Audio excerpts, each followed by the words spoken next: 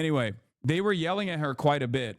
Okay, they were yelling at her quite a bit already, and in any case, I guess she got casted to play a role. Oh, Zion, because she's half Irish.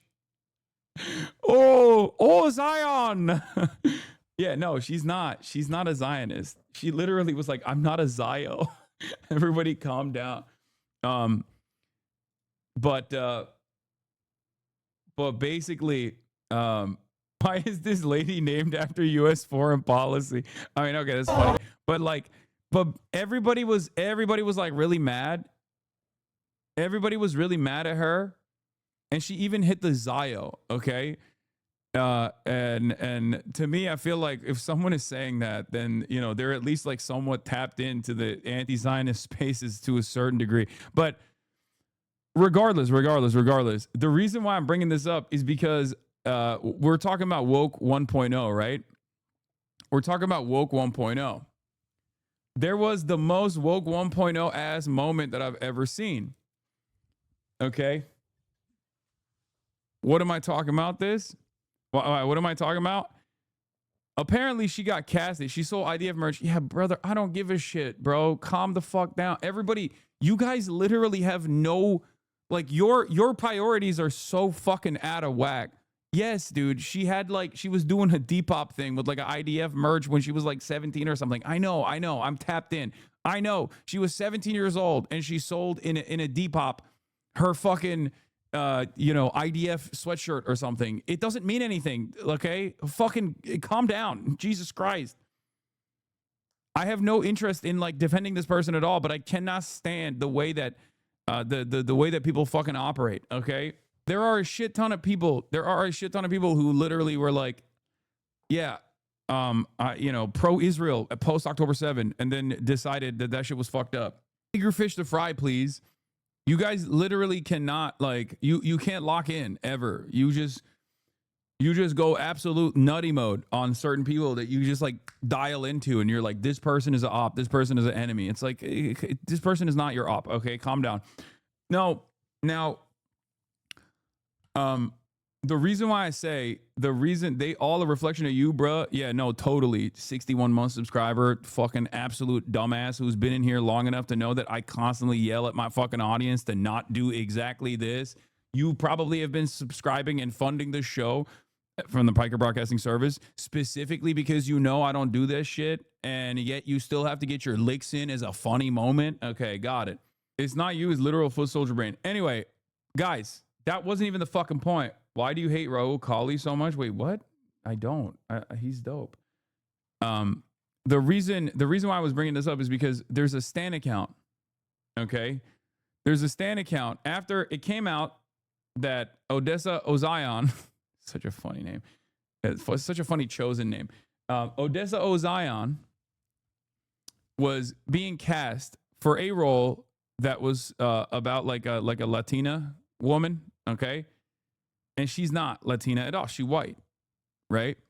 So people were very mad about it. It's a Zion, not O Zion. Okay, whatever.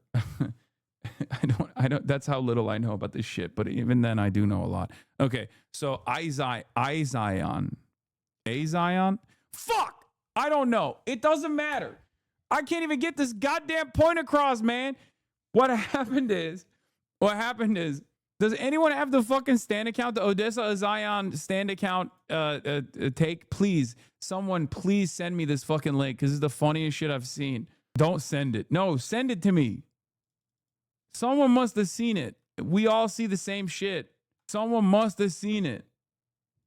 Oh, here it is. Yeah, this is Woke 1. This is a remnant of Woke 1. Odessa Ozion joins the cast of Sean Durkin's Deep Cuts alongside Drew Starkey and Kaylee Spaney. Also, who are these people? God, I'm so fucking old. I don't know. There's just new people. They're inventing new people all the time. I don't like this, okay? We have enough people. I'm done. I'm done with the amount of people that we have. Who are these new people? Okay, anyway.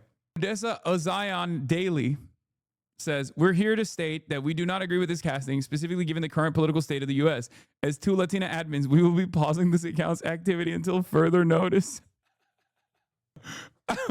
Oh, hell yeah, dude.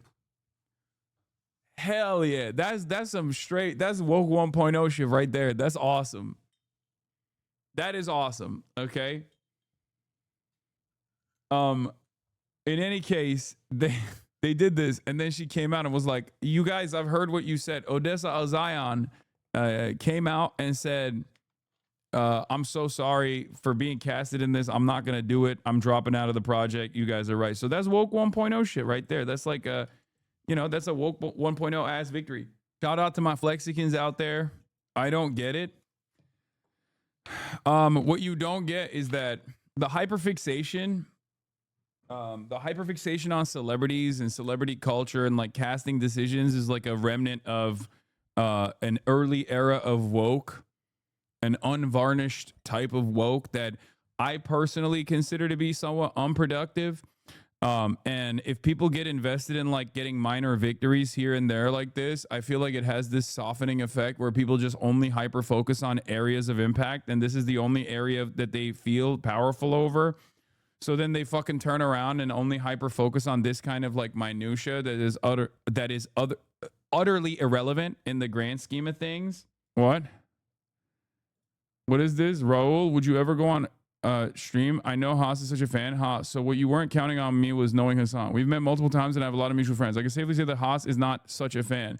I'm not saying he dislikes me. I'm saying that he doesn't really know me or my work. I'm just a guy he says hello to at parties. He's absolutely not a fan. I'm a fan of his though. Stop lying. Wait, first of all, this is crazy. Why is this man calling me out all the time? I just followed him on Instagram recently too because I want to have him on the fucking podcast. What the hell is going on here? What the fuck? God damn. Your autism ruined so many good stream moments. No, my lord, dude. The only TV Hasanabi watches is One Piece. Ro watches you, but you never remember him. He said, no, I know who he is, and I do remember him. I don't know why. God damn it. All right. Well, in any case, I am I'm working on we'll get Raul on the pod or on the stream too. But Raul's too hot for Hassan. It's not like that, man. I think you guys are being crazy. Yeah, this is a woke 1.0 throwback.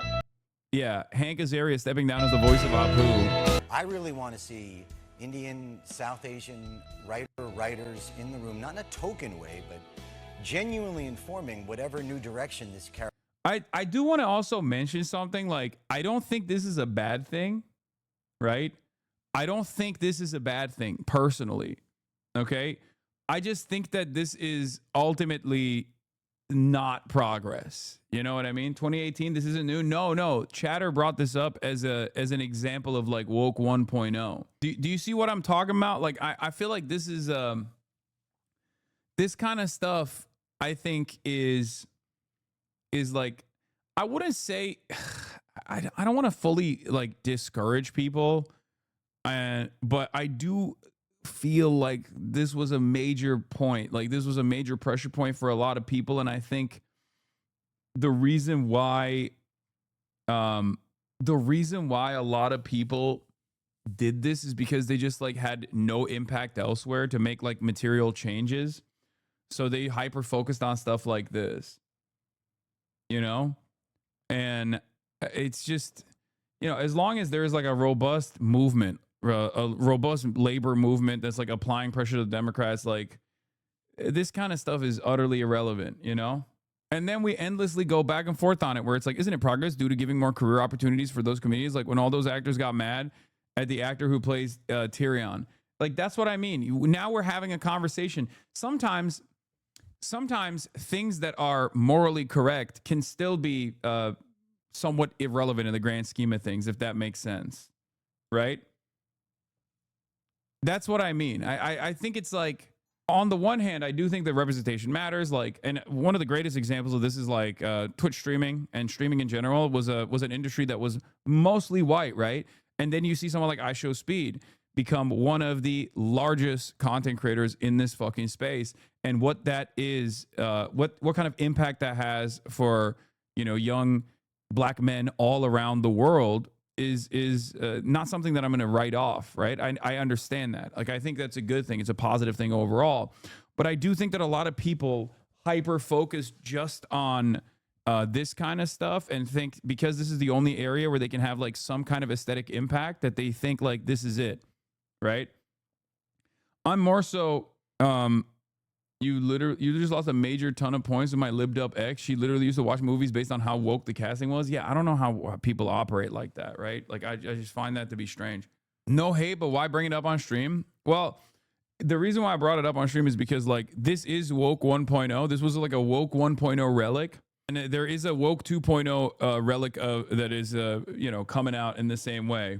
That's all it is. Shout out Dark Winds for having great representation in their show. Like I don't know. I'm more so invested in like doing or trying to build a movement that will claw back material security and power for every single underserved and marginalized community, rather than just like getting this kind of like aesthetic movement in the moving the needle in the appropriate direction that has like this almost sedating, neutering impact. The reason to bring it up is to motivate chatters who are easily misled to target more meaningful and valuable change. The things that are more impactful are not getting like 40-year-old series recast. Yeah, that's it.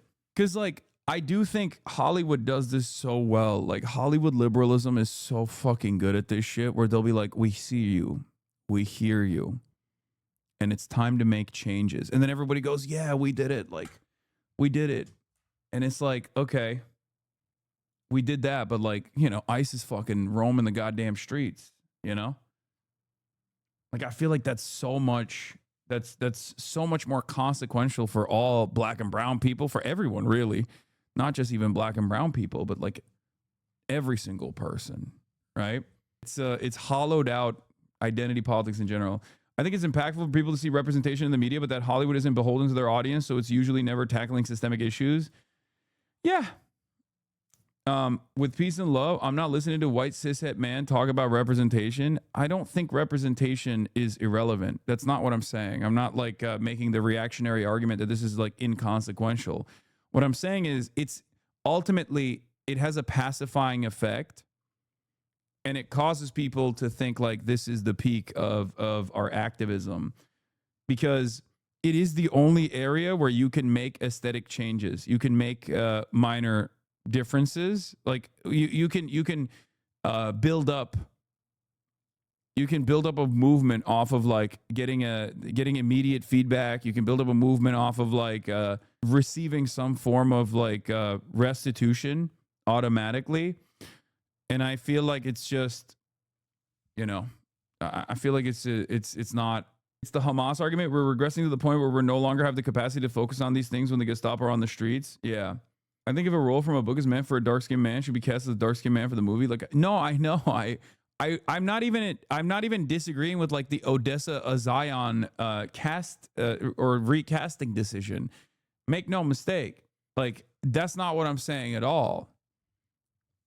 I guess like for me, here, I'll tell you like this, okay? I'm a white guy, but I also happen to be Muslim, right? And that's something that people keep fucking bringing up all the goddamn time when they talk about my political commentary, especially my political commentary surrounding issues that are related to the MENA region, right? They fucking love bringing that shit up. They love calling me a fucking terrorist every day, all day, every fucking day.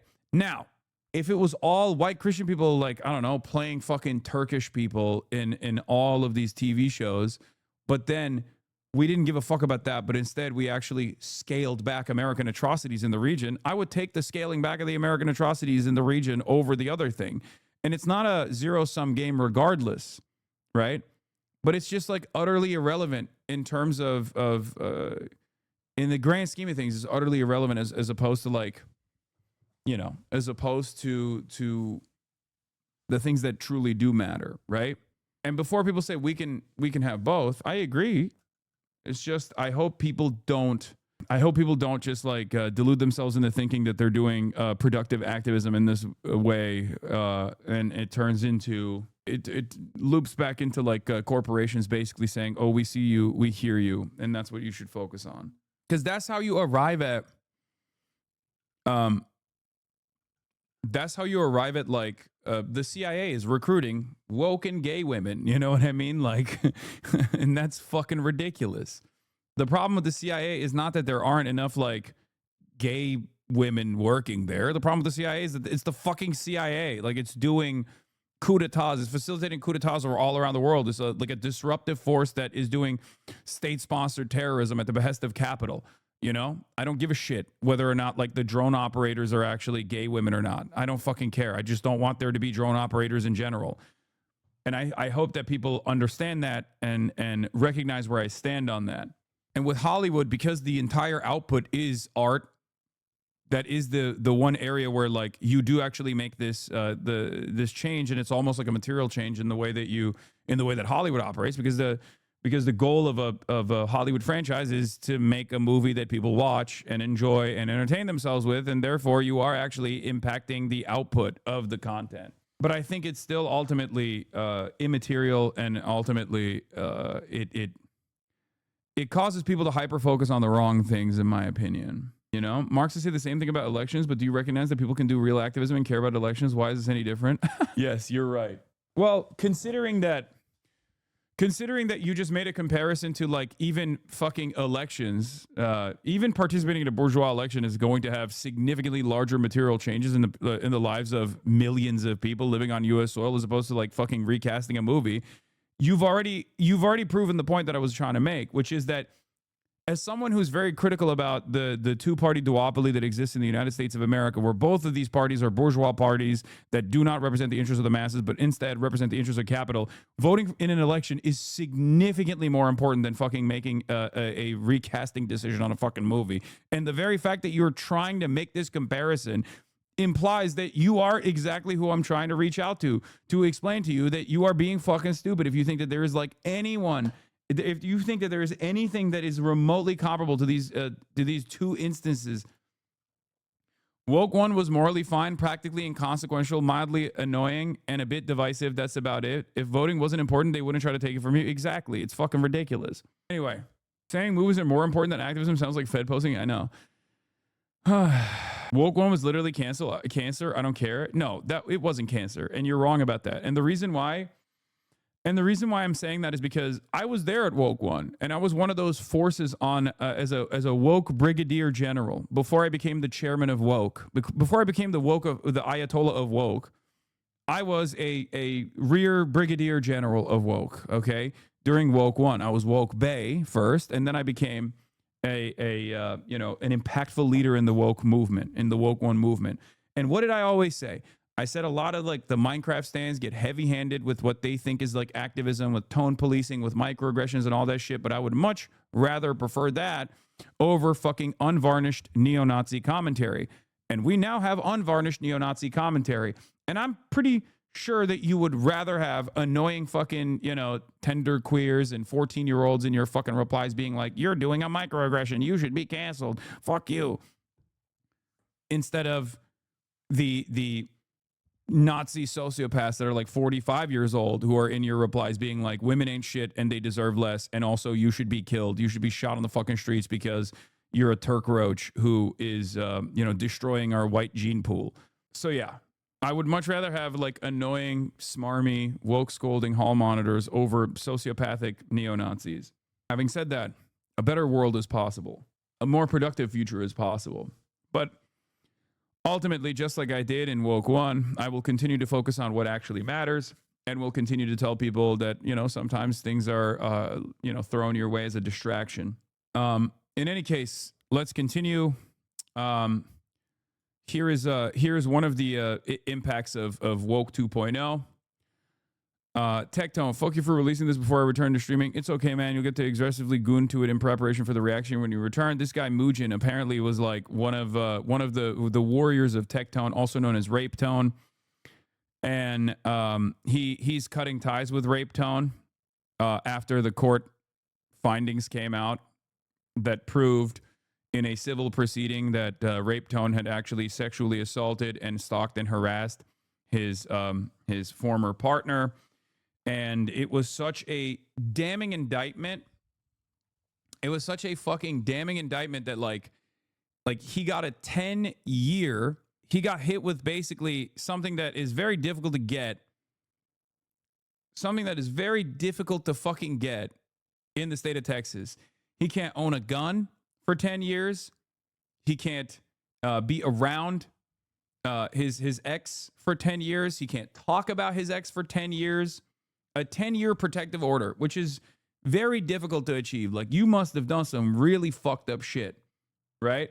So yeah, all of his guns are taken away from him for 10 years. He can't even be in possession of a gun. If he is in possession of a gun, that is a serious criminal charge. He will go to prison. If he has any photos of his ex on his phone, he can be criminally indicted, right? So yeah, I work as a victim advocate and wrote a lot of affidavits. Getting 10 years and guns removed is insane in the state of Texas, mind you. Okay, remember that too. It's not like these are woke courts, okay? So, yeah, I used to be a Mugen fan when I was wrongly under the assumption that he was actually objective. Then he made that video on you and kept bringing it up. So, yeah, nah, like, fuck that. Yeah, I don't know who the fuck this guy is. I don't know who the fuck this guy is at all. But what's really interesting is he basically just, like, goes through the motions and talks about how he's like, oh, I'm cutting ties with him, all this shit, right? And at the end, he fucking throws, and fun fact, you can just, like, Hassan Miskiv and Tectone at the same time. This isn't a football match. Stop being tribal like a Neanderthal and make your own decisions. It's like, who the fuck is this guy? And also, why the fuck's he still saying fuck me? Like, what do you mean? How am I even brought up in this situation? What is wrong with these motherfuckers, dude? I don't even understand. I don't even know who the fuck these guys are.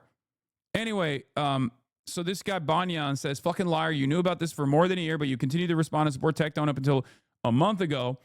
You fucking lying sack of shit. Yeah, you totally didn't say anything because you were just pretending to be Tectone's friend for safety, lol. To which I reply with, did that motherfucker still take jabs at me at the end of his I'm sorry for defending rape don't pose? Do these people experience shame at all? It's like, who are these people? Why are there so many fucking drama slob tubers who present themselves as like objective arbiters of the truth, and all they do is just cut right-wing slopaganda with regular frequency? What the hell is this? And then even after this guy that they've defended has been outed for doing heinous shit, they still turn around and go, actually, you know what though? It's still fuck Hassan all day, every day. I don't even know who the fuck you are. What is going on? This should be an opportunity for you to really reconsider the allegiances that you've made. This is an opportunity for you to basically reconsider like your worldview in general. It doesn't make any fucking sense. I just don't understand it. I don't understand it at all. You have to realize hating on you is right-wing virtue signaling. I don't like that in general because I feel like it's so stupid for people to hyper focus on like an individual content creator and then base their entire worldview off of that. But I guess a lot of these people are stupid, right? Because like if you don't have any ideological convictions of your own, if you have no moral backbone of your own, if you have no consistency in your worldview, if you have no future vision whatsoever, and like you just anchor everything around like individual content creators that you fucking hate, that's not a sign of great intellect, okay? That's, as a matter of fact, in my opinion, that's a sign of being a fucking moron, okay? You need to stop doing this. Read a fucking book, please. They had a Fuck Hassan podcast together, man. I genuinely do believe that Hassan is one of the worst people on the internet. And the reason I say that is that he is a closeted anti-Semite. It really doesn't. Oh, brother. What the fuck? This is the most Israeli coded podcast of all time, by the way. Oh, my God. I mean, this dude literally moved to Israel. Okay. Lolicon enjoyer. I don't know what the fuck this is. I assume, is this the same thing as this thing? The Israeli Justice League, man. Israeli Injustice League. Tel Aviv radio shows be like, it's just like, I got one Mugen video recommended about SAG After Strike and immediately got mad because he was just so wrong. I just don't fucking get it. Who the fuck is watching these people and being like, these guys are fucking brilliant, dude? Imagine watching this shit after an 8-hour shift at Jiffy Lube. I mean, I guess people are doing that. I guess people are fucking doing that. Have to bring up the classic every time this guy's on stream. Yeah, this is this is the Israeli The Yard podcast. The Yard in Tel Aviv. Twitch thoughts, giving teens bloody no sleeping. On stream, still pulling views, cleavage on wherever I turn, but I watch for the plot. Typing with one hand on the key, streamers talk. This person made this. Okay? This person who is now living in Israel, which might not be a surprise to you, made this. Okay? This is another one of my, like, Hassan is 1000% done guys. Okay? Where is it? I need to show you the best part, though, where he defends Dr. Disrespect. Where is it? Do we know where it is? The Israeli dude is still defending Rape Tone. Nooks Taco claims that Miski lied about Tech Tone. Hey, Nooks Taco, remember when you used to hang out with Shadman and use art in your thumbnails? Weird fucking pedophile. Like, what? We need shame, man. We need shame. We need to bring back shame a little bit because... Pimping out your greedy witch thought. Tier 3 grabbing bitch thought. Pimping out your simp thought. I'm the chat type, not gonna backstab type. 5 streaming red type. 1 candy mad type. Twitch is hentai. Duh. Where's the Dr. Disrespect part? This is the best part. Duh. It's coming. It's coming. He defends Dr. Disrespect in this Why too. did y'all ban Dr. Disrespect? Respect. I'm a big advocate of absolute and true gender equality. So, will you guys be shocked to find out that Nooks Taku is one of these guys? Reacting to if Allah is actually the pagan idol Baal. What the fuck? Reacting to relevant politics of Warhammer 40k. It broke me. Reacting to the truth about Blackstone of Islam. How is this not paganism? Reacting to why the Crusades were awesome, actually. Reacting to what the Quran says about Christians. Islam is wild. And before he did this Islam pivot, just now, Hassan Piker R-worded in public. Before that, he spent months and months doing unlimited, like, Hassan is going to fucking fall apart any moment now type videos. From Israel, by the way. That's not even a joke. He literally, post-October 7, went to Israel, and I think his cousin might have died on October 7 or something, or maybe after October 7, and he moved back to Israel, and he has spent most of his time, I don't know, being a fucking, being an advocate for pedophilia, and simultaneously, oh, there's another channel. This is not the one. This guy used to do anime reacts. Oh, this is his other channel. Hassan Piker actually arrested. Just now, Hassan Piker has officially lost all of his viewers. He's done. Just now, Hassan Piker quit streaming. His audience turned on him. Hassan Piker is 904% cooked now. Hassan Piker finally getting deported. Hassan Piker is 901% cooked now. Now official, Hassan Piker is going to jail. Antifa is a terrorist organization. Hassan Piker is 903% cooked now. Hassan Piker is actually going to jail. This is just from 2 months ago. Just now, Hassan is finally going to jail. He's 666% done. 1 hour ago, Hassan Piker is officially going to jail. Just now, Hassan is 640% getting arrested. It's finally official. Just now, Hassan is finally getting sued. He's 660% fucked. Hassan Piker is 140% fucked now. Hassan Piker is 370% fucked now. Hassan Piker wants me dead. What the fuck? Hassan Piker is 390% fucked now. Hassan Piker is 110% fucked now. Hassan responded to my lawsuit. He's 540% done. Hassan Piker is 160% fucked now. Just now, Hassan Piker can never recover from this. He's 760% done. Just now, Hassan Piker dragged to Congress after Charlie Kirk shooting. Hassan Piker is 285% fucked now. Bro, you are schizophrenic if you watch this stuff and you just, like, what planet are you living on? This is why I was saying, like, and there's a decent amount of, he sued you? No, man, he didn't fucking sue me. What are you talking about? I don't know anything about this person other than the fact that I know he's Israeli. That's it. And he likes, like, drawn pedophilia art. That's all I know about this motherfucker. When I say there is an entire fucking cottage industry of motherfuckers like this, what's the other one? There's the Pegasus one. Like, I'm serious. These guys are all, like, super pro Tech Tone, super pro Asmongold. Like, these guys, all they do is this. This is all they do. Look, more Pegasus. I hate the rich. Hassan Orbiter's just fucked up bad. Hassan just had another meltdown. Oh my God, this is what this guy looks like. Welcome back to a series so nautical. investment in politics and are simply making money from our homes? I mean, yeah, thanks. He's crashing out at streamer Destiny after he said he was worse than Hitler. He's schizo ranting, claiming that Destiny is secretly controlling all of us and we're following. When people come into my chat and say, bro, this guy owned you, this is who you're openly admitting. This is who you're openly admitting you're watching? That's crazy.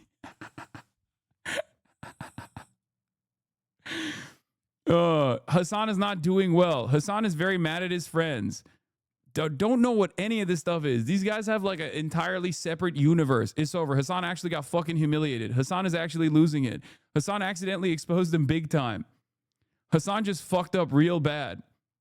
This is just 2 weeks, okay? 2 weeks worth of content so far. I'm broke. Hassan has actually fucking lost it. Hassan's friends are abandoning him now. Hassan just fucked up really bad. Hassan has completely lost it now. Hassan's fans are finally leaving him. Hassan is actually losing everything. Hassan is quitting streaming in 2026. Hassan allegations are insane. Hassan just had a legendary meltdown. She accidentally exposed Hassan. Hey, pay attention to your sub count. What sub count? Like on my YouTube or on my Twitch? Like, do you understand that this is an entire fucking industry dedicated to this shit? How fucking nuts is that? It's amazing how many otherwise left subreddits just seem to hate you. There's such an impressive ecosystem around the slop which deters normal people. You're not a normal person if you're on a fucking left subreddit and you're getting your information from slop tubers like this and you think that these guys actually know what's up. I'm sorry, but if you watch a guy like this that has made this many fucking videos and you think, oh wow, time to tune in to my objective news commentary person. Oh, wow, look at Hassan. He is definitely panicking once again and completely fucked once again. He got caught once again. Every other fucking day, you are dumber than dirt. You should be ritualistically humiliated. These are all 40 minutes long. What could this guy possibly be talking about? What the hell is this? Hassan finally got banned. What do the comments say? He pronounces bitty bitty as bitty bitty, which someone pointed out in the comment section means electric shock in Japanese. The universe just hates this man, lol. Hassan when China bans him. Guys, it's not a ban, trust me. Hassan when America bans him. It's Israel's fault. I hope that Asmin multi-streams to bitty bitty and is successful. The crash out would be absolute cinema. So, like I said, I need you to... Oh, you weren't watching? No, these videos all get like 200 to 300,000 views. And he's like uploading them, I assume, on like a weekly basis or something. But the reason why I'm showing you this is because there's an entire world out there of just like absolute weirdos, okay? All in the orbit of Tech Tone, Rape Tone, all in the orbit of Asmongold that just eat so good off of like Hassan is going to collapse any moment now. And it doesn't even matter if it doesn't happen, right? Obviously, it's not, you know, the thumbnail true. You're always calling us poor. Weekly, he uploads like 20 a month. What the fuck are you talking about? Okay, that's even worse. That's even sadder than this. But what's crazy is, not gonna lie, he's racking in like 2K per video. No wonder he keeps farming you. I know. I kind of understand why people would do that. Because like, if you're making $2,000 a day off of this shit, you know, that's good money. Having said that, however, the secondary impact of this kind of stuff, like flooding the market of this kind of shit, is unironically people finding themselves in the throes of like defending, you know, people like Rape Tone and also all of the ideology, the ideological baggage that comes along with it. Okay? And that's what's really fucking annoying about it, because for these guys, they have no real investment in the world, right? They have no real investment in the world. They have no real understanding of ideology. They have no real understanding of politics. So most of them just like think that they're paying attention to politics by focusing on drama. And there are a lot of people like that. I know this community is not like that, and you guys get annoyed whenever I talk about this shit. But you have to understand, like, if you're wondering why your coworkers have this kind of attitude, this is where it comes from. Because let's be real, some of your coworkers are fucking brain dead, and they want this like bubblegum pop politics. And the bubblegum pop politics is like, oh, famous fucking socialist guy is a hypocrite and an awful person and an evil deity, right?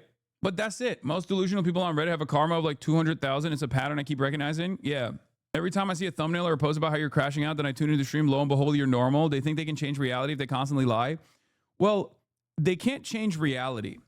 But this also ties to a larger analysis that I conduct all the time, which is that if you never actually have an investment in finding out the truth, they just keep you going with a steady flow of slopaganda that doesn't necessarily have to be about the truth at all. And a lot of these guys can also get away with like saying, without saying they love Israel, they can get away with, just saying fuck Hassan. Or without saying they love Trump, they can get away with saying fuck Hassan. I'm an objective arbiter of the truth, but fuck Hassan, right? Because for a lot of these people, it's become I've become like this figurehead for them. It's very stupid. That shouldn't be the case. And you kind of see that sometimes where people will be like, oh, this guy's doing Hassan style politics when discussing someone who is an anti-Zionist. Like they'll be like, oh, Norm Finkelstein is Hassan pilled. It's like, no, man, I'm Norm Finkelstein pilled. Okay. I don't have the capacity to change Norm Finkelstein's perspective on the issue of Palestine. You are a fucking delusional loser who doesn't understand anything. You don't have the brain of a sea cucumber if you think that I'm the reason why Norm Finkelstein believes the things that he believes and not vice versa. Do you see what I mean? They have horse blinders on where everything is like TMZ drama focused, that they genuinely think all these fucking people that are long-standing advocates, activists, and all this shit, long-standing advocates and activists and all this shit that are just simply regurgitating talking points they got from me or something. You're a fucking moron. Literally, it's almost like a hate cult at this point. Yeah. I feel like we glossed over how insane of a statement she probably just won in court by lying is. The fact that he can't bring himself to believe a victim even after winning in a court, all for Tectone of all people to say a lot about his character and views towards women. Yeah, I mean, this is just what it is. I think these guys are just their ideology is guided by their own personal vendetta against women and all things that are representative of women. It's a really devastating situation. Obviously, if these guys were just sticking to their own lane, playing video games and saying fucking shitty things every now and then, that's one thing. It's not great even then, but it's really bad when a lot of young men tune into this stuff and it shapes their worldview. It shapes their worldview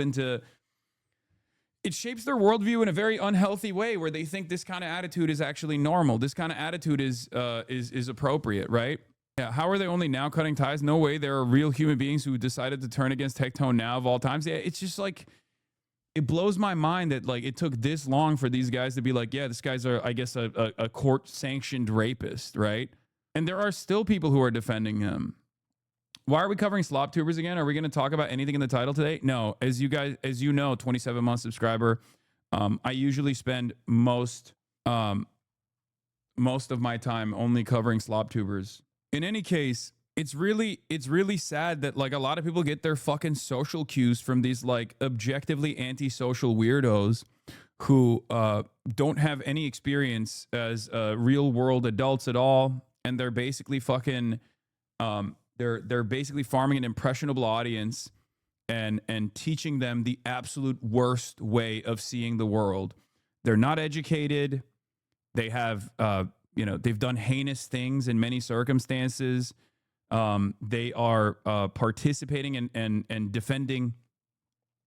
They're defending people who have done sexual assaults and crimes of that sort.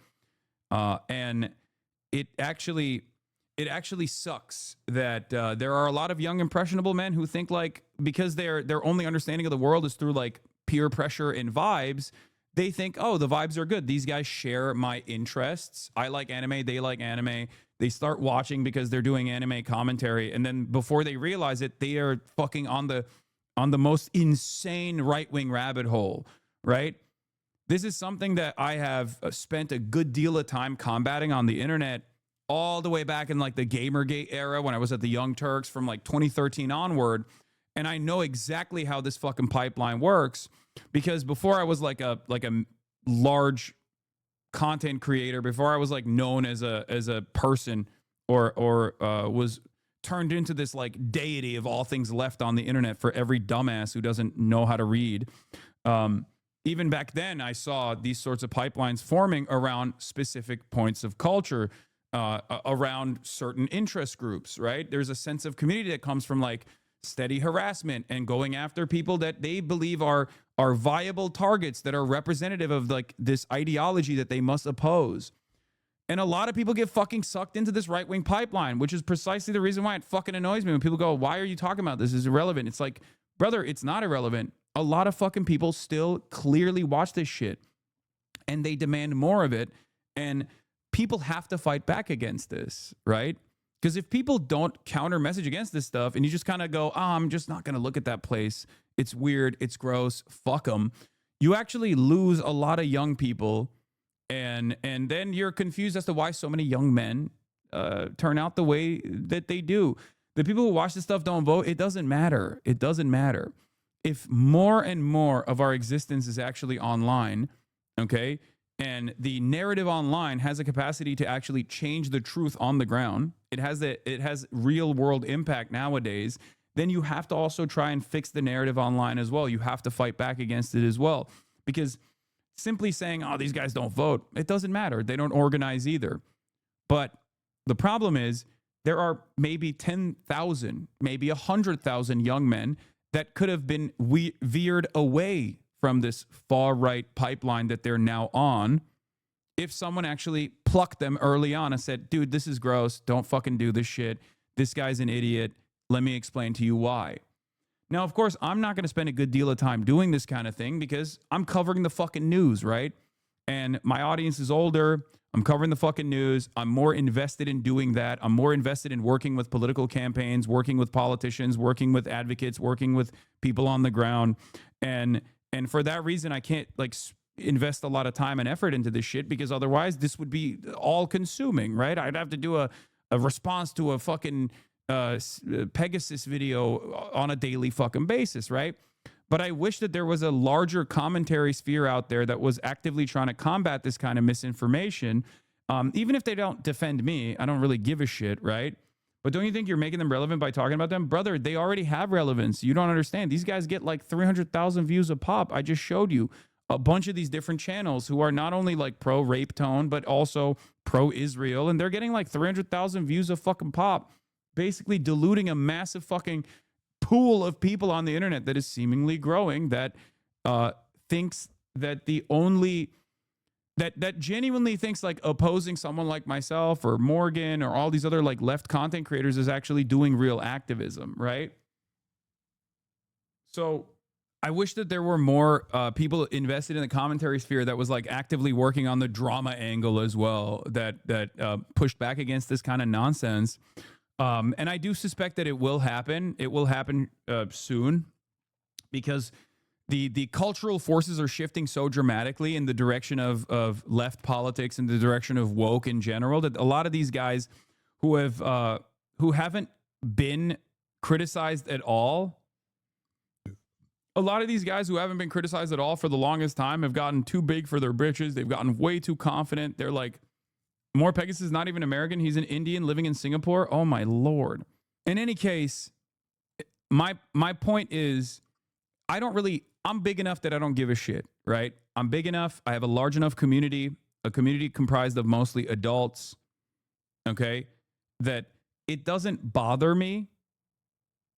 It doesn't bother me necessarily that like I'm considered a lightning rod. I'm considered a lightning rod for, this new version of Gamergate that's like anti-communist, anti-socialist, and anti-social in general. But I don't like that there are so many young people who get their political notes from these fucking dipshit losers. And I recognize that they're like, someone has to fucking call these people out, right? Someone has to call these fucking people out. Because if they don't, these guys are just going to keep doing this dumb, nonsensical fucking bullshit. You're their cash cow because you don't sue them. Brother, what do you mean? I'm going to sue someone for saying I'm 1,000% done. I'm going to jail. What are you, fucking stupid? What a waste of time and money. Like, no, I'm not going to fucking do that, okay? Are you going to check out Mizkif today? Probably not. There isn't enough for a video. Other than a obviously very butthurt man talking about a situation that we don't know if he's telling the truth or not because the court documents didn't come out yet. And I know for a fact some of the things he said was a lie so far. So, again, I'm waiting for the court documents to come out. I'm waiting. I know things. From what I've heard, it's really not at all how it's being portrayed, but I don't know. I've only heard from biased sources, so I'm very open about the idea that I am waiting for the truth, or at least in a more objective analysis. So I also have a principled stance on this too, where I think like it's kind of bitch made to sue someone unless it gets to a point of like direct physical harm and confrontation of that sort. So I do think it's like kind of silly to like go after people just because you don't like what they have to say about you. Not only do I think it's a waste of time, that's why I'm saying like I think the proper solution to this is like to have people with clear conscience.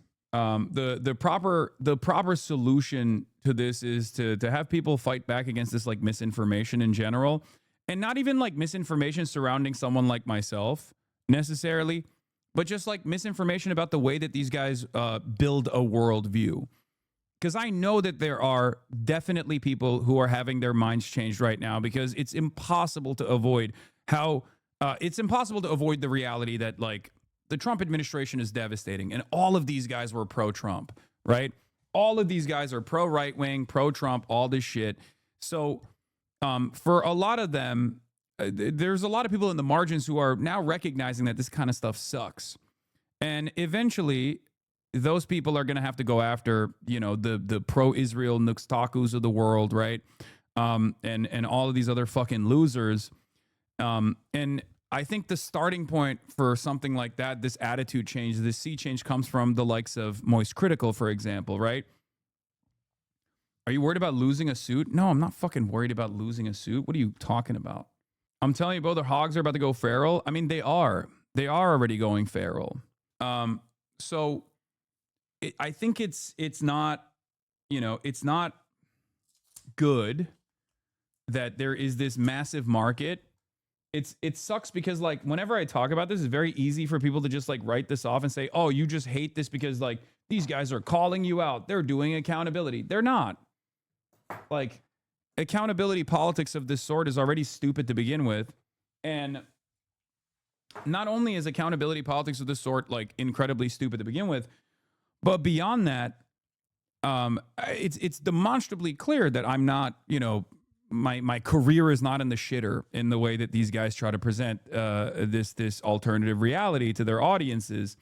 I'm more so invested in the politics that they're representing, because the way that they see it, they have no understanding of politics and policy in general. So they only have the only way that they can design their worldview is off of like attacking someone like myself as the representation of left politics. Okay. I don't really even understand that politics seems totally incoherent. It's just pure reactionary bullshit, like anti-women, pro-pedophilia in some instances, things of that nature.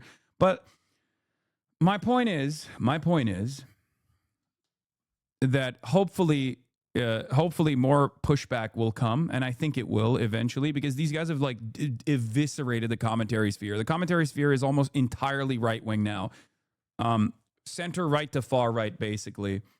There is no like bread tube. There is nothing that counters these guys. Every single fucking bread tuber that makes, one YouTube video essay that's like 11 hours long does it once every fucking 3 years at this point.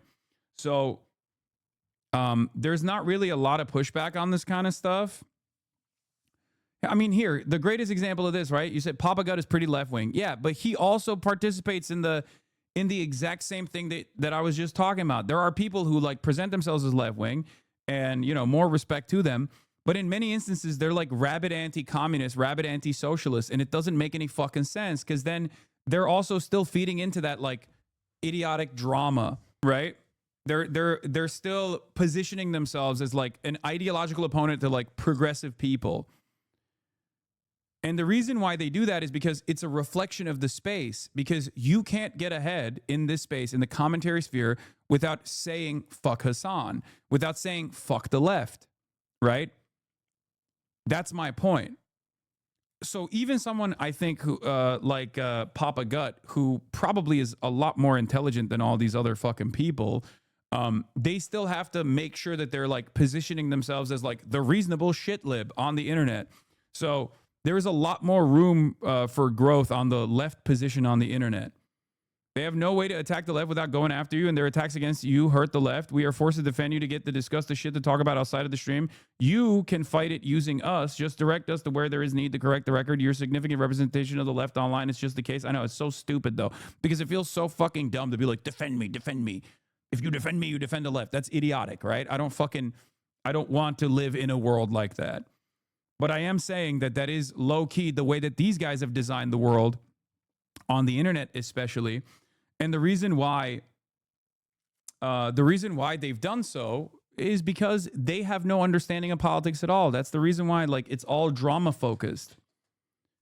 Because, like, imagine in 30 minutes, I'm going to have David Dayen, the executive, the editor in chief of the American Prospect, in a segment I like to call the Legislative War Zone or the Legislative War Room, whatever you want to call it, or Legislative Warfare. Okay, we're calling it Legislative Warfare. Like, can you imagine a world where Nux Taku or any number of these people, or Tectone or Mujin or whatever, are talking about the intricacies of what the Democrats could do within the political machine, or even someone like Papa Gut, right? Like, do you think those guys have any interest in stuff like that at all? No, of course not. And the only guy who has at least like a competent enough brain to understand this kind of, political machination is a sex pest who was outed for procuring CSAM and doesn't necessarily care about politics unless he can use the political disagreements as a fucking weapon to wield against people who have hurt his feelings. That's it. Like, the only competent brained loser in this sphere is Sex Pestiny, ironically enough. And he is so personally invested in undermining people who have embarrassed him by either growing out of his fucking sphere, like that lawyer guy Pisco, right? Or even someone like myself, or people who have destroyed him in a fucking debate setting like Michael from Pennsylvania, that he just spends every waking moment attacking those guys, even though he does have the fucking brain power to actually understand this stuff. Dog, I think they just relish in making you mad and drawing a reaction. They don't ever get that. They do it for the views. Yeah. It's just all ego and all spite for the sex pest. The only thing easier than grifting to the right is farming fuck us on segment. Yeah. So in any case, just wanted to fucking do a quick shout out to that too. Like, we like to think that this stuff is like inconsequential or irrelevant, but the unfortunate byproduct of this is that there are a lot of people who are in these spaces that are like somewhat political or politically adjacent that we would never encounter in the real world, because we're like, you're obviously locked in, you're obviously invested in politics, and you understand policy, you understand advocacy, you understand whatever is fucking going on in the news because you're dialed in. But many people are not. Many people just like only have the capacity to follow what's going on in politics through drama around content creators. So I have become like this ideological beacon for all things left. And these guys actually do this reactionary fucking commentary with regular frequency by saying fuck Hassan, by doing fuck Hassan content. Because that fuck Hassan content isn't actually about saying fuck Hassan. It's actually about saying fuck socialism, fuck communism, fuck any kind of like left position beyond the Democratic Party, and even fuck the Democratic Party, depending on where these guys are standing, right? So that's what it is. Better you than someone who couldn't tank it? Yeah, I mean, the secondary impact of that sort of shit is that it also causes people to stay silent, though. That's what I'm saying. Because they see the way that like people are up my asshole with regular fucking frequency, and that makes them second guess whether or not they want to say something about ICE or say something about Donald Trump. Okay, because they see all of the fucking, they see the hate that I get inundated with, and that causes them to participate in an environment of silence because there's stigma associated with the left position. This is something that I've tried to explain to people over and over again. I can tank it, but other people who see that, who are smaller content creators, for example, go, maybe I shouldn't say anything because I don't want to get fucking yelled at. I don't want to get like the worst possible people on the internet to like dox me and harass my fucking family members and like, friends and shit. Mujin started off as someone who made funny gacha content, then pivoted to VTuber gacha and occasionally politics drama, and then Kaigate happened, and his portrayal of you was so incredibly bad faith. I unironically felt so disappointed in him because he's usually objective, but you tend to have this weird aura that makes shit libs hate you. Yeah.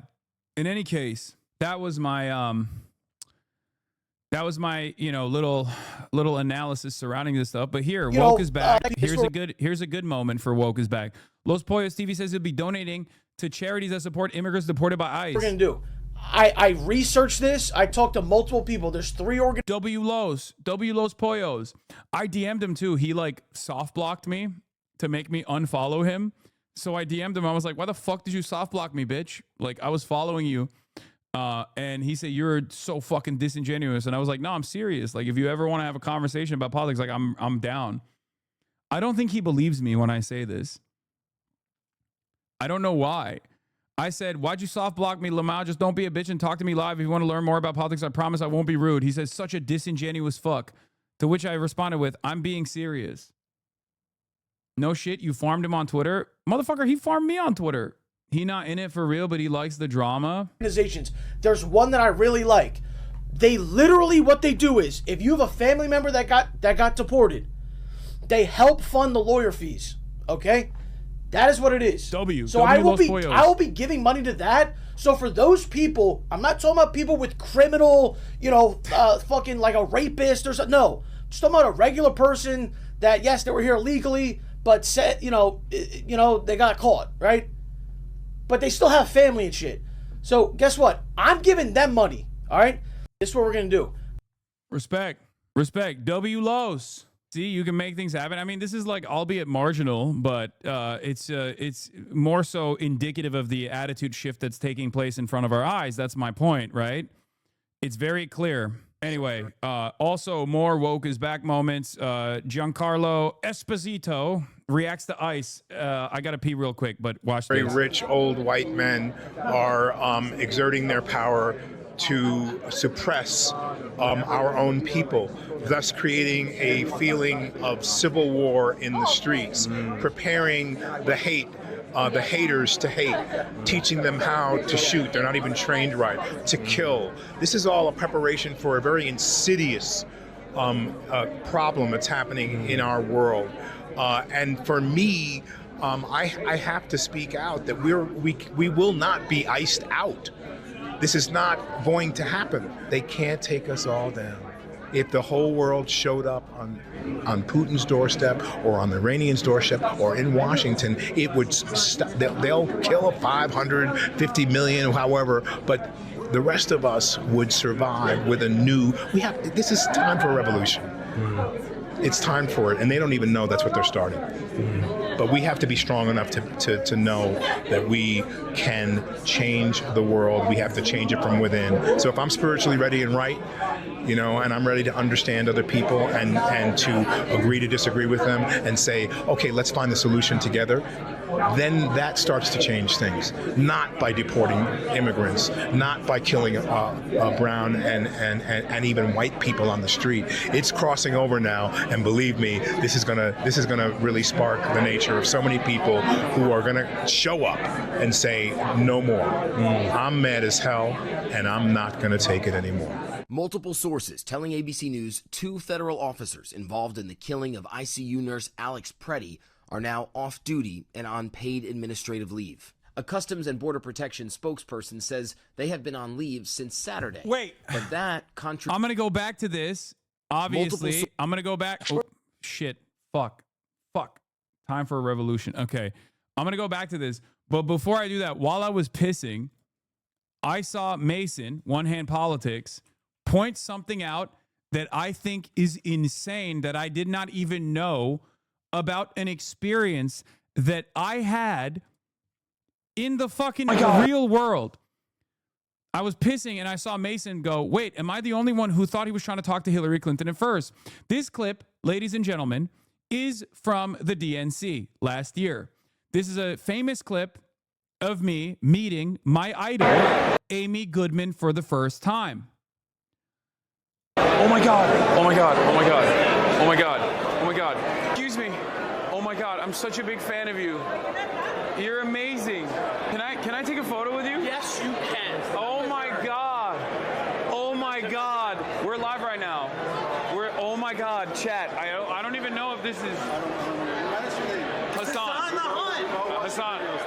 Oh, you guys have? You guys know who I am? Oh my God, that's crazy. Okay. So this is me meeting Amy Goodman of Democracy Now! It was one of the best moments of the DNC. I was starstruck. I love her. I've spent many, many years listening to her every morning. Okay. What I did not realize up until this very moment is that Hillary Clinton? Is that actually Hillary Clinton? No, it's not, right? Like, that's not Hillary Clinton, is it? It's not, right? Because Mason is saying, am I the only one who thought he was trying to talk to Hillary at first? There's no way, right? That's not Hillary Clinton, right? I think you would have noticed it. No, in that moment, I would not have noticed it. You want to know why? Because I was locked in on Amy, my queen. I do doubt that Hillary Clinton would be walking in through the front door without like tremendous security, if we're being real. How is your ass on Twitter mid-piss is the real question, man? What do you mean? You don't just let it fucking hang? You don't hang dong when you're pissing? I just hang dong. I don't need to touch it. That shit's got a mind of his own, dude. Anyway, Giancarlo Esposito said, it's time for a revolution, and people are very mad. Okay? The Hollywood libs are getting based. The haters to hate, teaching them how to shoot. They're not even trained right, to kill. This is all a preparation for a very insidious problem that's happening in our world. And for me, I have to speak out that we will not be iced out. This is not going to happen. They can't take us all down. If the whole world showed up on Putin's doorstep or on the Iranians' doorstep or in Washington, it would stop. They'll kill 550 million, however, but the rest of us would survive. Dude, liberals are so funny. Yeah, let's kill 500 million people. No, he's a Maoist, dude. He said, listen, a lot of people are going to die, but that's the cost for progress. That's the cost for progress, baby. With this is time for a revolution. It's time for it, and they don't even know that's what they're starting. But we have to be strong enough to know that we can change the world. We have him bleeding the charge. He's just method acting his character from Far Cry 6. This is the kind of false sense of revolutionary progress we're talking about. I just think it's really funny that he had this kind of take, you know? I mean, he ain't wrong. We are actually united and we do have the fucking numbers. But the problem is without like the spirit is good, okay?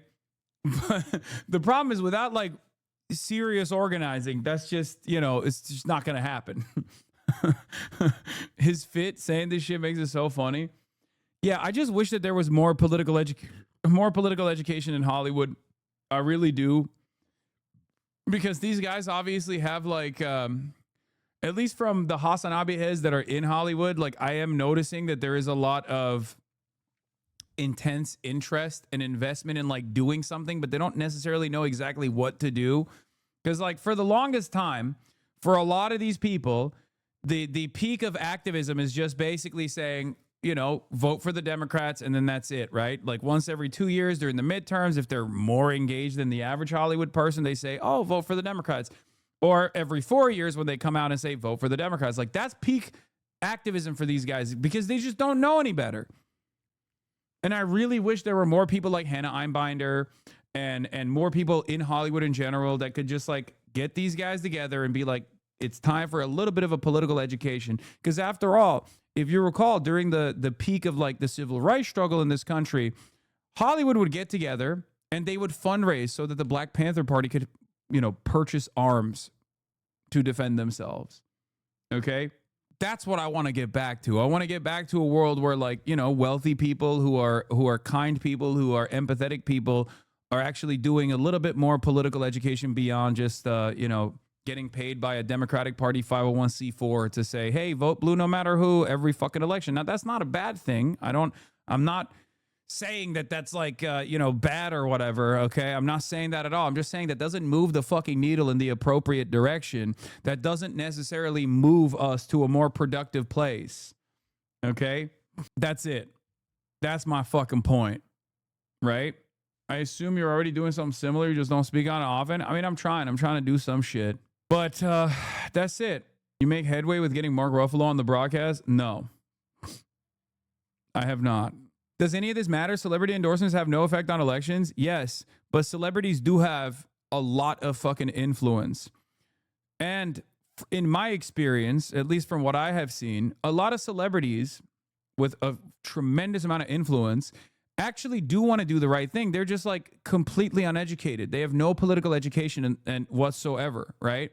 So now you have a bunch of multimillionaires who actually make money mostly off of like the contracts that they get. So they're not even like engaging in like tremendous amounts of capital accumulation. Some of the top celebrities do, obviously, but like they're in this like middle space where, just like with athletes, they make most of their money they make the overwhelming majority of their money off of contracts and wages in general. And they're also very empathetic people, but they're very out of touch and also don't have the political education. I feel like if they had the political education, they could be infinitely more impactful in helping and organizing efforts in general. They could be moving people in the right direction. Okay? Point is, public at large clearly isn't swayed by what Beyonce and Taylor Swift have to say. If the message gets better, will that change? Yes. Like, Taylor Swift might not be as impactful at, driving people to go out and vote for fucking Kamala Harris as, demonstrated by this past election cycle, right? But imagine, it's such a stupid thing to bring up Taylor Swift in this regard because she's a billionaire. She's like way more out of touch than the people that I'm talking about, right? Like, but if more celebrities were like invested in local organizers like DSA, PSL, things of that nature, if they were just like consistently saying, hey, we need to go and we need to go and organize in this area. We need to go and do Ice Watch, right? Like if they were doing shit like that, then a lot more people would be invested in doing shit like that. They have the capacity to move people in a more productive way. Do you see what I mean?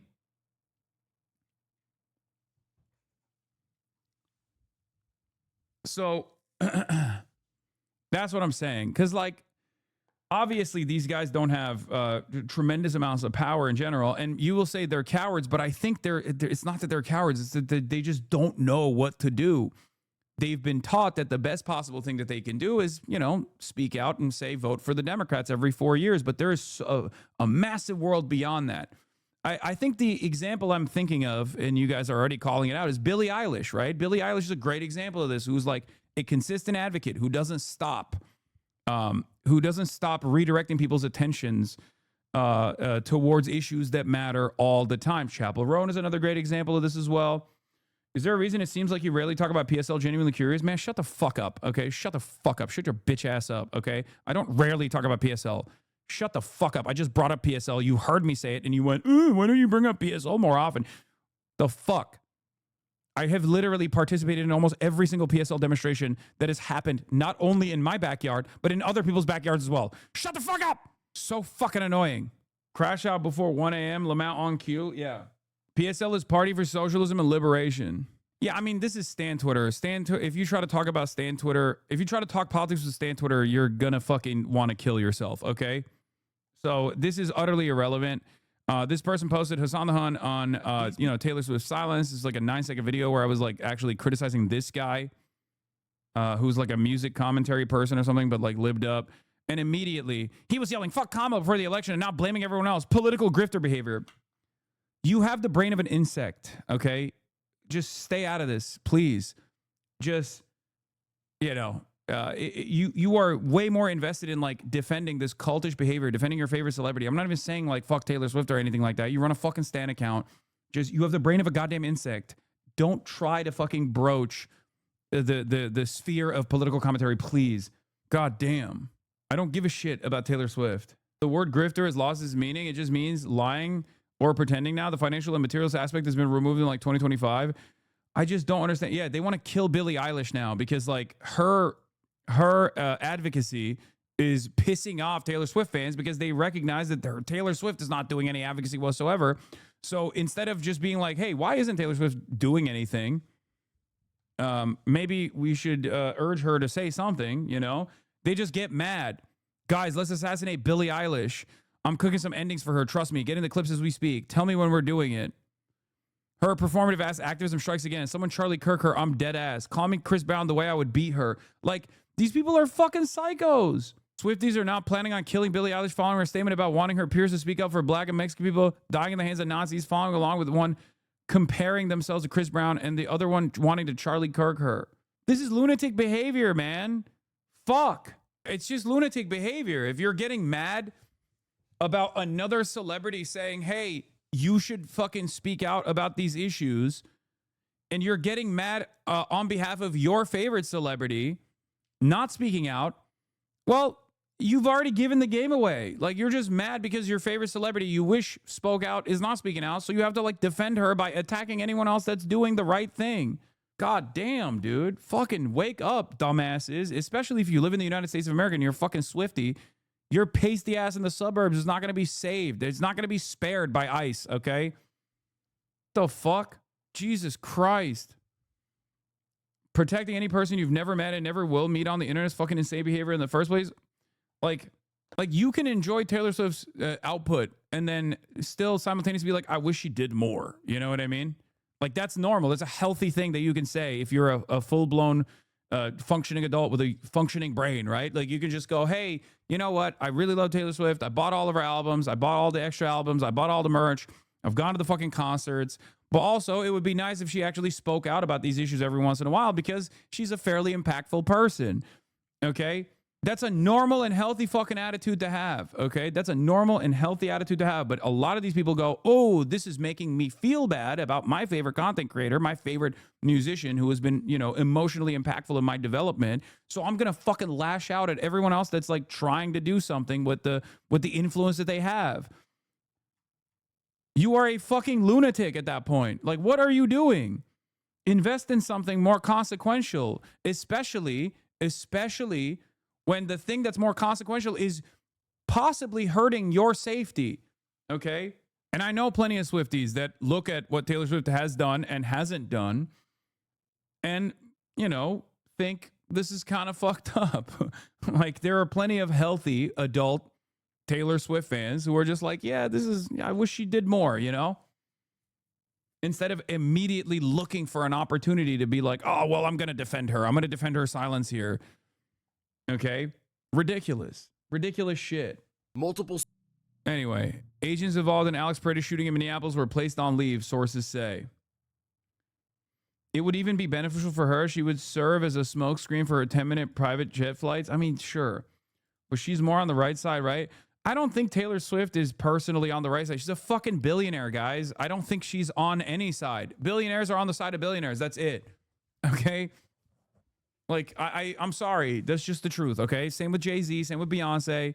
Like, no matter what. I mean, it's especially the case if you're a white woman in general. But that's just it. You know, billionaires are on the side of billionaires, okay? Wake up. Even LeBron, you mean Lamau? My Mao is GOAT? Yeah, I mean, it's same. Yes. LeBron fucking went to Jeff Bezos' wedding. You know what I mean? Sources telling ABC News 2 federal officers involved in the killing of ICU nurse Alex Preddy are now off duty and on paid administrative leave. A Customs and Border Protection spokesperson says they have been on leave since Saturday, but that contradicts what Border Patrol Commander Greg Bavino told the public on Sunday. All agents that were involved in that scene are working, not in Minneapolis, but in other locations. That's for their safety. Yeah. Pedophile priests, murderous cops, ICE agents.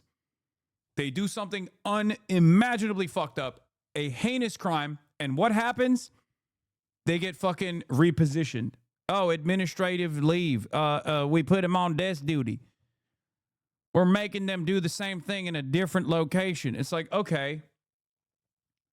Meanwhile, you fuck up your fry order at McDonald's as many times as these guys fuck up, and when they fuck up, they kill people, right? You're fired. Like, what do you mean administrative desk duty? It's just ridiculous. It's fucking ridiculous. And it's so funny when people try to say, like, this is different than cops, Hassan. Like, there have been people who have gotten mad at me because I compare this to, like, my commentary on policing and during the Black Lives Matter protests and whatnot. And you are fucking delusional if you don't understand that this is, like, in a culture of no accountability that absolutely pertains to policing as well in this country. Like, did you guys fucking forget what 2020 used to look like? I mean, that shit happened in Minneapolis too. That was like the apex. This is an extension of the unaccountability that police have, the lack of accountability that police have in general. It's just an extension of the same shit. Just because ICE is even more violent and serves even less of a purpose, like objectively serves less of a purpose than cops do, because at least in theory, policing as an institution is a necessary institution in normal society, right? The ICE as an institution does not have even a theoretical need. Like, there is no theoretical need for ICE at all, okay? Especially in the way that it currently works, especially for what it was designed to do, which is treat paperwork violations like a heinous crime that requires tremendous force. It's fucking ridiculous, dude. In any case, you see a lot of people, I think, see ICE and immediately compare them to police and go, oh, well, police are good by, in comparison. Yeah, sure, they're better than ICE, but that doesn't mean that, like, there isn't a lot of issues there as well. Especially when you are forced to recognize, that police are not even on your side in this situation, even when they're getting fucking racially profiled, when they're off duty. He asked about the discrepancy, but have not heard back. According to a Do you just not believe in deportation at all for no reason? Okay, let me start off one more time, okay? There are deportable crimes, okay? But I am in favor of making sure that you serve the adequate time before you are deported. I want justice to be served. Okay, especially when there's no assurance that the person that you're deporting is actually going to serve the penalty and serve the time for the crime that they have committed.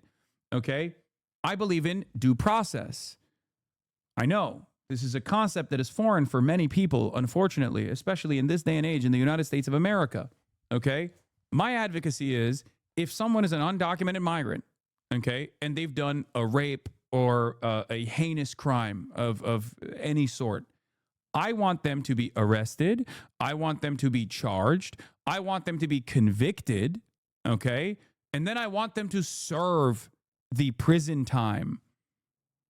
And in the aftermath of that prison time, if it is appropriate for them to be deported, then that's fine, okay? But deportation is a heinous and incredibly violent process. It is not worthy to deport people, especially like asylum seekers, for example, that are on a legal pathway towards acquiring paperwork that will allow them to stay on U.S. soil, deporting them simply as pawns to make a political statement that these, like, we're getting the Mexicans out of here, because that's the primary purpose of this white nativist anti-immigrant agenda, is to just basically soothe the interests of some of the worst fucking white supremacists in this goddamn country, approximately 10 to 20% of the population that just, like, wants this to happen simply because they're, like, afraid of seeing black and brown people around them. You know, the very fact that we are just, like, taking people out from their court proceedings and deporting them, ripping them away from their fucking families, their friends, their loved ones, after they've spent years and years on U.S. soil, oftentimes, like, working a job on U.S. soil, being a productive member of society on U.S. soil, being a profoundly important part of the community on U.S. soil. And they're literally also following along the adequate legal processes to get the fucking paperwork. We're just fucking throwing them out of here is heinous. It's a heinous thing that we're doing, especially because it's not even remotely productive. Like, my argument always has been, if Donald Trump and the things that he says about migrants were real, then yes, it would be valid to take such stringent measures, right? If there was a group of people that were monolithically going around and raping and decapitating people and fucking only selling drugs and, you know, doing all this heinous shit, then yeah, it would be understandable that you would want to fucking deport these people. But that's not the case at all. That's not how human beings operate. No group of people, especially not undocumented migrants that are coming from all around the fucking world, from different parts of the world, from all different backgrounds in every different fucking sector, are not a monolithic force that is like actually parasitic in the way that they're like sucking up all the funds and doing crimes and all the shit. They're clearly not a monolithic force to begin with. But then even beyond that, not only are they not a fucking monolithic force, but even beyond that, they're not doing anything wrong. They're not doing anything wrong at all. They're actually helpful. They're literally just trying to live. They're trying to survive on fucking U.S. soil. That's all this is. And we're mistreating the fuck out of them on a good day. And then we're ripping their families apart and kicking them out of this country. It's ridiculous. Does one not ask the question? ICE is right. Not conforming. Conform. You have to conform, son. Okay, you're a fucking cuck. You're a pussy. You're a cuck. You are exactly the same reason why all these good people in fucking Nazi Germany turned a blind eye to the atrocities. Okay? Conform, he says.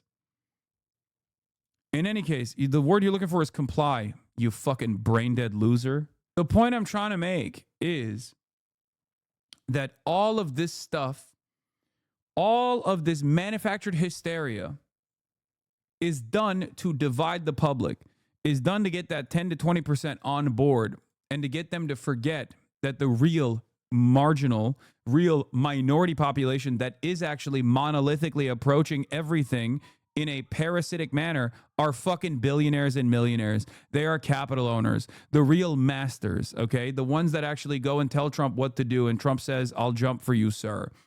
Okay? That's it. And because they are terrified of the population, because they are terrified of the population waking up to that fucking reality, you're being botted today by Israel, apparently? What do you mean? No, I'm not. The fuck are you talking about? Because those in positions of power are legitimately fucking terrified of the working class waking up to the reality that they are being fucked over by a minority group, but that minority group is not like black and brown people. It's not Guatemalan migrants. It's actually fucking billionaires. It's actually capital owners that they will do everything in their power to continue to divide and conquer. Okay? Preliminary Department of Homeland Security report, 2 Border Patrol agents discharged their weapons, seen here in graphic cell phone video captured by eyewitnesses. 10 shots fired off in total in just seconds. Preddy pronounced dead on the scene. Anyway, we're now moving on to the segment with David Dayen. I'm calling him right now. And we're going to be talking about the legislative side of things. David, can you hear me? Can you see me? I can hear you and see you. How you doing? Wow, perfect. You are clear on my screen. You're excellent. Okay, it's perfect. You know, I hold on. Let me flip to desktop here. Okay, perfect. David Dayen of the American Prospect, esteemed guest David Dayen of the American Prospect is back in the building. Well, not in the building, but back on the broadcast. One of my in the favorite general West Coast area. Yeah, one of my favorite. You're one of my favorite return guests. Okay, always. Oh, thank you. Always, Thank you. Always a pleasure to have you. All right, why isn't this showing up? Hold on. Wait. Nope, that's not the right one. I'm just trying to do get the video. Get the video up. Nope, that's not the right one. Where is it? Why is it not showing up? Oh, there it is. Yeah, DMs leaked, which is just David telling me, I'm here, let's do it. Yeah, we leaked the DMs, guys. It was a big secret. As our big secrets have been leaked. Behind the scenes, we coordinate. Yeah, behind the scenes, we coordinate. When I'm going to be here. Yeah. We did it. Okay. We're two boomers, chat. Okay, we're not getting up to any fun stuff. Let's be real. Okay. I am pure Gen X. That's an insult. I am very Gen X. Okay. Well, I call myself a boomer too. It's just like a term. Oh, okay. It doesn't mean you're like literally a boomer. Compared to the audience. Compared to the audience. Even though my audience is, Right. I think, a lot older than people think it is as well. All right. Where is this? What is going on here? Okay. David, thank you so much for being on with us today. Obviously, Sure. I love having you on whenever there is, whenever we need to dial in and talk about the legislative agenda, what the Democrats could do, like gamesmanship in the way that, Republicans do on a regular basis. I feel like your outlet especially is one of the best at that. Whenever there is some legislative gamesmanship that could happen, I feel like you give out really good pointers on what the Democrats should be doing, but then they, of course, end up not following through and instead go to like the Center for American Progress or something, which is at this point basically regurgitating whatever, third way neoliberal messaging groups are telling the Democrats to do, which is always to stand back and concede and show their bellies. I'm calling this segment Legislative Warfare. Thank you so much for coming on, David. Let's start very quickly. There is obviously a government shutdown that is imminent potentially. Probably not going to happen. Democrats are threatening to shut down the government over DHS funding. Can you give us a little bit of details about this this first block that came through in the Senate, this massive funding bill with critical talks underway to avoid a government shutdown? So, going into this fight, we had a big shutdown in October, right? October 1st. It was 43 days long, longest government shutdown in American history. That ended in November, and they did basically a stopgap funding until January 30th. So tomorrow, that's when that funding runs out. And in the lead up to this, Democrats were pretty adamant that they were not going to let the government shut down. We're not doing the same thing we did last time. We're not going to let the government shut down. Even after the murder of Renee Good, the House passed basically all the outstanding government funding bills that needed to be passed. Hakeem Jeffries opposed the Department of Homeland Security appropriations bill, but didn't whip the vote. He didn't require unity from his caucus, and that bill passed with 7 Democrats supporting it, and that was the margin of victory. If 7 Democrats didn't support that, that bill would not. Have with passed. all the absentees, right, and everything involved. Right, given all the absentees, but even one absentee wouldn't have helped Republicans, and 2 others specifically voted against that bill and were public about it, said we're sitting this out.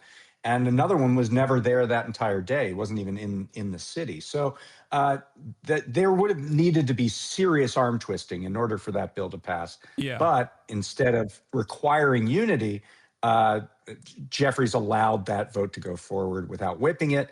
So everyone expected coming into, Saturday, a week ago. Really quickly, sorry to cut you off, but would you say that there was whipping involved? Do you think that this was actually a moment of not incompetence necessarily, but actually competence? Because I'm beginning to like, I have this attitude where I know what you're getting at. Yeah, like because you got Marie Concentration Camp Perez, who was one of the spoilers, the problem solvers caucus, right? Like these people who are a part of what we now know as the rotating villain, right? The rotating villain structure in the Democratic Party, and I do feel like it's not a matter of incompetence necessarily, but it's actually Hakeem Jeffries whipping the votes in favor of the Republican agenda. Do you think that that's an inadequate assessment? I mean, whether he's doing it consciously or unconsciously, if he says, I'm not whipping the vote in the traditional sense that we know it, which is I'm not requiring unity on this vote, he's saying we kind of don't care if it passes. We're fine with it passing. Yeah. So you don't have to be conspiratorial to say that if you're not whipping the vote, you're not requiring a certain unity on the vote. You're okay with it passing, and indeed, that's exactly what happened. So, What happened was the House, they basically passed 6 different funding bills. It's a long, wonky story, but basically every year the government is funded through 12 funding bills. 6 have already passed. There's 6 outstanding. Those 6 got passed in the House last week, and they bundled them together into one vote, one bill, so that the Senate can easily pass through one vote the other 6 bills and let it go. And up until basically Saturday, a week ago, that was what was going to happen. That was seemingly the deal that was made. And then Alex Preddy was murdered. And Democrats realized it was sort of untenable, just impossible to agree to fund this agency that is shooting down people in the streets. And so Democrats, one by one, including Democrats that basically voted in the Senate to end the government shutdown last time, were saying, I can't vote to fund ICE. I can't vote to fund DHS. And so Democrats came up with a new strategy. And the strategy was, look, there are six bills. We'll vote for 5 of them. But for this DHS bill, you got to give us something else. We need other legislative standards in order to move forward with the DHS funding. And, Republicans were in a weak position. This is obviously hugely unpopular that they're murdering people in the streets. Their own party was saying maybe Kristi Noem should go, or we have to do an investigation, or we have to, do something to placate the voice of the public on this. And they actually agreed to split out DHS funding from the other 5 bills and say, we'll negotiate something on DHS and we'll pass the other 5 bills. And, we'll kind of give you what you want, Democrats, because they wanted to negotiate. Well, about 20 minutes after that happened, yesterday, Chuck Schumer comes out and says, here are our negotiating terms. And they are much smaller. They had basically shrunken from what Democrats were talking about throughout the week. Democrats had a long list of demands, and Schumer basically condensed them into 3 smaller demands. Now, they would do something, but it's probably much less than advertised. And so now we're in a position, right now they're arguing over, how long they're going to do some stopgap funding for DHS. And the question is, how long is that going to last? 1 week, 2 weeks, 3 weeks, whatever. But that'll happen. They'll pass the other 5 bills. There'll be a small government shutdown basically until Monday, until the House can take care of whatever the Senate does. But then there'll be this debate over what are we going to do about DHS. And Schumer basically pre-compromised his own position. That's shocking. I'm shocked. Right. Wait, concede ahead of time? That's art of the deal, right? When you have when you have leverage or an upper hand in any sort of bargaining negotiation, you come to the table pre-cocked, preloaded with concessions, and then you don't even get those preloaded concessions at the end of the day. And you get just a fucking smaller roll over. version of that. Right? Yeah.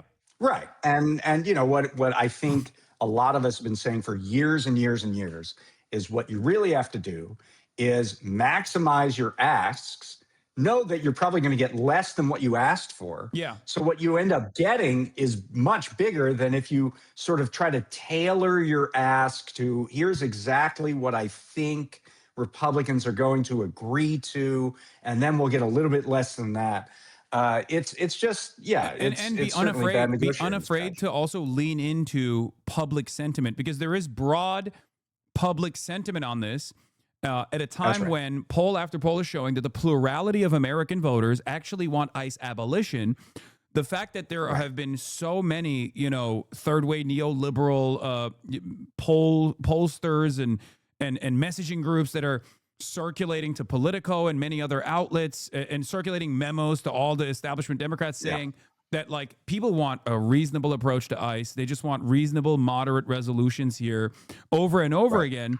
I think it's for the reason why they're doing that is so that they are trying to tell us, the masses that are angry, that are protesting in the streets, you're not going to get what you want and here is why. Here is why you should be ready for defeat here. Yeah, totally. But you Let's already talk about mentioned one of those memos, by the way, yeah. really, Okay. Yeah. really Okay. quick, because we did a story on this at prospect.org. One of those memos came out from the Searchlight Institute, Oh yeah. which is John one of Fetterman. these centrist organizations. Yeah. Fetterman's former chief of staff is running that. Yeah, and I'm Adam Gentleson.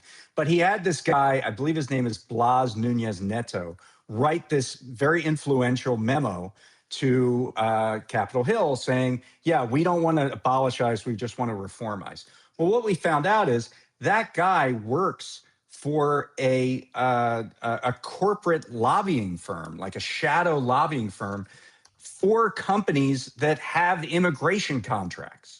So of course he doesn't want to abolish ICE because his paymasters literally, give him money so that he can maximize their contractual arrangements. So that's what that's all about. Reminds me of another Democrat appointment. You might have heard of him. His name is Tom Homan, who after his stint in the Obama administration and the Trump administration, he turned around and made a lot of money apparently. Farming out private prison contracts to these immigration detention facilities. And if I recall correctly, a very, very good guy. He's a very good deal maker. I think Tim Walz and Jacob Fry both said that, he's better than Bovino, I guess. He's an honest he got actor, a fat 50K bag from the FBI too. He's such a wheeler and dealer. He's such a good deal maker. And, these guys are directly making money off of this. Like they're making money off of tying government contracts to like these for-profit prison systems that work for the immigration detention facilities. This organization I was talking about, it's called West Exec, this shadow lobbying firm, was founded by Tony Blinken. So I'm sure you would appreciate yes, of course. That aspect of it. But anyway, so let's talk about what Schumer actually asked for here and why it's different than what we could do to rein in ICE and CBP, Customs and Border Patrol. So the three asks, he had three asks, Schumer did. One was, I want to end roving patrols and tighten up administrative warrants, tighten up these warrants that are only signed by Border Patrol when they want to go into somebody's house. So he wants to limit enforcement actions to sort of known targets and use local law enforcement in conjunction. Which is what they were asking for. That's JD Vance. JD Vance, Trump administration, like Democrats have this unimaginable, this incredible tendency to take something that their opposition wants and then turn it around and make it seem as though this is a point we'll give them that. This is like they're making it seem like they have this is an oppositional thing that they're forcing ICE to do, including down to even the usage of body cameras, which is not an unpopular position at all amongst law enforcement at this point, even though it's presented as an oppositional thing. These guys are already using their cameras, right? Like Renee Good's assassin. Renee, he was like using his phone. He was filming the whole goddamn thing. Yeah. So that's the second ask, which is they call it masks off, body cameras on, saying that no masks, you have to show ID, and you have to use body cameras at all times. They're already in the earlier bill that Hakeem Jeffries allowed through. They gave $20 million to buy more body cameras for ICE. And then the third thing that Schumer's asking for are standards on use of force that match those of law enforcement at the state and local level. So those are the three asks. As you just sort of intimated, Tom Homan is kind of already putting together some of these things in Minneapolis. He had a press conference today where he said that we're only going to target people. Actually, what he said was, and this is key, he said, well, target only people with criminal charges. So like if you were charged with something and then let go, you're now on the list, which is a little bizarre. But he said it's going to be targeted. It's going to, not be roving patrols. It's going to be,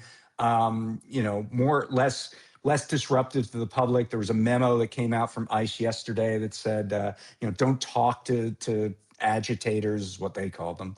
Don't talk to protesters. Yeah. So a lot of the things that Schumer is asking for seemingly are the standards that ICE is moving towards to push this back into the shadows, get it off of TV, Yeah. and not have these kinds of incidents. So, the standards have kind of always been there. The problem Yeah. is that when they're violated, there's no enforcement of it whatsoever. Yeah. We still don't even know the name of Alex Preddy's killers. We don't know their names. Yeah. They've been on apparently paid leave ever since the incident. Another term for paid leave is vacation.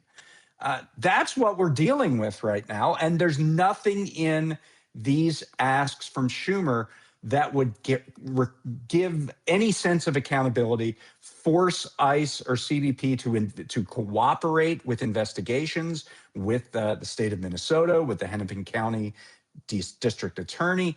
None of that is in here. And they still are, by the way, obstructing those investigations. They are not sharing evidence in those particular cases. So and that's just the tip of the iceberg as far as what's not in here. Oh, absolutely. So one of the things that I briefly touched on was the body camera situation, which is like participating in the mass surveillance initiatives that ICE is already engaging in when they like literally personally are filming the protesters. Ken Klippenstein found out that there is like massive databases now of like what they consider to be domestic terrorists. At least 10,000 American citizens that are now in a database that is considered to be like, domestic terrorist list. And these are all people, ICE agents, unmasked and masked ICE agents will go up to people and film them and take photos of them and say, hey, you're on a database now, smile, right? Like they're very open about why they're doing this. So body cameras are obviously not going to change the game at all.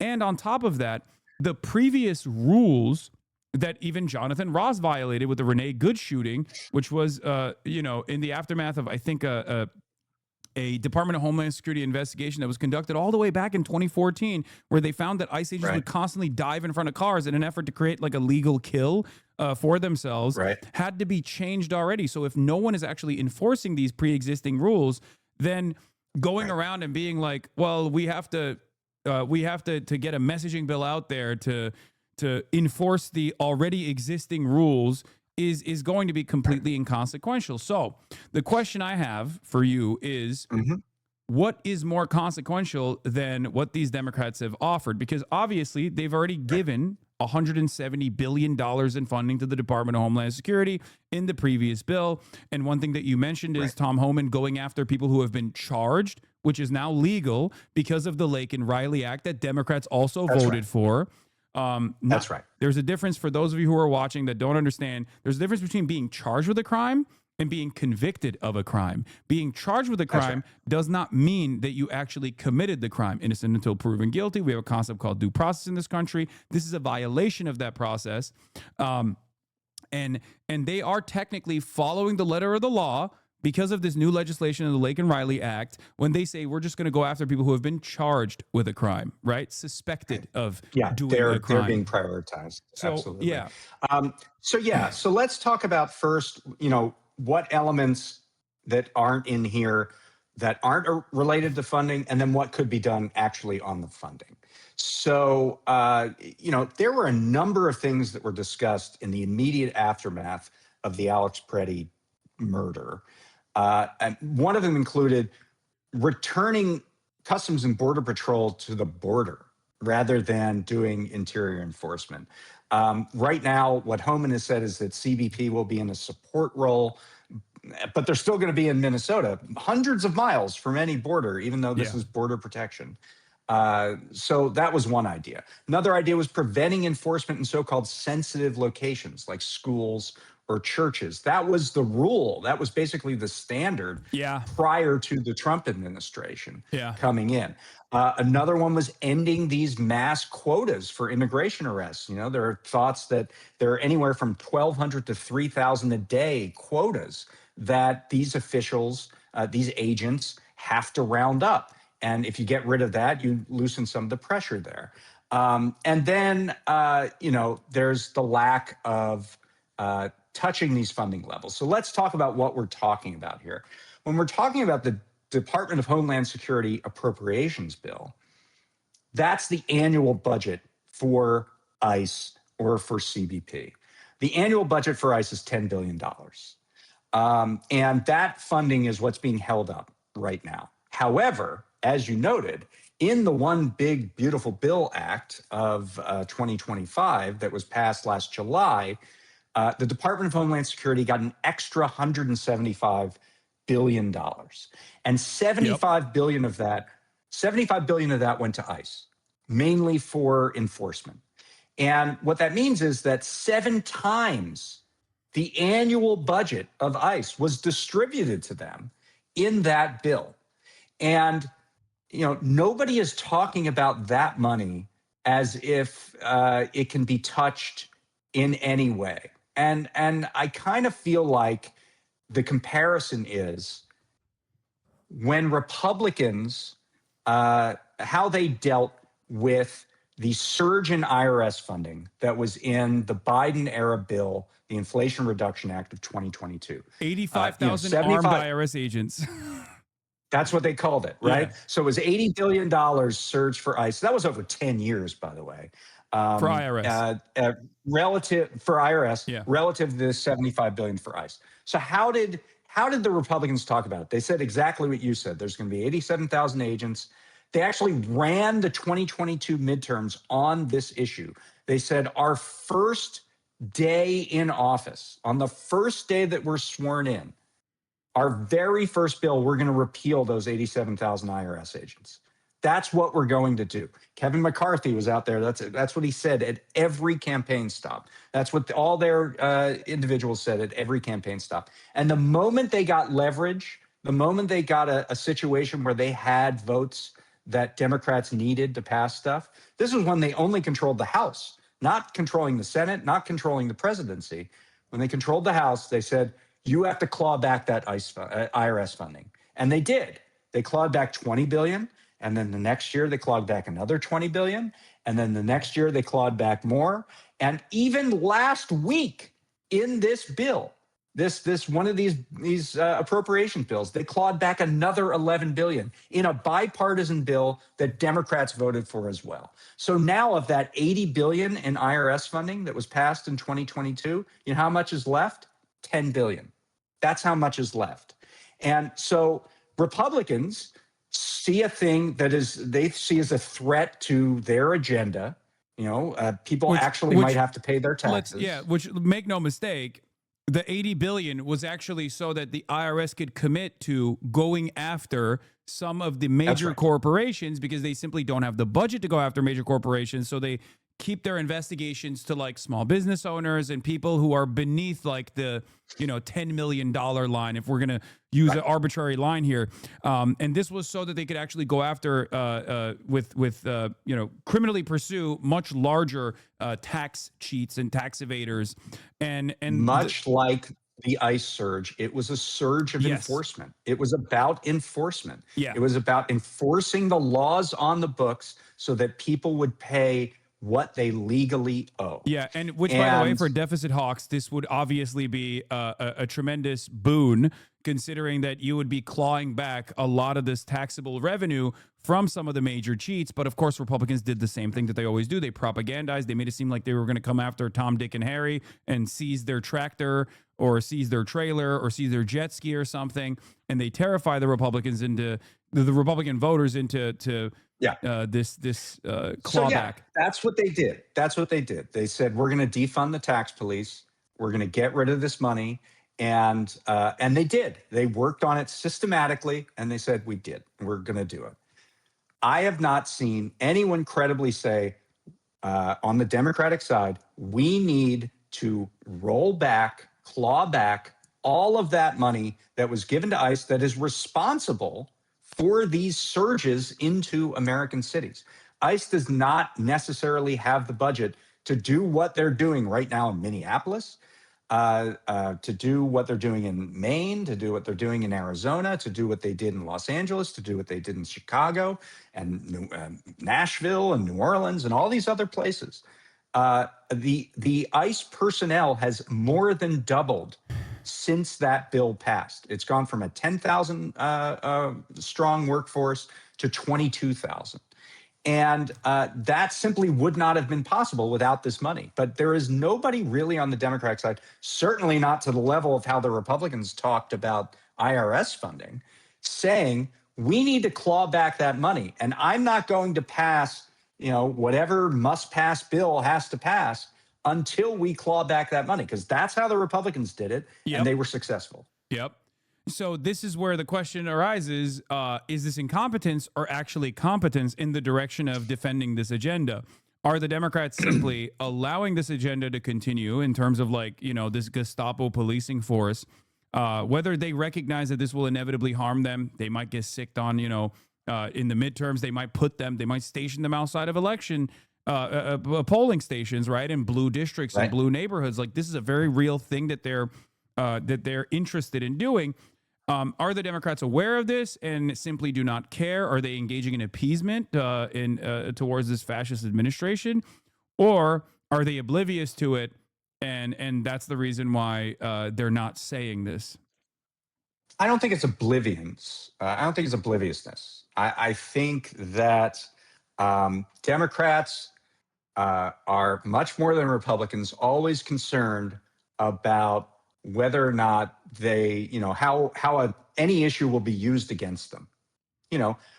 By the way, taxing the rich and making sure people are paying what they actually legally owe is a super popular issue. Oh, yeah. Surging, the IRS might not be popular in and of itself, but making sure people pay what they owe is very, very popular. Sir, David Shore would like to have a word with you after that.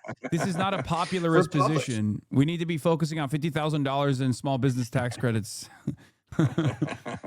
Well, as we know, as you referred to, abolishing ICE now is a plurality topic among the public. Yep. It's a more independents support abolishing ICE than Plus reforming 8 it right now. 80% of Democrats and 50% of Republicans voters support abolishing ICE, according to the YouGov poll. 46% overall support it, 43% overall oppose it. Right. So even the use of clawing back the surge funding, that's not even abolishing ICE. That's just getting ICE back to the state at which it was at the end of 2024, right? That is not even abolition. And yet they feel completely constrained, like, oh, but Republicans will use this against us. They're constantly on the lookout for what issues Republicans might use against them. And it paralyzes them from listening to their base, from listening to the public, and serving the needs that the public says that they want, even when the tide has turned and those votes are actually popular. Can we talk about the significance of this tide shift as well, especially considering that it didn't happen with Democratic leadership at all? It happened organically with the exception of the likes of Chris Van Hollen, for example, who I've routinely praised for what he did with Kilmar Abrego Garcia, which we now know was a pivotal turning point in Donald Trump's anti-immigrant agenda actually going underwater. It took a nosedive after the Kilmar Abrego Garcia situation. And this basically did not happen because the Democrats were pushing for this, in the same way that we see Republicans consistently message over and over again with lies, a barrage of misinformation and manufactured hysteria to arrive at a 66% pro-mass deportation position in the lead up to the election. Democrats didn't even do this. So I don't even know what it would look like if the National Democratic Party was actively engaging in counter messaging, actively speaking about the humanity of migrants and our neighbors and how ruthless and how cruel this administration actually is, and then simultaneously standing firmly on a pro-ICE abolition position. I feel like the numbers would even swing further in the direction of ICE abolition. And so they're so afraid to demonstrate any sort of moral fortitude here, and they've consistently done this, that it leads me to believe that they are actually offering concessions because they kind of like that this is happening, and that they're going to continue funding ICE when they actually win back power. You make several really good points. First of all, the fact that speaking to the humanity of this situation makes it a popular issue, and what Van Hollen did in particular. I mean, I find astonishing. You mentioned the Center for American Progress before. They put out a giant, here's how we deal with immigration paper. This was July of last year, so after some of the things that happened with Kilmark.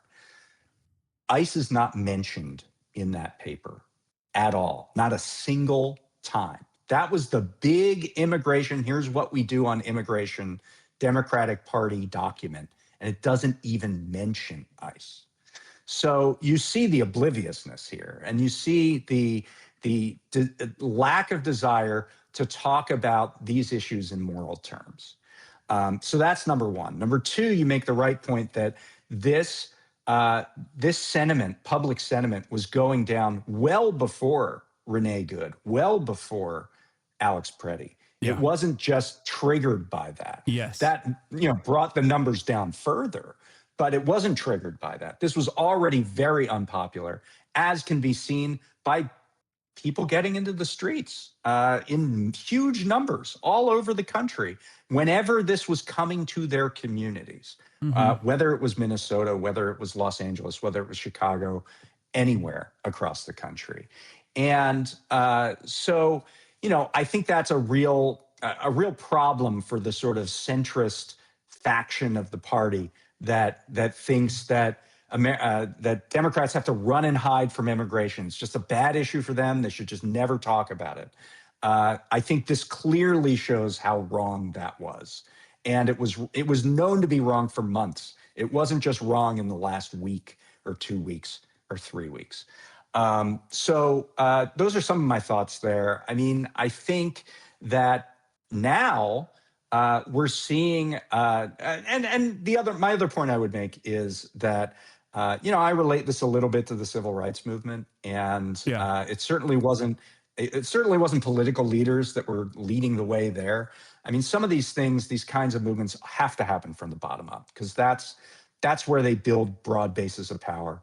And politicians are routinely getting out in front of the parade and pretending they're leading it. But often we see the ordinary people on the street protecting their neighbors. That's what's going to drive change. So, I think that's certainly a big part of this. But now that we've seen the parade mount, it's time for the Democrats to get in front of the parade, right? This is the moment. And right now they're getting in front of the parade, and they have a kazoo rather than the large instrument that they should be using. Yeah. So what more could, like, if we were to reduce this down to like three major, like, give me, or not even three, let's do five. Let's do the Zoran. Right. Let's do the Zoran technique. If we were to make 5 asks of the Democratic Party in the, in the current back and forth that's happening in Senate, what should the 5 asks be of our national party here?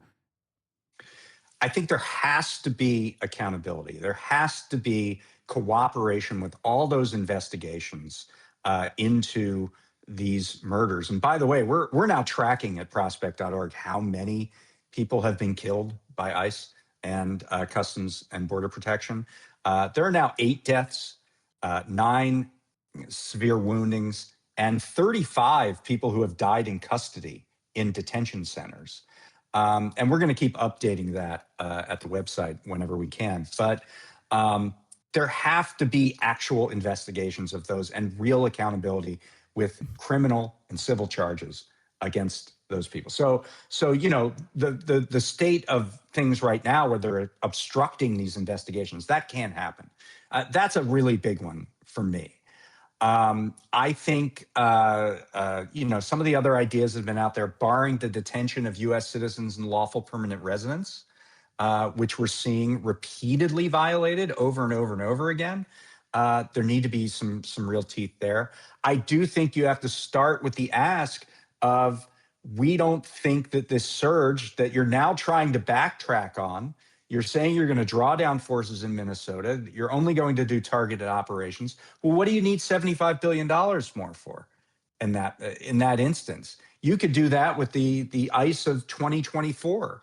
You don't need the supersized ICE of 2025. You're only going to do targeted operations in conjunction with state and local law enforcement. So let's take that money back. So I think that has to be a big part of this as well. I do think the Border Patrol should be on the border, that the Border Patrol shouldn't be doing interior enforcement. Yeah. And I don't know if you have other ideas, but those are some of my big ones. I like that. I think I think we make Tom Homan and Bovino fight one another in a pit. I think that's the third position that I have, which is to have them duke it out. Throw Christian Nome in the pile too. Cage match. Bovino's going to be gone in a bit, right? He's retiring. He's going to get the new office like Colonel Lockjaw and one battle after another, and that'll be it. Down to his passwords. Apparently, one of his passwords was Redbone. It's mind-boggling how much one battle after another is. We reported that. Dan Boguslaw over at our place reported that. It's mind-boggling the how similarities similar. between him and Lockjaw. It's amazing. Yeah. I mean, they look the same too. It's pretty crazy.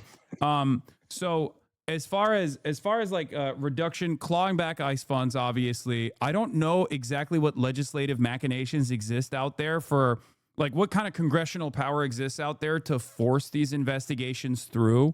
I know that there is like, attorney generals have their hands tied at the end of the day if the federal government refuses to cooperate.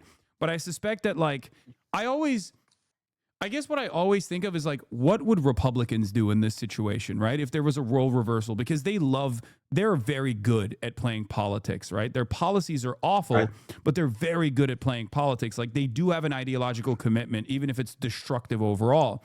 And I always revert back to that position. Like, Democrats should behave like Republicans do, not on the policy agenda, which is what they're currently doing, unfortunately, but on the politics side. So yeah, I suspect one of the things they could do is just, like, dish out as many congressional subpoenas as possible and force these people to come and speak in front of Congress and basically undress them to the best of their ability and expose them and make them. There's also other things that they can do, because the power of the purse is really, really important. Yeah. And Democrats don't think about how important it is or how they can use it. So they could write a law and say, no money will be distributed to the Department of Justice until they cooperate with the investigation by the Bureau of Criminal Apprehension in Minnesota into the murder of Alex Preddy, or into the situation of Renee Good, murder of Renee Good. Yes. So they could do that. They could say that if this is obstructed, this continues to be obstructed, we will take away $1 billion from the White House travel budget. I mean, there are things that can be done to take away the things that Donald Trump personally or that people associated with Donald Trump like very much. If Kash Patel is like flying his girlfriend all over the country, hit the FBI travel budget for the executive office. You can specifically put a line item in that says, if you don't do this, or the only way to get this money is you have to do X, Y, and Z. And so I think we have to be that granular about this. And that's the way to get the other side to comply. Absolutely. 100% in agreement with you there. Unfortunately, I don't think that that's happening anytime soon. And I will admit that even like the left flank Democrats who we love, who we speak to with regular frequency, I feel like they are not recognizing that they're being written out right now by these same like polls, like poll-backed memos that are being distributed right now. I think it was David Shore's operation that only a couple of weeks prior, in the aftermath of Renee Good's assassination, turned around and said, we polled everybody, and AOC's messaging on abolish ICE was actually the best, only to turn around and a couple of weeks after immediately release a second memo where they said, actually, AOC, Zohran Mamdani, and all of the left flank Democrats and their position on abolish ICE is the bad one, and what's actually the popular position is the reasonable, tempered approach that these moderate Democrats are claiming. Here it is. I'm showing it to my stream right now. Yeah, it was Josh Shapiro, right? It was the yeah. They said Shapiro, Rosen, Booker, Klobuchar good, Newsom, Zoran, Van Hollen, AOC bad. Only a couple weeks, 2 weeks after. Surprise. 2 weeks after, the same fucking group saying, here, I'll show my screen to you as well. 1 second. Let me do that real quick. No so problem. that you can see it as well. I've seen the thing. I know what you're talking about. Oh, Yeah. there it is. Yeah. I mean, there's such a thing as, there's an old story that says there are lies, damn lies, and then statistics. I mean, there are lies, damn lies, and then polling. You can get polling to work kind of any way you really want it to if you do question wording and you massage it in the right way. I don't think it would be crazy to think that the polling would match up with the people who are paying for the polling or who are, stand to benefit from the polling. Yeah. So aside from that, there's a couple. I mean, we're gonna engage in a quick fire shit talking round here, if you don't mind. But I do want to get to one of my favorite ops, even though he's not necessary. He probably doesn't know I exist, or maybe he does. But Chris Murphy. I feel like Chris Murphy has ambitions of higher office. That much is clear. He has actually positioned himself at first as one of these establishment Democrats that was, totally in favor of ICE, and he very famously, like a couple months into Trump's administration, when the ICE deportations had actually increased with an alarming rate, he came out and famously said, "Oh well, Joe Biden was actually deporting more people." And he wasn't doing it while making a big show of it. He was more efficient at deporting all these landscapers and construction workers and farmers, as though that's like a good thing, right? He was presenting that as a positive, and now he is one of the main messengers of this totally conciliatory approach to ICE that makes it seem like they're putting on a front or putting up a fight. Let's take a look at what he had to say, and I want to hear your commentary on this. The Department of Homeland Security is killing American citizens. You can hear it, right? It's terrorizing our communities, and it's violating the law every single day, and it has to stop. And we have the power to do something about this in the Senate.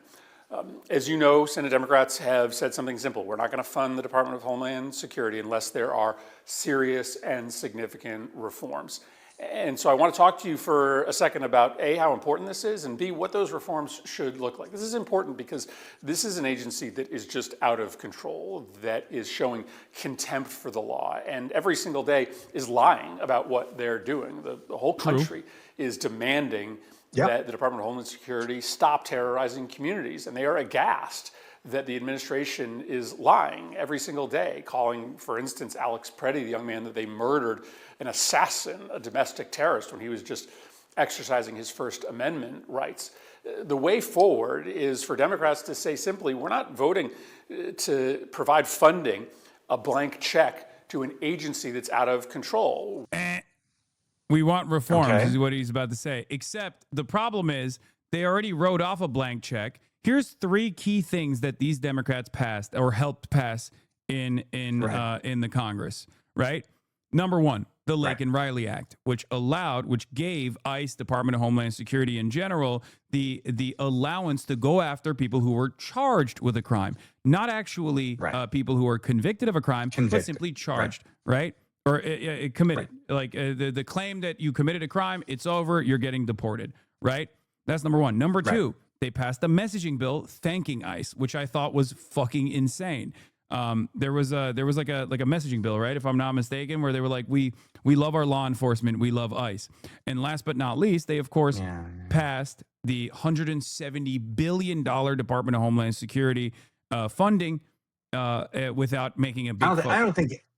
I don't think any Democrat was on that bill. Okay, well, regardless, they have not. To be clear. Yeah, okay, well, they have not clawed back the funding that previously was given to them. So obviously, in this circumstance, any moment that they're not making a bigger fuss about that in particular and creating the reasonable grounds to inevitably strike back on that funding and to claw back on that funding. In general, is basically saying you're in favor of this. I'll say one thing slightly before I want to hear what the rest of what he says, but I'll say one thing slightly in favor of in defense of Murphy is that he was saying this well before the murder of Renee Good and well before the murder of Alex Preddy. He was actually the only Democrat who was saying, how are we funding ICE right now when they're engaging in these terror campaigns in places like Minnesota? He was like kind of the only guy doing that. And then the rest of the party came to him rather than him going back to the rest of the party. But let's keep playing it. We want reforms. And so let me talk to you for a second about what I think these reforms should look like. First, these roving patrols, this show your papers, Department of Homeland Security, it's dangerous. And so we need to have warrants for arrests. Make sure they're targeting individual immigrants instead of just wandering through communities with guns on their hips asking for people to show their identification. Second, no more secret police. These officers should be wearing identification. They should have body cams. There's got to be accountability for what they are doing. That's what happens with local police. That's what should happen with our federal immigration enforcement officials. Third, we need an investigation of what happened with these shootings, and it's got to be a real independent investigation, likely a state-based investigation. Fourth, no more mission creep. The Border Patrol is not trained to be in our cities. Let's make sure that the people in the Department of Homeland Security are actually doing the jobs that they were trained to do. And then lastly, let's keep DHS out of really sensitive locations like schools or churches. I think that's something that we can all agree on. But the bottom line here is that it makes no sense to provide DHS with additional funding unless we get these reforms. So I hate this messaging because if this is the boldest we're gonna get, and if this is basically like communicating the desire of the national party, which I assume Chris Murphy is doing that, right? Like this is supposed to be the reasonable center-left position. Let's just say, Schumer looked at that and said, okay, we'll do 1 and 2. And then we'll throw away 3, 4, and 5. And even even 1, 2, 3, 4, and 5 is not enough. And even 1, 2, 3, 4, and 5 was not enough. Right. But Schumer's isn't even that expansive, right? So I mean, it's kind of crazy that everybody was kind of out freelancing, throwing a bunch of ideas at the wall, and then Schumer put all of these ideas together into this mush. That is really really low in terms of very narrow in terms of what people are saying. The same day I got that Schumer came out with his ass, I got a thing from the Congressional Hispanic Caucus, and that had like 25 ideas, including cutting funding from the One Big Beautiful Bill Act, cutting that ICE, the $170 billion. So nobody seems to know what the other side is doing. They're putting out these different demands, and then Schumer doesn't unify the caucus, but or maybe unified the Senate Democrats, but he certainly didn't talk to the other side. And so you get this incoherence to it that I think is also a problem.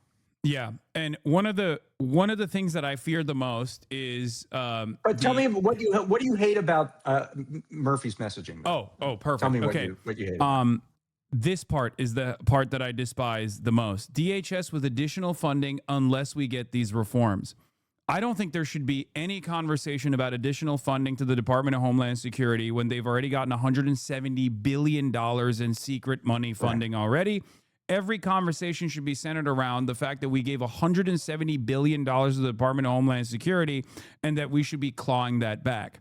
There should be no conversation about like reforms for additional funds. The conversation is in my opinion, that's a non-starter. It should be the only conversation that Democrats should be talking about is ICE abolition and cutting the existing funds that we have already signed off on in an effort to significantly claw back in an effort to basically significantly reduce the ICE workforce that currently exists. And there is enough media coverage around that. Obviously, like average Americans are aware of that.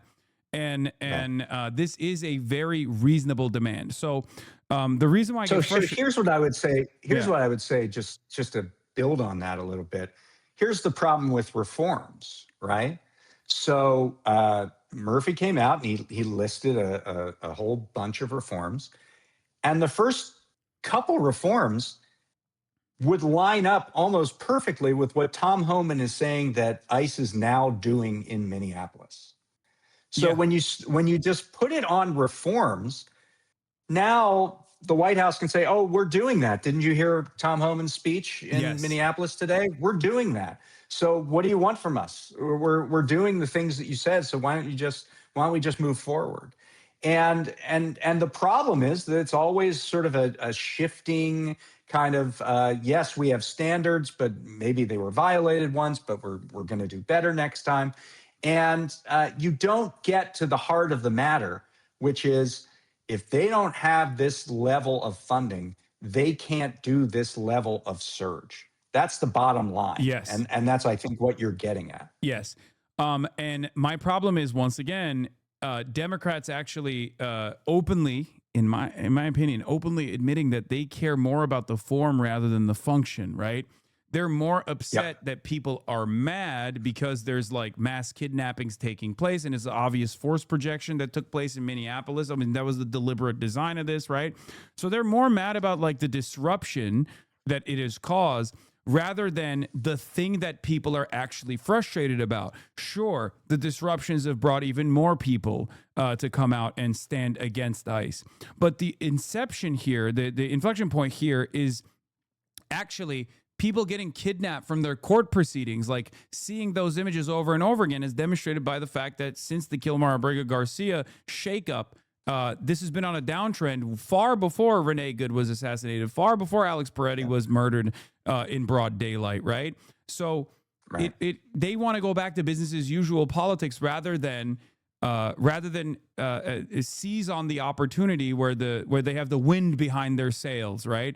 And it kind of feels to me like this conversation that's taking place in the Senate at the moment is a way to push the conversation further, to just find like some kind of reasonable middle ground, right?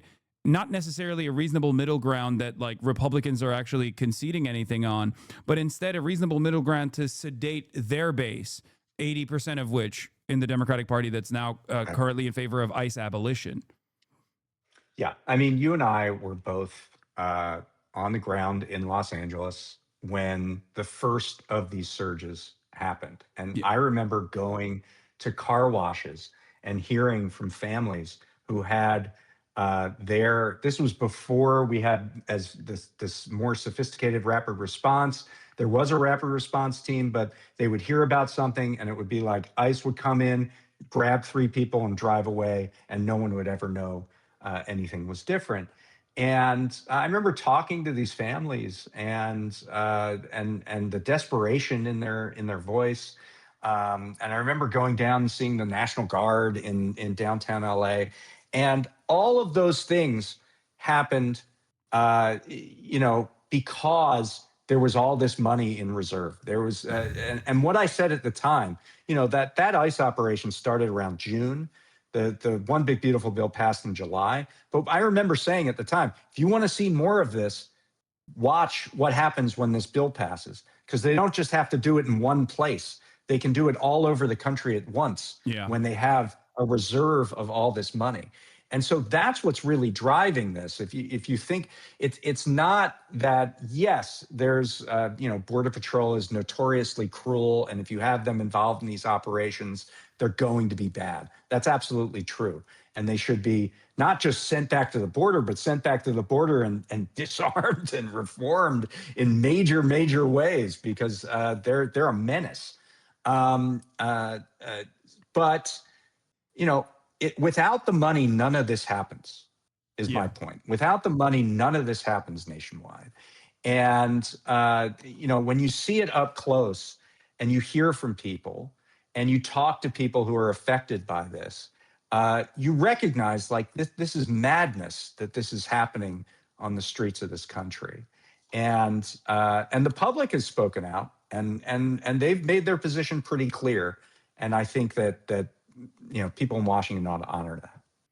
Well, David Dayen, thank you so much for coming on. Always a pleasure to have you. Do you have anything that you want to plug or promote? American Prospect, everybody go subscribe. Sure. Keep independent journalism alive. Prospect.org. Prospect.org. We have an issue coming out in a couple weeks. It seems more frivolous, but it's not. It's about the business of sports, about the financialization of sports. Ooh. We're excited about that issue. Prospect.org/donate. That's how you can subscribe. That's how you can get our stuff every day.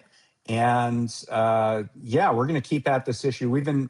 I think we've done like 15 stories this week about ICE operations and whether not just the funding, but everything that's going on, from the attempts to stop ICE from using hotels and that whole campaign, that whole movement, to a look at the history of violence in the Border Patrol, to a look at why America was kind of moved to act when it was frankly two white people that get shot and killed, rather than the ongoing brutality against people of color, Hispanics, and blacks, black people. When that issue comes out, by the way, we got to hook you up with Pablo Torres. You got it. Yeah, Pablo. I know Pablo very well. So hoping to get that in front of them. But anyway, prospect.org. That's what you go for our stuff. Thanks. All right. Thank you, David. Always good to be here. Thank you. All right. Bye. All right. That was David Dayen, one of my favorite guests on the broadcast. Always informative. Incredible work, as always. This is the type of stuff this is the nitty and the gritty. A lot of the stuff that you don't normally get elsewhere, with the exception of Majority Report or maybe Democracy Now! This is the stuff that actually matters. This is the legislative side of things. I think it's very important to cover it. That's why I always cover this side as well, to talk about what the politicians should be doing, instead of just simply saying oh, this is a bourgeois electoral system, it doesn't matter. You need to understand, if politics is the art of possible, people like David are constantly pushing the needle and constantly teaching people what is actually possible. It's especially pertinent right now to talk about, considering that there is this funding initiative, this back and forth that's taking place in the Senate. And the reason why I mention this is because it does feel to me like the Democrats, instead of using this opportunity, seizing on this opportunity, this real enmity that people feel towards ICE, towards these mass deportation protocols, are using the spotlight to sedate the masses, to neuter this discontent, to try to make it seem like they're doing the bare minimum while not doing anything at all. And I think it's really important that people understand that this is not simply Democratic ineptitude. I don't believe it's Democratic ineptitude. I don't think this is incompetence. I think this is when Democrats are competent. They are competently appeasing. They are behaving as a controlled opposition party. So do you think, short of abolishing ICE right now, the Democrats should be pairing the demands Murphy made with clawing back? Yes. BBB funding, yes. Absolutely. And I think the only vehicle that Congress currently has is the power of the purse, right? It's the only impactful thing that they can do beyond, gumming up the works elsewhere, like David was suggesting, also by utilizing the power of the purse. And that is exactly what they should be doing. And they should be making an ask. The problem is the Democrats never make an ask of the Republicans. They ask the Republicans what they want and then make it seem like it's their position. Okay? And this is something that is very important to understand. Why am I saying this? Well, the reason why I'm bringing this up is because there are people who say dumb fuck shit like this, right? Going back to cringe Twitter liberals. Establishment Dem politicians do not hate their Republican counterparts nearly enough, I said. They are nowhere near the level of anger we're at. To which this fucking moron replied with, cringe Maoist LARPer, have you considered the economic anxiety of those poor Trump voters? Nicole, suburban mom and successful corporate lawyer. Every Republican alive is an affront to God. To which I replied with, are you illiterate? I'm talking about the establishment politicians not listening to either of those people, you fucking moron. I love the radical suburban Dem voter. They agree with me on this, as polls clearly indicate. Utterly irrelevant, yet very funny meme. But this is the issue.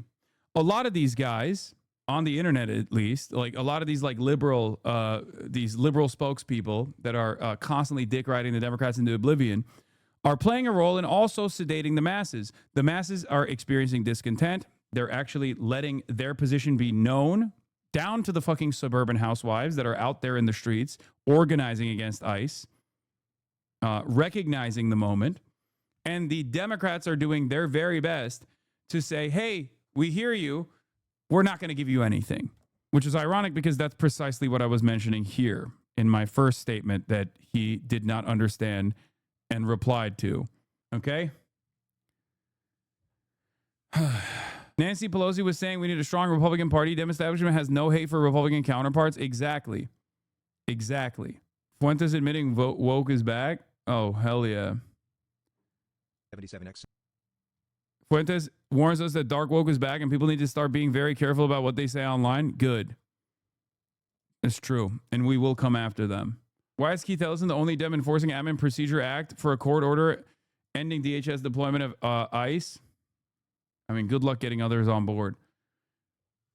But the reason why, FYI, that's 100% Midas touch. They're still going for the ICE needs more training bullshit. Yes, I think a lot of liberals that occupy this space that have some motion in the independent side, okay, they are just regurgitating whatever the fucking Democratic Party is saying right now instead of offering adequate commentary and even warranted criticism towards what the establishment Dems are currently doing.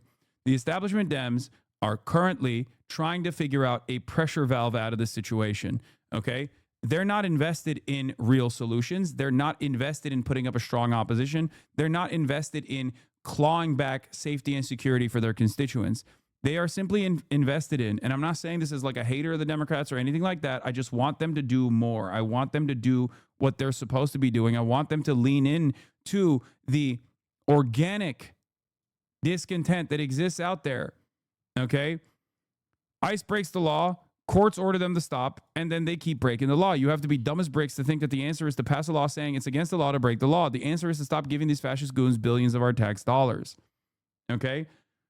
And even if you want to put a damper on ICE's parade, even if you know that you can't abolish them right now, okay, then the very least you can do is start the conversation with abolish ICE so that you can move in the direction of clawing back some of these funds.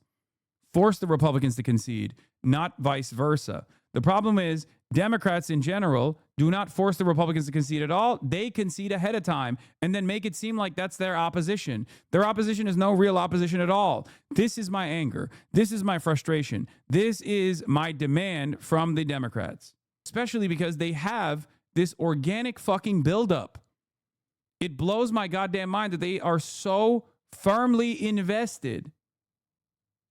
They are so firmly invested in neutering the public discontent rather than actually using the public discontent, whether it be for cynical electioneering, like whether it be for cynical election winning purposes, or whether it be because you actually want to make change happen. They are not doing it at all.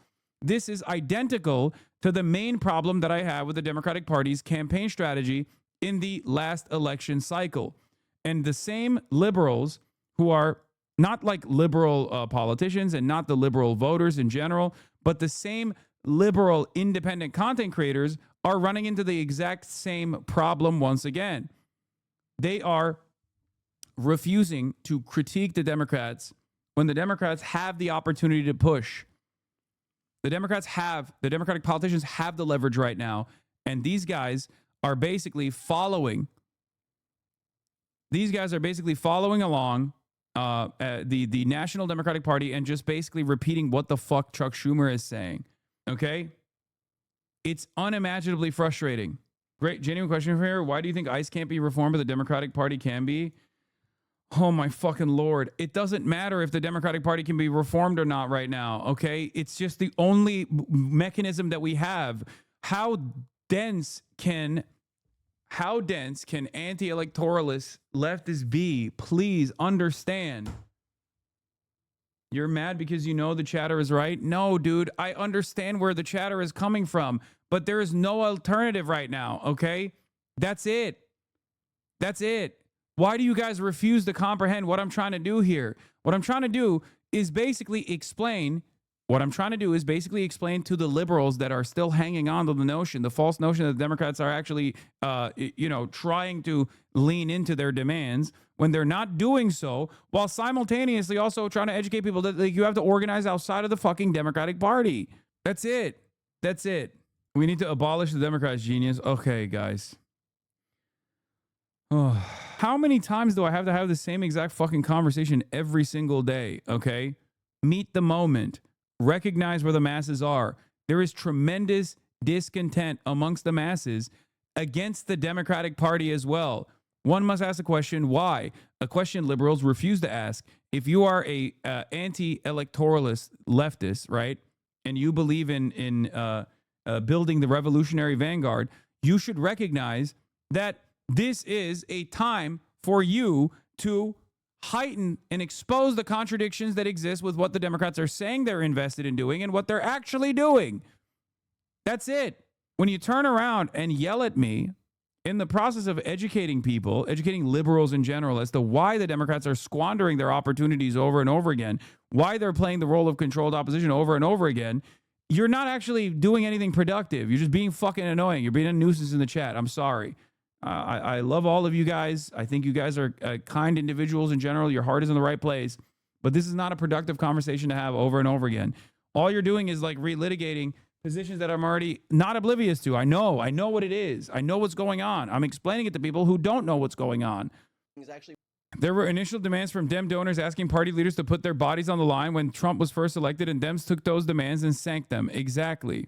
The reality of the matter is, like, voting blue, no matter who, is obviously demonstrably not fucking winning anything for us. It's not winning power for us, especially because when we do vote for these people, they end up using their position of power, their position of marginal power, to knock the wind out of the sails of the existing momentum. Because that's exactly what's going on right now. Candace Owens and Bassem Youssef live. I don't really care about this. I'm sorry. Like, no disrespect, but like, that's a crazy thing to fucking sidestep into right now. Shouts out to Bassem, but I'm going to continue covering the news. You feel me? Hold on. My food is here. Hiya. Stop growling. You're not a guard dog. Place. Anyway, I hope this was good. It was a good education for a lot of liberals in my community, because I know there are plenty of you out there who are like out of options, out of ideas, constantly trying to figure out why the very reasonable demands that you and your neighbors are making are not being met by the Democratic Party. I hope this is helpful in educating you as to why they are not invested in making these tangible changes, no matter how hard people are demanding it. It's the same fucking situation down the line when it comes down to like not offering Medicare for all as a substitute for the failed privatized healthcare system. And it's the same here as well. Their goal is not to actually make these changes. Their goal is to simply sit there and get you to quiet down by going, oh, we tried our best and we ran out of options. Okay?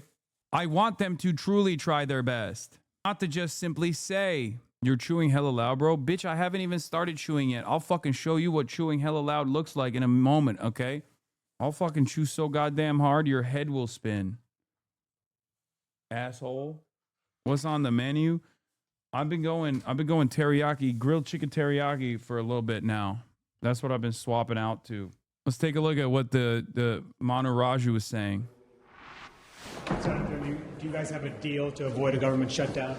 Well, we're trending in the right direction, but I don't think we're quite there yet. Have you talked to the White House about what to do? Yes. And what have they said? Will this pass?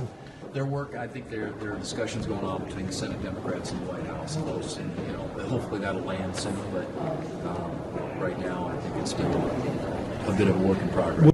But just the fact that the White House is moving in the Democrats' direction is a sign of where this issue is politically at this moment, Dan. In the last government shutdown, you'll remember the White House, Senate Republican leaders dug in. They said no negotiations with Democrats whatsoever. Now the White House is agreeing with the Democrats' approach to allow for a separate negotiation over ICE. And that is the big question. What will they ultimately agree with Democrats on to clamp down on how ICE is being deployed across the country? But just the fact that the White House is moving in the Democrats' direction just tells you where they view this moment politically, which bullshit. is trying to respond to the public outcry that is growing in the aftermath of those 2 deadly shootings in Minneapolis. They're not. Yeah. That is such an important point, Manu. Thank you so much. This is, in many respects, no different than the government shutdown battle. Democrats are trying to hand over a victory to the Trump administration right now. I know it doesn't seem like it. I know CNN's analysis makes it seem as though that's not the case. They make it seem as though the Republicans are actually caving. They are not the ones who are caving. Democrats are not listening to the demands being made by their base of support.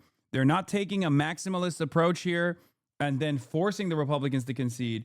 They're actually taking the Republican agenda items and making it seem like those are the Democrats' own agenda items, down to the forcing local law enforcement and ICE to cooperate with one another line item that is directly a demand that J.D. Vance has made time and time again. The very same institutional corruption and lack of interest in making the reasonable changes that people are demanding that exists in Minneapolis is playing itself out in the National Democratic Party in this congressional battle that is not really a battle at all. Okay? That's it. That's precisely what's going on here. Why are you taking out the potatoes? I'm not. I'm putting the chicken on the... I'm weighing my chicken. I'm back to my autistic ways of trying to figure out exactly how much I'm eating, how much chicken I'm consuming. I'm weighing my chicken. All right. Now let's get back to... Where the fuck is this? Hennepin County Prosecutor Mary Moriarty moving forward with a local investigation after being shut out of the federal investigation. We have not made a decision about whether charges are appropriate because we want to make sure we have the evidence. And this morning, federal investigators reviewing new video in a separate incident, appearing to show Preddy in a confrontation with federal agents in Minneapolis 11 days before he was shot and killed by federal agents. In it, you see a man resembling Preddy shouting at officers, kicking at a taillight as their vehicle drives away. Agents then get out and push him before tackling him to the 16 ground. ounces. But the agents then get up as others fire tear gas, and the man appearing to be Preddy walks away, a gun seemingly visible on his waistband. We don't know what led up to the altercation. Attorney General Pam Bondi touching down in Minneapolis Wednesday, announcing that at least 16 people have been arrested for allegedly assaulting federal law enforcement. And Governor Tim Walz paying his respects at the site where Preddy was gunned down. Do you believe that there will be a shift in tone here from the administration after your conversation with the president here on the streets? I'm not so interested in a shift of tone. We just need them out of here, and we need accountability for what's happened. Meanwhile, 1,300 miles away, a much different scene at the Dilley Detention Center in Texas. Protesters clashing with law enforcement. Officers deploying tear gas. Our San Antonio affiliate, KSAT reporter Erica Hernandez, in the middle of the crowd. They told them to move back, and then they did it. And then I just heard the pops. Demonstrators demanding the release of 5-year-old Liam Conejo Ramos and his father. ICE saying they took custody of the preschooler after detaining his father in their driveway. A federal judge temporarily blocking their deportation. Texas Congressman Joaquin Castro meeting with Liam and his father. His father said that Liam has been sleeping a lot, that he's been asking about his family, his mom, and his classmates, and saying that he wants to go be back in school. Meanwhile, Minnesota's chief judge saying that ICE has now violated 96 court orders in 74 separate cases, saying that regardless of politics, that list should give anyone pause, Robin. Yes, and absolutely so. And Matt, people are asking, what can you tell us about the status of the agent who shot and killed Renee Good? Well, we know the officers who shot and killed Alex Preddy are on paid administrative leave. Jonathan Ross, the federal agent who shot and killed Renee Good earlier this month in Minneapolis, is not under current active investigation, while local investigators, Robin, continue to be blocked access to key evidence in that case. All right. Thanks to you, Matt. We're going to begin this hour, though, with President Trump's immigration crackdown and its impact on the communities. This image, we all remember this, with this little blue bunny hat. 5-year-old Liam Conejo Ramos sparked an outcry in his little backpack when he and his father were arrested This is in my Minneapolis. food.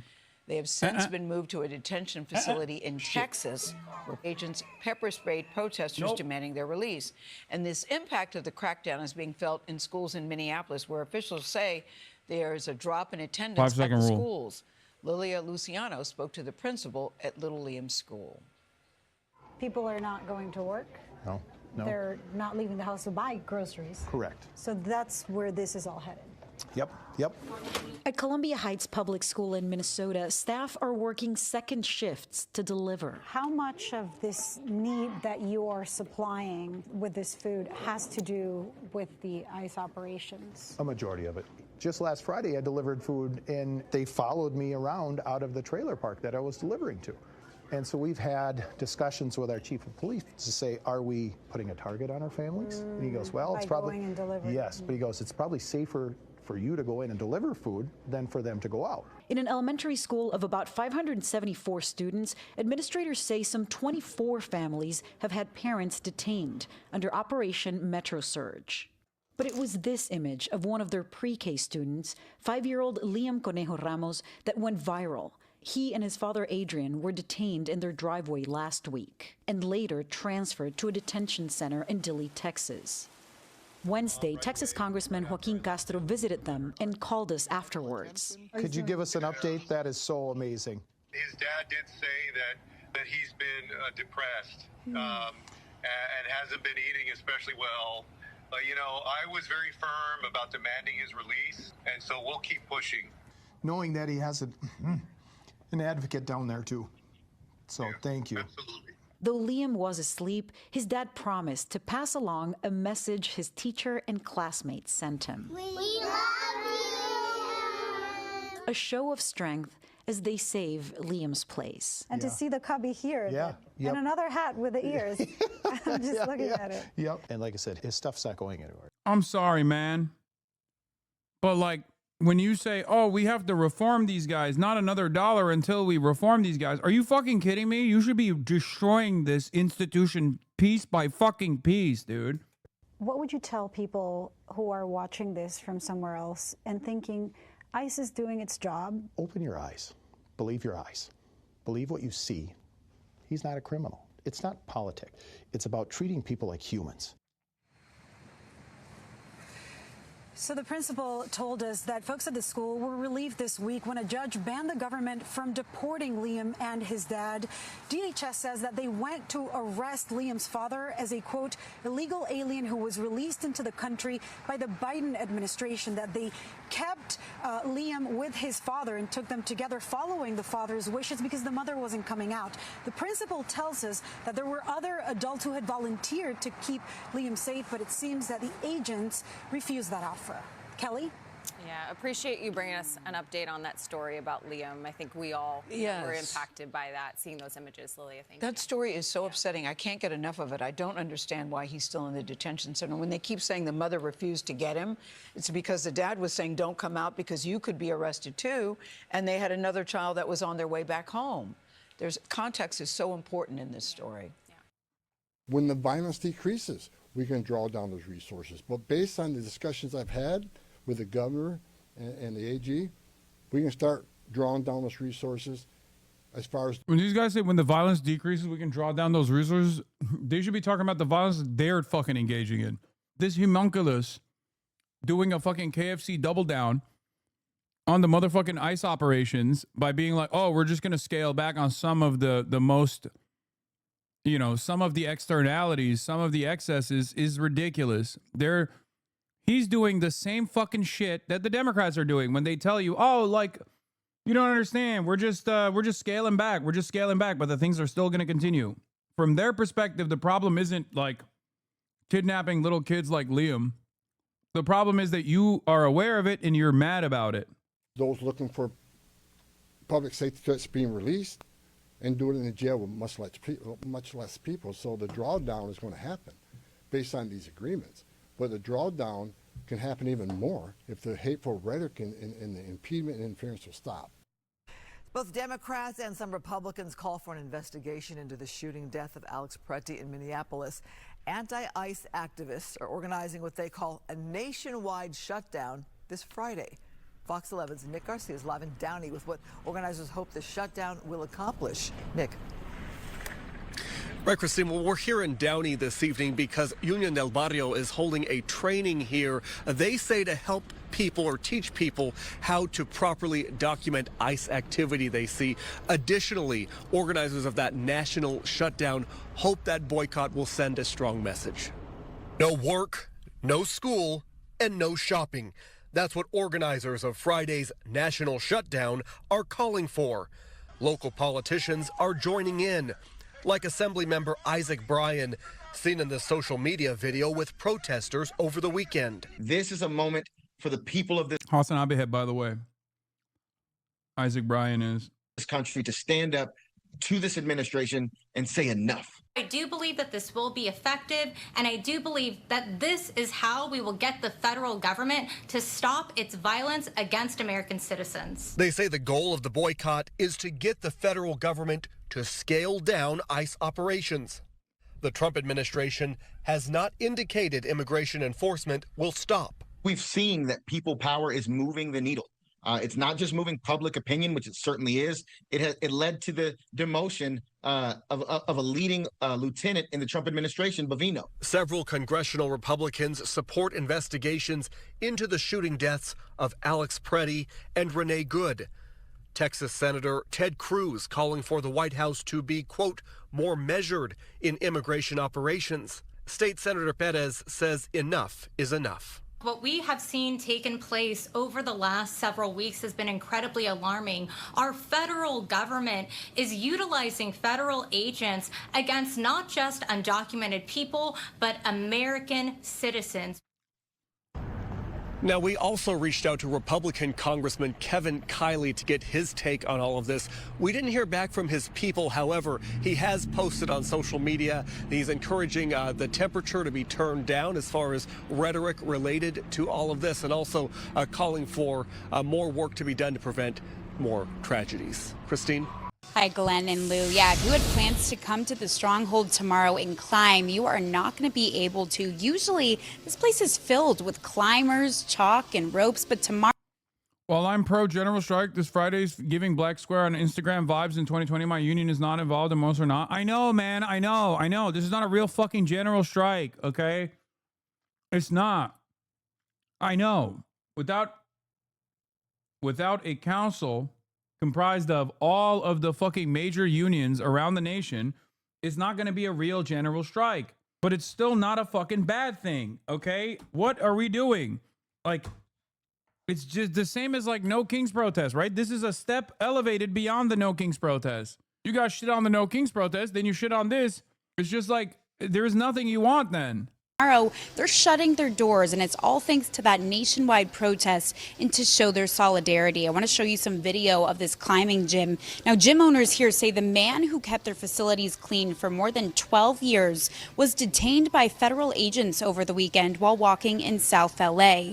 They want to keep his name private, but they say he was racially profiled, taken into custody, and then later deported. As a result, the gym announced it will close both locations tomorrow, joining a nationwide general strike, calling on people not to work, attend school, or to shop. Now, the strike, it's dubbed ICE Out, and it comes amid growing protests against federal enforcement nationwide following recent deadly encounters in Minnesota, as well as ongoing immigration raids all across the country. Now, we did speak with an employee here at the Stronghold Climbing Gym about how it feels working for a place that's become a gathering point for protest and solidarity. I'm incredibly proud to work here. I am incredibly proud that my employer is taking a stand. We are in a hot spot of this. There are ICE raids going on every day in this neighborhood. And yeah, it's really meaningful to me, and I think to this climbing community, that we are a gym with a strong ethical compass, and yeah, I don't know. I think that it speaks for itself. but to me it means a lot. And they're also choosing to pay all of the employees who would be working that day anyways, which is just like a really stand-up move. So you just heard right there, they're also paying all of the employees not to work. They're also hosting a sign-making party. That's tonight at their Lincoln Heights location. That's from 5 to 10 o'clock. They're really encouraging climbers to come, make your signs, and then show up and stand up for what they're fighting for. They want their message to be clear. They are here, and this is just a small sacrifice.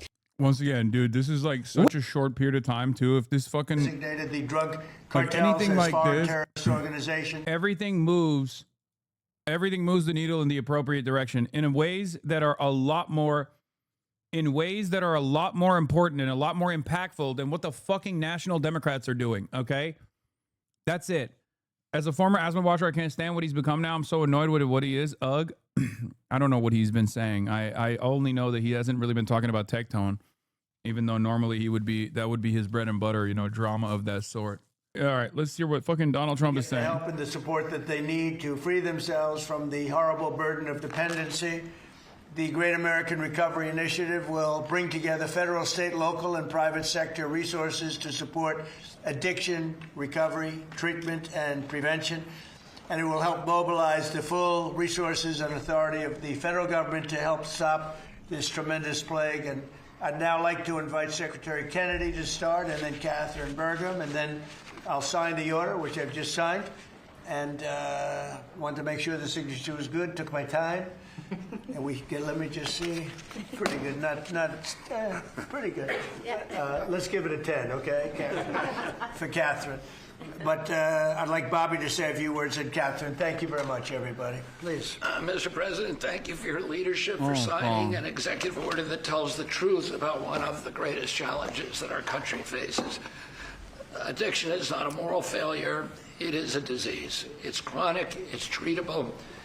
And for too long, our nation has responded with fragmentation, with stigmatization, and silence instead of science, compassion, and coordination. Today, President Trump changes that. With the Great American Recovery Initiative, we finally bring the full strength of the federal government together across healthcare, law enforcement, housing, labor, faith communities, and the private sector to save lives, restore families, and rebuild communities that addiction has hollowed out. Nearly 50 million Americans suffer from substance use disorder.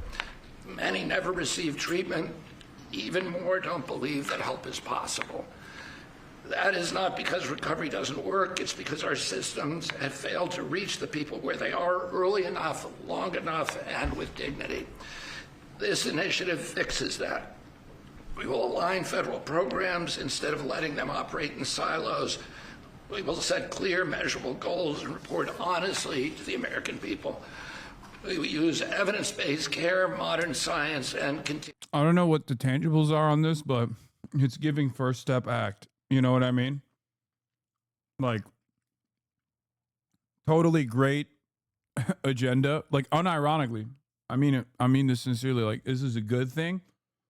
And I feel like they're just doing that to be like, hey, guys, stop yelling at us, okay? But to be fair, I don't know what the actual details are. It succeeds when people return to their families, their jobs, and their communities with purpose and with hope. As co-chair of this initiative alongside of Catherine Burgum, whose leadership and commitment strengthens this work, I pledge urgency, accountability, and honesty. Catherine and I share the experience of having been addicted and long-term recovery. But almost everybody in this room and almost everybody in our country has been touched by addiction. Steve Witkoff, who's here, had an extraordinary son, Andrew, who was a superstar boy, a straight A student, an athlete, and a wonderful leader, and lost that son to addiction. President Trump has talked about his own family's struggle with addiction. All of us are touched. If it touches these people, it can hurt every American. And President Trump has often talked about, with compassion, about the families who lose children to this disease. 100,000 children a year until recently. Now it's about 76,000. Those families are devastated forever. And the cost to our country, not only in dollars, but And just the malaise and the despair that it imposes is incalculable. We are going to listen to states, localities, frontline providers, and tribal nations. We will partner with communities and faith-based organizations. We will work with employers, clinicians, and recovery leaders who know what works on the ground. President Trump has already acted. What the fuck? Pure release Trump approval among 74 subgroups. Trump's only above water among 9 of them. Conservative Republicans, 83 to 17. Republicans, 73 to 25. White evangelicals, 69 to 29. Moderate Republicans, 59 to 39. White Catholics, 52 to 47. Ruraloids, 51 to 47. Wow, that's actually surprising that the ruraloids are almost a 50-50 split at this point. White non-college, still 51 to 48. White 50 plus, 50 to 48. Men 50 to 64, 50 to 49. He's kind of cooked. But I will say what I say all the time, which is that there's no such thing as a moderate Republican. Please, there's no such thing as a moderate Republican. There's no such room for growth for a strong Republican Party. Stop with this nonsense. The very fact that the so-called moderate Republicans are still 59% on board with Donald Trump's agenda should give you all the evidence you need to stop trying to fucking win these people over with your policies, okay, with your moderacy. It's so dumb. If they'll come on board, they'll come on board. I mean, look at this, dude. Among moderate Republicans, they still have, like, white non-college is fucking worse performing than moderate Republicans. And these guys are still trying to find the moderate Republicans. Like, you're fucking stupid. Trump, when you make it too easy and cheap to build houses, house prices come down. I don't want to do that. Oh, here we go. Why do approval ratings matter, though? I feel like so many presidents go through slumps with those and nothing happened. Of course, the idea that it's epically low, you have a case for impeachment? No, it's just a way to fucking figure out whether this agenda has the popular mandate that they claim it does or not. That's all it's good for. Don't get in the way. No amount of bots on X can convince Americans their wallets aren't feeling extra light right now. Yes. Moderate Republicans are real, dude. They're called Democrats. I agree. They have a black gay ICE agent now. I mean, the Barbs, dude. The Barbs are working fast. No, he's here. He's right here. Oh, don't touch my fucking car. Back up. Don't touch my car. But you're not going to do nothing. Don't touch my car. No, you don't do what you fucking want. I don't care. Don't touch my car. Don't touch my car. Barbs are working fast.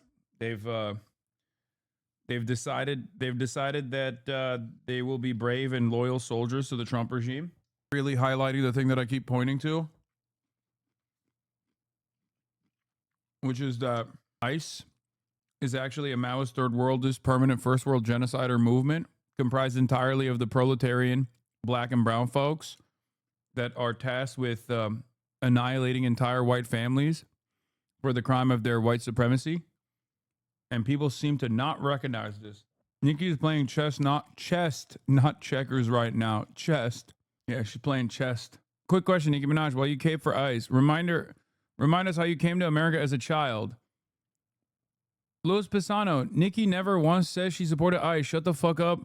Mind your business. You don't want to become the next Barb's target. It's always the same lame people that want to talk about the Queen without having a single fact. Yeah, the Barbs are on their back at this point. Like, there is not really a big initiative here. Yeah, she found out he was on the Epstein list and started foaming at the mouth because she loves sex offenders. Yeah, no, the Barbs are done. I feel like there's not really anyone that's a sane and competent human being that's still a Nicki Minaj fan at this point. I mean, they've been done for a minute, but they're super done now. Except for this guy, who is a gainfully employed Barb. Don't touch my car. But you're not going to do nothing. Don't touch my car. No, you don't do what you fucking want. I don't care. Don't touch my car. This ain't your car. That's her car or his car. That's not your car. If he needs assistance. Why can't she say something? What you ask? But why can't? So what's your badge number? What is your badge number? Just allow him to say something. Come on, man. Just use a little. Don't touch her. I will lock your ass up. No, you won't. No, you won't. No, you won't. No, you won't. For what? No, he's here. He's right here. Oh, don't touch my phone. This title is so funny. A black man who's reportedly gay is going viral for being an ICE officer. Heartbreak emoji. Laughing, crying emoji. Reportedly gay. Yeah, the 5-year-old Minnesota boy fell ill and is not doing great in ICE detention. He's been depressed and sad. He's been ill. I've been told he has a fever, so I'm very, very concerned about his well-being. That facility said Zena Stanvik, the superintendent for Liam's Columbia Heights Public School District. We covered it earlier. Bro, what is up with your unk? So, on the other hand, when you get to Biden, Cenk Uygur claims President Biden was giving in to the extreme left on immigration and that he had no border enforcement. Uygur says we need to have a border or else we'll have 3 billion people in our country. I don't want to look at this, man. Please stop. I don't. Why do you guys show me this shit, man? I don't want to. Come on, bro. Come on, bro. That's my blood relative, okay? That's my blood relative. It's enough that you already have to experience this in your own family. Why are you making me also experience it in my own family in real time? You know what I mean? Control your unk, bro. Brother, my uncle has seen me shit my fucking pants, okay? It's the same principle behind why I have an easier time convincing your MAGA parents than you do. You think he's going to listen to me? No, he does not. Same reason why your parents don't listen to you. And it's even worse in this case because he's a very stubborn man. And also on top of that, he's a fucking political commentator. You know what I mean? It's like shaky Gurga. Impossible to deal with. Like, he's a force to be reckoned with. Anyway, Terrence K. Williams, dear Ilhan Omar, I spoke with Poison Control. Their instructions were very clear. You didn't follow any of them. They said, if you're sprayed with an unknown substance, get the fresh air immediately. Do not touch your face. Remove containment, blah, blah, blah, all the shit. Ilhan Omar throws it down, says, I didn't do any of those things because I fear losing my dignity more than I fear losing my life. Something you coward losers will never understand. So fuck off. God, she's so fucking amazing. I love her so much. God damn it, I love her so much. We do not deserve Ilhan Omar. I'm gonna be honest with you. I mean, I guess I did see the beautiful and brave people of Minneapolis. They do kind of deserve. If there is one constituency that deserves Ilhan Omar, it is actually Minneapolis. I totally understand why she is perfectly positioned and perfectly protected in her district. By the way, it's just she is so incredible. Says you, Hasi, I deserve Ilhan. Yeah. Can we talk about the fact that Biden was trying to railroad her with a bullshit investigation? I did. I saw that. I didn't want to even cover it. I don't want to even dignify it. Schumer's office has a bipartisan deal is reached to extend funding until the end of September for agencies under 5 bills and pass a 2-week stopgap for DHS to give time for ICE negotiations. Senate GOP leaders trying to get all 100 members to agree to vote tonight. Yay. Bipartisanship. Yay. We did it. We did it, Joe. We did it, Joe.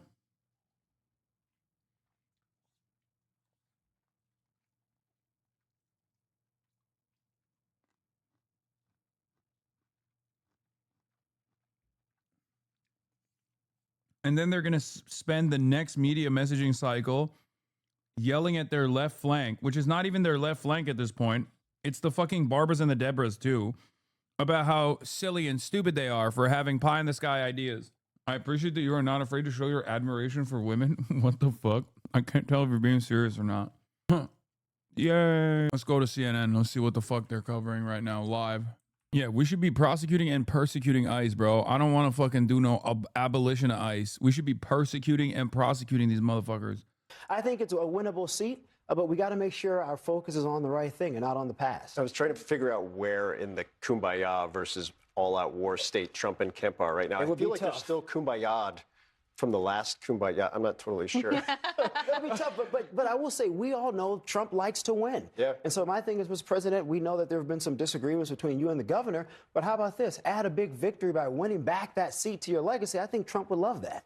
Same question to you. If you're DSCC right now. You're excited, and you might be calling Marjorie Taylor Greene to get a little talking point as well. Chef Lena is taking the Tide Boosted test. Let's see.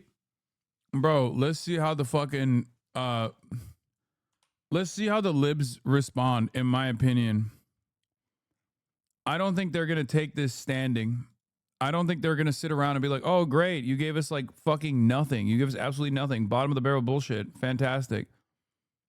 My speculation, my suspicion is because these like establishment Dem promoting liberal content creators are constantly following behind and never actually have their own perspectives, but simply just like sit there and try to defend whatever dumb shit the Democrats are doing. I suspect that the anger and resentment that people feel towards the Republicans and the lackluster response from the Democrats will not cause people to go, okay, we got what we wanted. You, obviously, security tackled him. It looks like he... I wasn't able to make contact with him. You did not, yes. Although that image has gotten everywhere today. Yeah, he was saved by the security.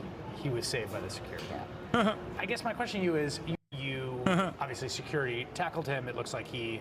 I wasn't able to make contact with him. You did not, yes. Although that image has gotten everywhere today. Yeah. Bro, if you watch that video, she's right. Security saved his ass, bro. Ilhan Omar was ready to fucking throw down. Straight up. She did not even fucking flinch. She just went right for it, too. Queen shit. So amazing. What is this leaked ICE footage? Arrest as many people that touch you as you want to. Those are the general orders all the way to the top. Everybody fucking gets it if they touch you. You hear what I'm saying? Less legals. We're going to look at shipping tractor trailer loads of that shit in here. So you catch what it's all about us now. It ain't about them. Professional, legal, ethical, moral. You know what we're talking about. Legal, ethical, moral. You're on camera.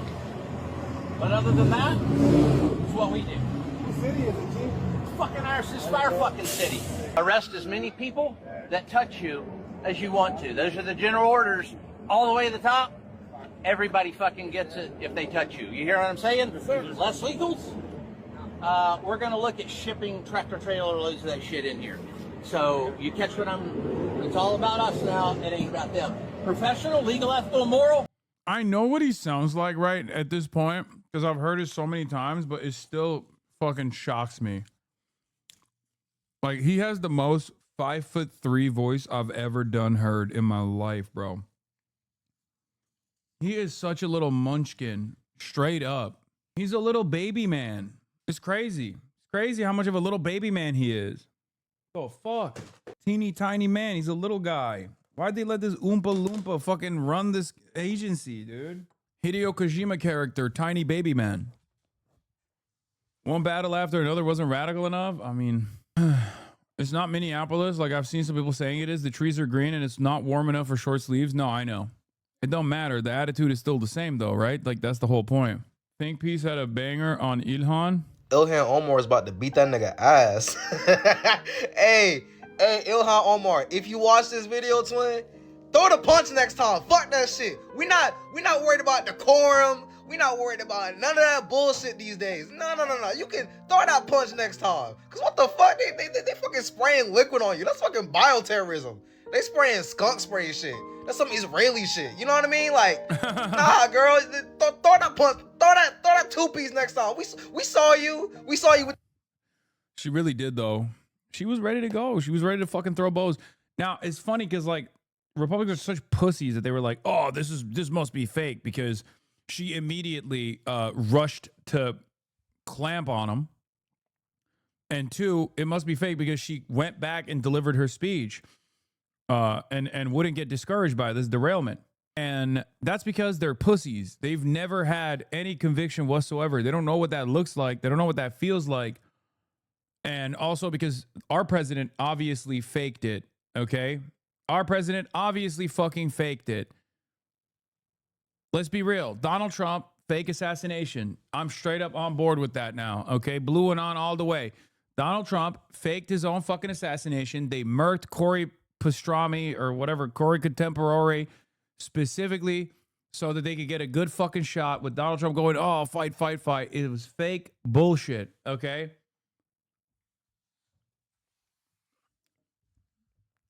Fake ass bullshit, which is why they think Ilhan Omar faked it. Yeah, nigga. Yeah, nigga. Fuck is you. Yeah, he pulled the Bolsonaro, Mr. Flop, dude. Fuck that guy. Fuck Donald Trump. Everybody knows you can't regrow cartilage, okay? If a fucking AR-15 round blew out his ear cartilage, you would see it. His ear is perfectly fine. It's obviously fake. He faked it. What is it? I saw this on my timeline. This is fantastic. This is the Hassan derangement syndrome they talk about, because how are you going to post the same video of Hassan the Hun 5 times and it all flopped? It's so funny. These guys just like, you could have a fucking fascist military takeover and these dumb fucks would still be like, but Hassan though. It's awesome. Good luck, guys. I think the like, what these guys don't realize is like, they're basically behaving in the same way that Andrew Cuomo did at the fucking, at the failed election. What makes you think that you, as a random dumbass on the internet, are actually going to be able to claw back the way people are feeling, actually going to be able to like pull back support to your side, your lack of fucking interest in doing anything? When Andrew Cuomo tried to be like, oh, but you're associated with Hassan to fucking Zoran Mamdani. Guess who's the mayor now, bitch? Zoran Kwame Mamdani. Like, what makes you think you're gonna find success? What makes you think you are going to find success when multiple billionaires got together and dumped approximately $30 million into that fucking ad campaign in the last week of the New York mayoral election? Stop giving him tips. I'm not giving him tips. I'm telling him, stop with this fucking idiotic bullshit. You're wasting everybody's time. If you're a fucking liberal, act like a goddamn liberal. If you're an oppositional figure to the Republicans, start fighting the Republicans. Stop trying to come after me. You're not going to make the fucking Barbers and the Deborahs agree with you, dumbass. They don't have the same allegiance that you have concocted towards the Democratic Party. They have an allegiance to the truth. They have an allegiance to resisting. They have an allegiance to their neighbors.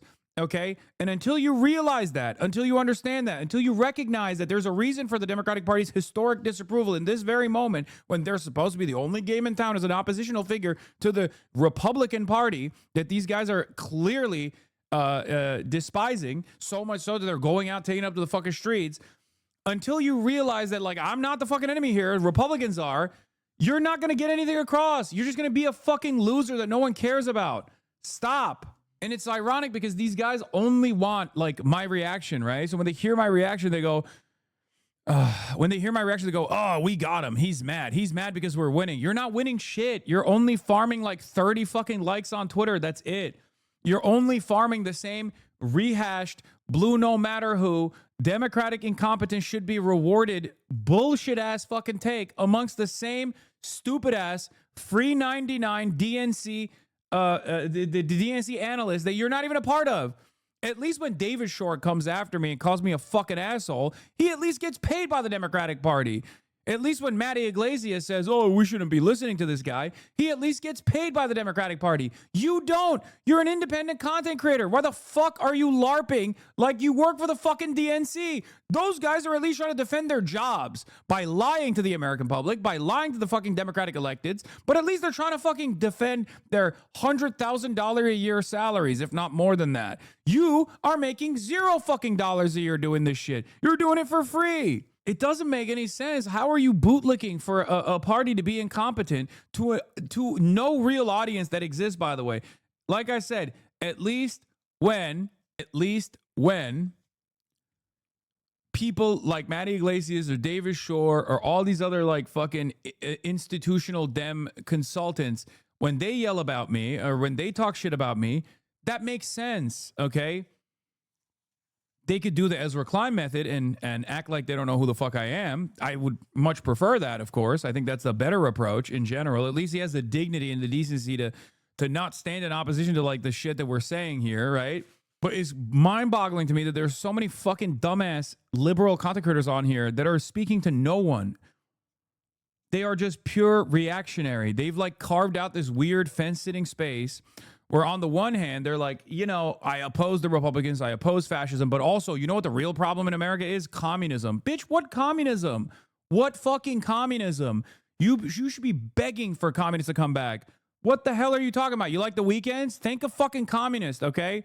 Trade unions, socialists, and communists are the reason why we have a robust fucking infrastructure. They're the ones who applied the pressure to FDR to get the New Deal done, and you don't know anything about your own goddamn American history, so you just sit here and fucking constantly chirp about anti-communism, anti-communism, anti-communism. Communists are the real threat. What the fuck are you talking about? Where are the communists? idiot. The reason why we're in the situation that we're in is because liberals have been so focused on destroying their left flank that there is no real opposition in this fucking country to the fascist movement. Holy shit. Hutch said he would rather deal with a pro-segregationist than deal with a socialist. Yes.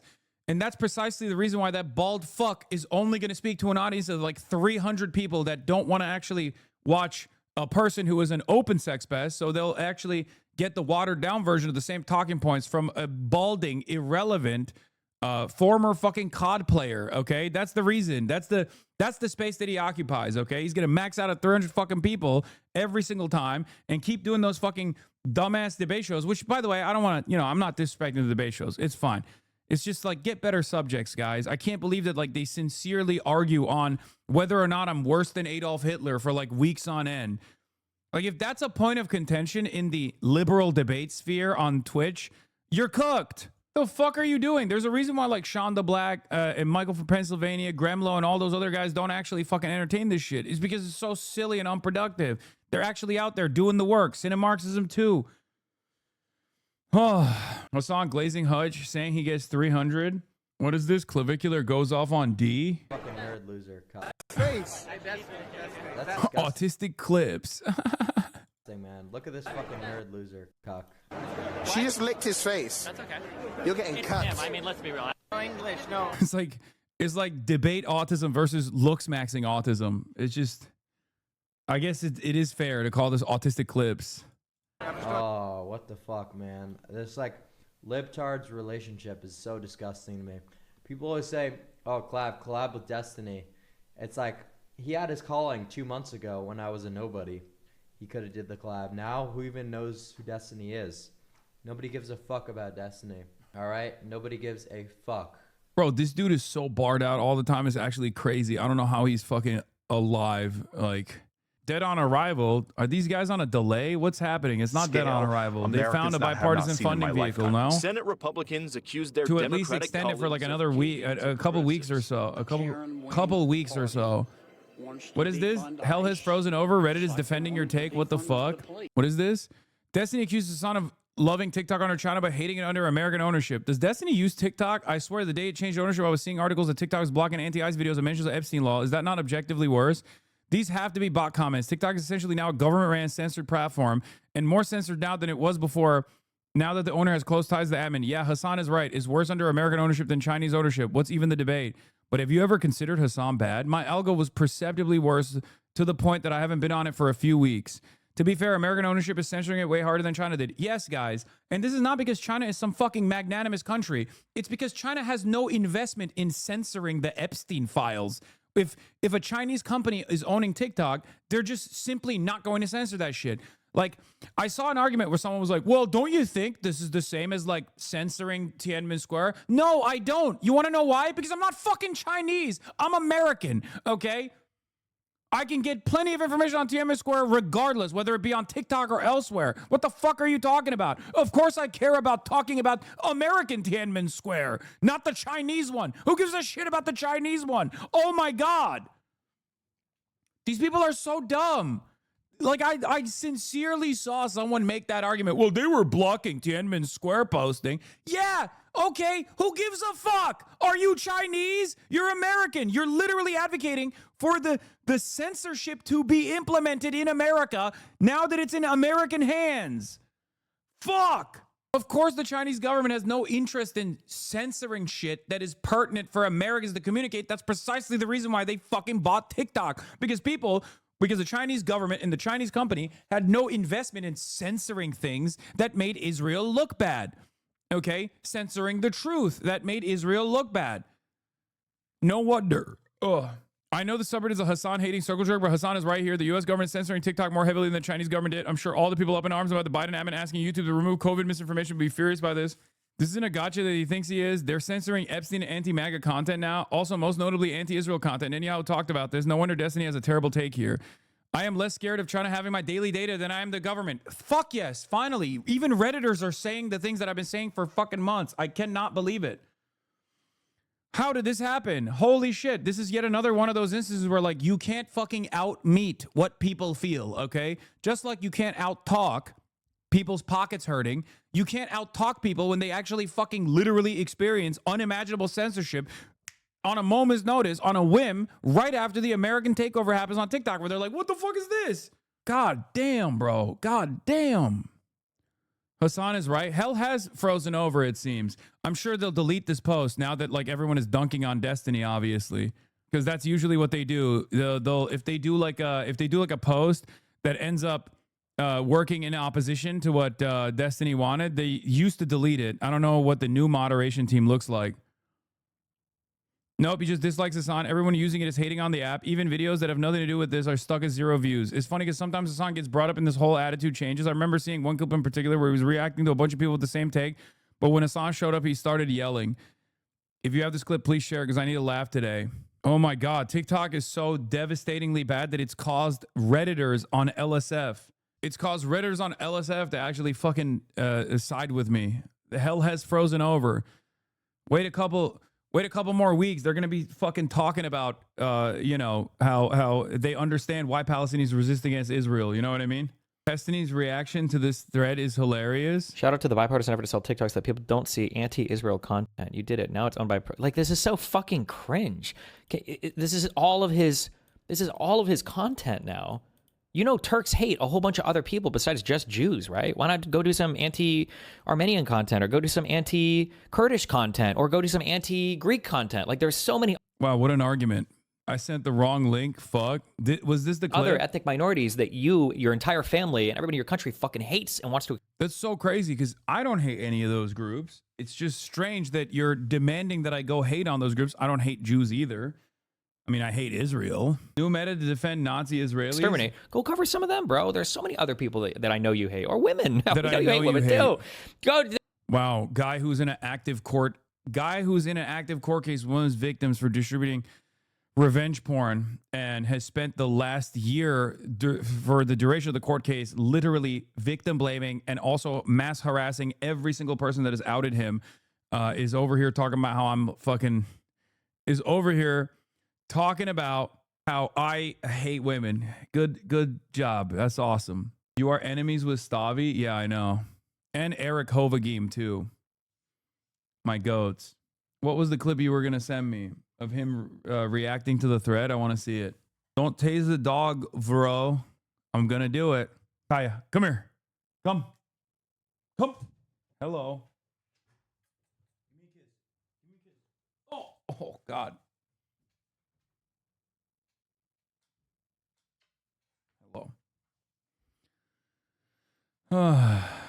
There's something besides Jews and Israel to talk about, little bro. I promise. Shout out to the bipartisan effort to sell TikToks that people don't see anti-Israel content. You did it. Now. I love that this motherfucker ends up highlighting takes that he can't even disagree with. I love that he ends up highlighting takes that he can't even disagree with. He ends up showing those takes, and then people obviously understandably agree with those takes. The moderation on TikTok was never great, but at least it wasn't owned by Zionists who are collecting information like immigration status. What is this? Destiny thinks that everyone hating on TikTok now is a Chinese conspiracy against Israel? Jesus fucking Christ. Are you okay, bro? Who's still talking about this? It's a conspiracy. It's a conspiracy that... Who's still talking about this? This is literally newly released information from Ken Klippenstein about how ICE is unironically creating a fucking database of anti-ICE protesters and anti-Israel protesters. Oh, why are you still talking about this? Bro, this guy's supposed to be a fucking brilliant debater. He's doing the Andrew Tate method. He's like, oh, bro, boring. Why are you still shitting on Israel? Is this what is worth $7,000 per post? This is what... Dude, you know what? Fucking bankrupt Israel. I mean, if this is what you got, if this is the best you got, then, you know, go ahead. Bankrupt the shit out of Israel. You are not swinging those fucking approvals back around. Whoo, goddamn. That one of the biggest pro-Israel IDF donors went and fucking purchased TikTok specifically because he wanted to make it pro-Israel. And that every single person that played a role, every single politician that played a role in the sale of TikTok. Ooh, he's mad now. Oh, no. He loved it when TikTok was owned by fucking China or whatever. Oh, now. Yes, I did. Unironically. Of course I did. Because it was a fucking more open platform than it is now. Yes. Because I'm an American citizen and I care about talking about American issues. And yes, when China owned TikTok, there was more parity, more ideological parity than there is going to be now. It's a matter of fact, that was part of the reason why they fucking forced the sale of TikTok. But not just on the issue of Israel. I know that that's the only thing that this dumbass fucking cares about. But yes, that is precisely it, bro. The more I talk about Israel, the more this dumbass has to fucking sit there and defend Israel. It's really funny. If he was like just, you know, above average intellect, if he could demonstrate like bare minimum competence, he would drop this spite-based politics shit and he would openly recognize that he was a fucking monstrous piece of shit about this Israel stuff. And then say, you know what, I was wrong. I'm actually the biggest fucking advocate for Palestinians now going forward. And he could probably win back a lot of people, but he won't do that because he is entirely contrarian to whatever position I demonstrate. So he just keeps cucking his own fucking bandwidth. He keeps limiting his own content by running around and routinely saying, no, I'm actually pro-Israel over and over and over again. Anytime he wants to fucking cover something that I'm saying about, you know, Israel, obviously I'm going to be anti-Israel. So then, especially at a time when Israel's approval in the shitter, his audience goes, dude, what the fuck are you talking about? Same thing with this fucking TikTok thing. This guy cannot think on his own. He has to contest whatever the fuck I say. And obviously, when it comes down to like, I don't know, defending the Democratic Party's honor or something, even when they're obviously being inept, he has an easier time doing that because a lot of people also are fearful of like what my demands are because they misunderstand it. Right? But he can't actually do that when it comes to something so objectively and transparently fucked up like the Chinese, the Israeli, Israeli ownership of Israel. He's super mad. Oh, no. Openly said they were selling TikTok because they were scared that people were becoming too anti-fucking Israel. Every single person that refused Destiny rather celebrates censorship than having a single stance that aligns with Hassan. I know, he's so fucking stupid. Israel. DHS organized conferences with Israeli security officials, held joint training sessions, and given grants to Israeli officers for research on countering violent extremism. A former senior DHS official told me. Online liberals sound like racist Bush Republicans calling every leftist a paid CCP agent. I know. For my entire fucking political career, I got yelled at as like an anti-American op who hates America and like should go back and live in like whatever country I should be living in rather than the United States of America. I never in my life, and I mean this sincerely, I never in my life until the last like 3 or 4 years ever would have thought that there would be a fucking groundswell of liberals who are also saying the same shit. I think it was post-Ukraine. Post-Ukraine, I think like Natsec liberalism took on an entirely new light, took on an entirely new life of its own, and basically became this like, oh, is it? Wait, I think this is the Jamaican restaurant that we passed by. In Minneapolis when we were walking by near the vigil. Anyway, it's crazy that like post Russia's invasion of Ukraine, I think a lot of like Natsec liberals became just as reactionary in their commentary as like right-wing Republicans are. You've been giving him too much attention lately. Time to ignore his existence again. I mean, let me get a couple fucking licks in, man. Jesus Christ. This motherfucker farms off my ass all day, every day. Sometimes it's good to push back. Asmund and Destiny are fighting because he defended you? The commentators. Yeah. Okay, Asmund Gold, Hassan, Destiny, whatever. Right. And then this here is like politics. Politics, yes. I see that. And it's like, this is like, it's a fake world. Nothing is real. We can say whatever. That's not what I think. I don't know why he's like looping me in here. Do whatever, blah, blah, blah. But as soon as Destiny's like, you know, somebody could fuck this guy up for saying this shit. Now these guys lose their fucking mind over it. Yeah, you can do politics without advocating for being violent against people that have opinions. Yeah, obviously. Like, what are you talking about? Are you retarded? Like, this is not a fake world. This is not like just pretend. I don't like how streamers engage with politics like it's just a pretend world. What do you mean? I don't understand why he has any confidence to state things like this, as though like his advocacy of his advocacy in with respect to what's going on the ground in Minneapolis was simply to say, you guys should drop your protests and go up to Hassan and fuck with him so I can get a personal clip off and post it on LSF. Okay? That's not politics. You're just basically claiming that you're doing political commentary, but in fact, all you're doing is trying to get a fucking own on someone you despise. Someone who is not even supposed to be against you in this moment, right? Because if Destiny is a liberal and he's anti-Republican, and I'm a leftist and I'm anti-Republican, and I'm actually out there, he should be going, under normal circumstances, he should be going, you know what? I hate Hassan, but he's doing the right thing in this moment, right? That's what I say about Will Stancil, for example. I don't hate Will Stancil, but like I have significant disagreements with Will Stancil, but I've been defending him endlessly because he's doing the right thing in this moment. He understands what the situation is, and he has decided to put his fucking body on the line. What doesn't make any sense is why anyone thinks what this fucking clown is saying here is in any way, shape, or form serious political commentary. All he is trying to do is make it seem as though it's serious political commentary to go and like fuck with a person who's trying to do their very best. Okay? It is the equivalent of if I saw Will Stancil out there and I was like, I hate that he said, like, you know, the Gaza genocide is not significant. Fuck him.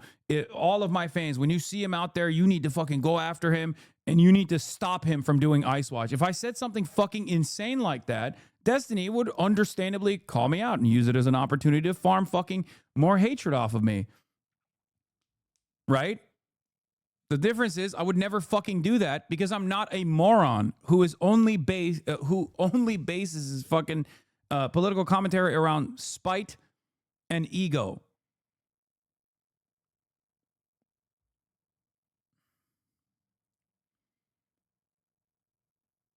He's envious of you and Zoran. You don't need to think much harder than that. I mean, that's part of it for sure. That's why he brought up Zoran randomly. Because the last time Destiny tried to run or help out a mayoral campaign, the guy had to literally forcibly disavow Destiny and also ended up in like 8th place or something. Yeah. In fucking Nebraska, by the way. Someone's got to have that fucking link, right? That's right. When Destiny tried to fucking help out a political campaign in Nebraska, drama alert, shaking my head. No, that's real. Destiny was like, oh, I want to get more involved. I want to get more involved in politics. I want to get more involved in politics in my backyard. I'm starting to think that DG may actually be a stupid person. I mean, not exactly very smart. No. Yeah, this is it. After cutting ties with controversial streamer Gudgel staying in mayoral race, Stephen Bonnell II, known as Destiny Online, has a controversial past, and Gudgel apologized for not doing his research. An Omaha North high school teacher is staying in the race for Omaha mayor after cutting ties with a donor who made violent comments about Black Lives Matter protesters during a Twitch stream. The comments were made last summer, but recently resurfaced in an article from the University of Nebraska Omaha student newspaper, The Gateway. Mark Gudgel, a 39-year-old Democrat, said he failed in doing his research on the streamer Stephen Bonnell II, known online as Destiny, who said on one stream, for the record, you want to know something? I didn't do this. I didn't fucking bring this up. I didn't even know that he was actually working with a fucking mayoral candidate who ended up getting like what was his, where did he land on in that election? 4,000 votes, 4.8% of the votes overall. Nice. Well, at least he did better than the fucking writing candidates. You made 0 vids on this mayor. Yeah, exactly. I didn't, because why the fuck would I? It's the Nebraska mayoral race, right?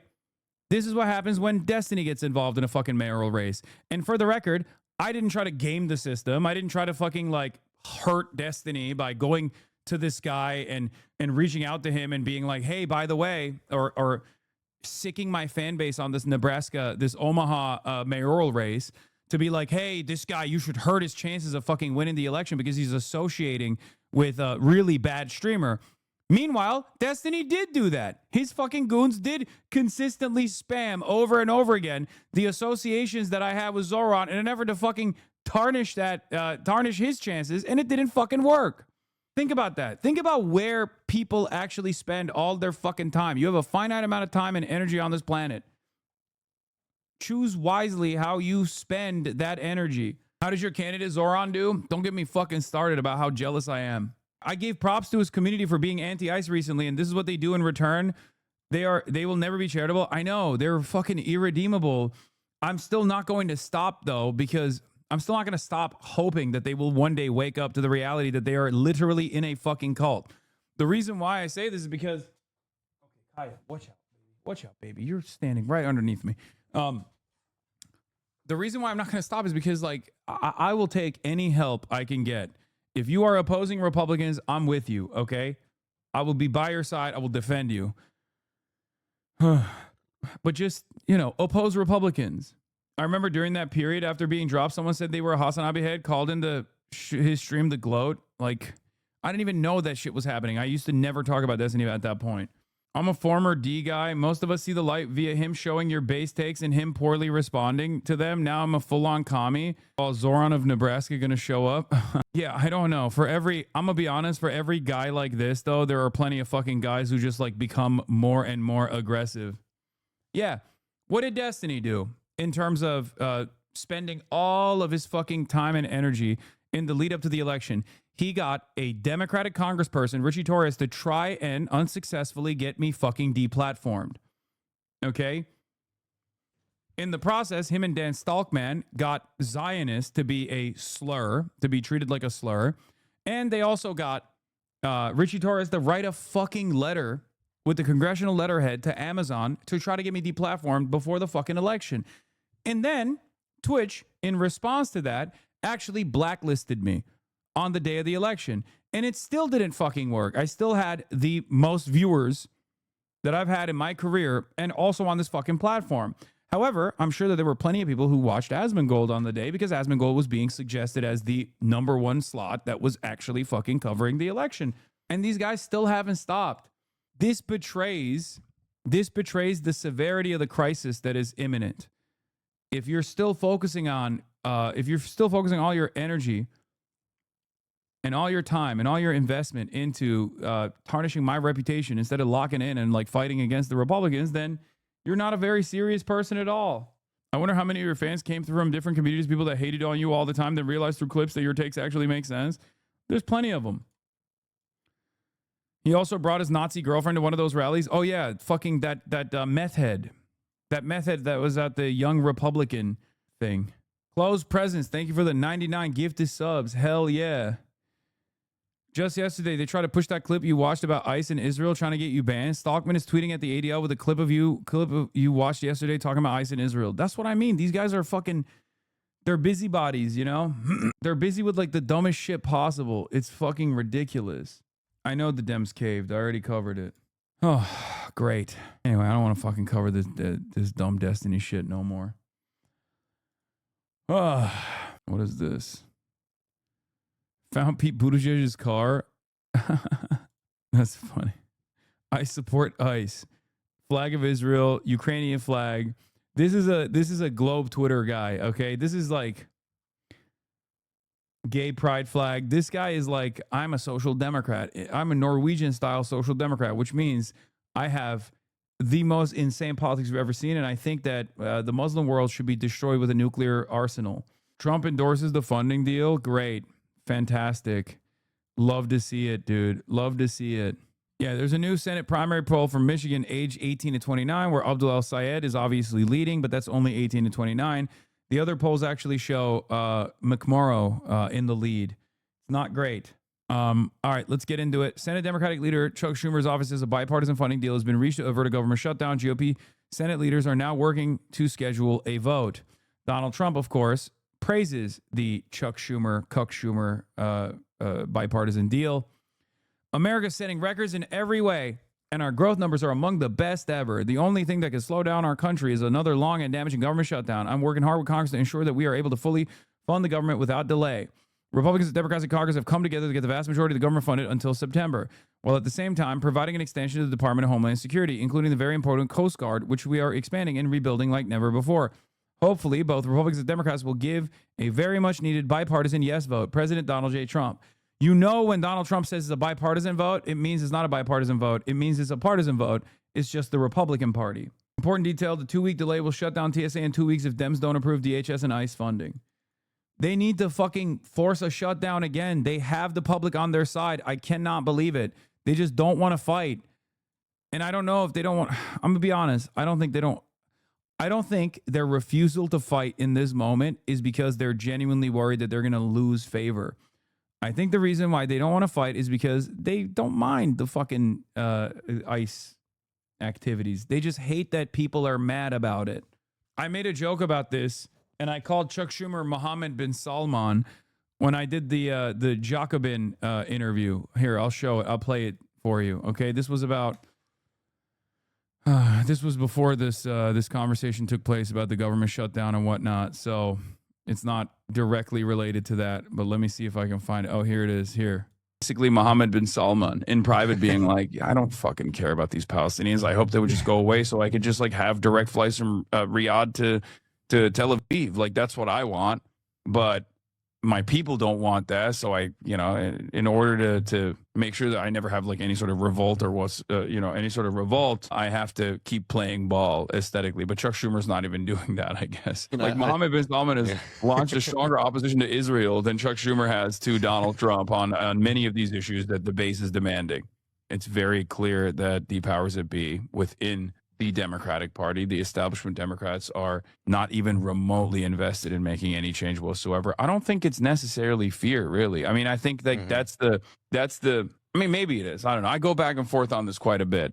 Chuck Schumer's not afraid to stand up for an unpopular issue if it's like Trump doing too much diplomacy with Iran instead of bombing them. But this stuff, like, I genuinely think he doesn't give a shit except what it means for his political. Like, I think Renee Good is a inconvenience for him more than a political obligation for him to respond to. Yeah. Like Chuck Schumer has been. Are you sure you want to go to Qatar after saying this? Why? Qatar and the Kingdom of Saudi Arabia are oppositional to one another, right? It's not the same. All the Gulf nations are not identical. Like, for example, right now, they really don't fuck with the UAE. Saudi Arabia, low-key getting on my good side with this like anti-UAE shit. Zionist Organization of America adds its voice to attacking Saudi Arabia and defending the UAE. Well, now you know why. I swear you made this joke before. Today marks 2 years since Hamas's horrific, brutal terrorist attack on Israel. Today marks 2 years. Yeah. ZOA, Zionist Organization of America, deeply concerned by Saudi propaganda and actions against Israel and the U.S., moderate UAE, and surging Saudi support for radical Islamist and Muslim Brotherhood regimes. Of course, expectedly, Mark Levin, Israel's #1 propagandist here, also starts attacking Saudi Arabia. They were fine with Saudi Arabia until recently because Saudi Arabia was fine with Israel. Now that Iran is effectively neutered, the Kingdom of Saudi Arabia does not see Iran as big of a threat as they once did. So, of course, they've put the crosshairs on the UAE instead. Yeah, we got the IDF death toll conversation as well that I'm going to be talking about. But Senator Collins, ICE to end enhanced operations in Maine. But before we do that, what is this? Like, there's no way you have anything to do with this, right, Lamau? No, chatters. I've already explained this to you. I do not have anything to do with this. I think Twitter itself is like, Twitter itself, I think, has a Shopify ad or something. So they're pumping whatever Shopify. Twitter, the shop app on Twitter is working alongside Shopify. I have a Shopify commerce platform. Okay? That's what they're doing. Like, I have no say on it. Anyway. The owner of Shopify supports the conservatives in Canada. Okay, well, I don't know what the alternative e-commerce platform is. Let's be real. I already saw it. Got pissed and burned all my merch on TikTok Live. Good. By the way, you should claim Hasanabi on Upscroll. The fakes going bananas. It's fine. Maybe in the future. What was I going to cover here? We talked about the Democrats caving. I was going to talk about woke being back. Nick Fuentes is scared. Let's see. Sent $20. I go to high school and my school is doing an anti-ICE walkout. My friends and I were saying it was stupid and our live teacher said people were going to start having consequences for their opinion. WTF. I told you, man, it's woke is back. Dark woke is back. Revenge of the blue pill. Everyone is being blue pilled all over again. And it sucks. I lived through the first blue pill. It was terrible. So yeah, that's, you're in high school? That's crazy. Well, I don't know, man. All I would say is be very careful what you say. Be very careful what you say because you have a digital footprint. Okay? So don't be posting stuff on your private story. Don't be posting on your close friends or whatever and thinking you're getting away with it. Everyone has multiple devices. They're screenshotting stuff, taking pictures of stuff. And Excuse me. There's real consequences for that. You post something stupid, it will follow you to college. It will be, you apply to college, it will follow you there. So if you're in high school, be very careful. Because when you're a kid, you don't know where that line is. Not to be patronizing, but I am your elder and I've lived it. Okay, listen, I know you hate to hear it. I was your age once. Listen up, son. Listen up, sonny boy. I was your age once. I've been on this planet a lot longer than you have. I've been on this planet a quarter of a century and more. I was your age. I've been around the block. I've lived a long life, and I used to hear this from my elders, and now you're going to hear it from me. At your age, you don't know where the line is. Listen up. You don't know where that line is, and so it's very easy when you're a kid to say something you think is a joke. It's stupid, whatever, and it can have... Dude, what the fuck do you mean? A joke is stupid or whatever. You're a fucking straight up neo-Nazi, man. Like, what's the joke at this point? Like, you want to build a white dystopia, which, ironically enough, you probably won't be a part of. Let's be real, because you ain't white. But, like, what's the joke there? Severe consequences. You make a joke about... He's already going back to, like, oh, we're just doing jokes. We're just memeing. We're just doing jokes. Ha-ha. Violence, about something that's racist. It's about a shooting. You're going to have the cops at your door. It'll follow you to college. It'll be a life-changing mistake. So just be careful what you say. And you might not even think anything of it. You think you'll post it on your close friends. You delete it in 50 minutes. It doesn't matter. Be very careful. Be very careful, because your teacher's right. And it's not fair. It's not right that that's happening, but it's true.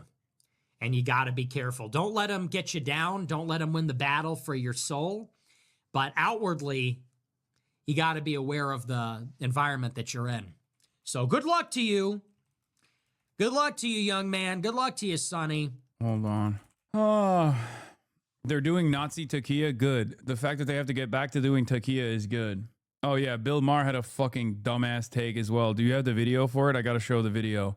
I can't stand this motherfucker, bro. He is just straight up a neocon now. Trump says he hired Doug Burgum because his wife is hot. You know, Trump on Catherine Burgum. I saw them riding horses in a video, and I said, who is that? And I was talking about her, not him. I said, I'm going to hire her, because anybody that has somebody like you to be with, it's an amazing tribute. Saw them riding horses in a video. And they said, who is that? I was talking about her, not him. And they explained it. I said, I'm going to hire him, because anybody has somebody like you to be with. It's an amazing tribute, and it's a great couple, amazing couple. An entire administration is staffed with cucks. But anyway, yeah, here is Bill Maher. America's so right when they pretend this guy's on the left side of the political spectrum. Let's hear what the liberal voice of reason has to say. You know, we've seen these demonstrations in Iran before, but this was bigger and more people have died. But I think maybe more people have died because he said he was going to help. This looks like a bay of pigs to me. This looks like America's going to come and help you. Where is it? Remember the Kurds in '91 when they thought they were going to get help from America? Vietnam could make the same claim. I mean, a lot of people have felt let down by us. I thought Trump was different. Where are you on this? Because all these bodies that I see, these body bags in Iran, I think a lot of those people went in the streets because they thought, oh, he said he's got our back this time. Where's the help? Well, the generals have told us that short of sending in a massive number of troops, it will be another Iraq. Well, then what did he mean when he said... I don't know. But if you look at it from a larger, perspective, because of Israel, this is one person's opinion, because of Israel and President Trump's backing of Israel, the Middle East is safer than it has been in 20 years. Absolutely. Hamas falls on its knees. I gave him credit for that. With the Arab countries. Look, every one of them. If Venezuela causes Cuba to fall. Doesn't Kennedy have a PhD? Yes, he's a Rhodes Scholar, dude. Hezbollah! Hey, my Hezbollah! Listen up, Bill. That's right. I'm a Rhodes Scholar, dang it. Why are the libtards watching Bill Maher clapping for this fucking demon? Yeah, he went to Oxford. Educated don't mean intelligent. No, he's faking it. This foghorn leghorn bullshit is fake. You say you sound like I swallowed a banjo? No, that's what he sounds like. If he somehow gets Venezuela, Cuba, and Iran all to be not these horrible places they were, he should get a Nobel Peace Prize. Banjo Kazooie. Sounding like Boomhauer? Yeah, he's Louisiana Boomhauer. Thanks, Bill. What a fucking spectacular take from Bill Maher. Bill Maher calls out Dems on the denial problem. Debate whether or not Mayor Mamdani is a socialist or a democratic socialist. Let me settle it. He's a straight-up communist. How do I know this? Well, I'm reading between the lines when one of his major advisors says, elect more communists, which is fine. It's fine. It's a belief system. He's allowed to believe it, and people are allowed to vote for it. But if liberals deny it, like he's just going through a goth phase, they're going to lose more elections. This is not a communist country. And this is the pendulum never lands in the middle problem I'm always bitching about. Really?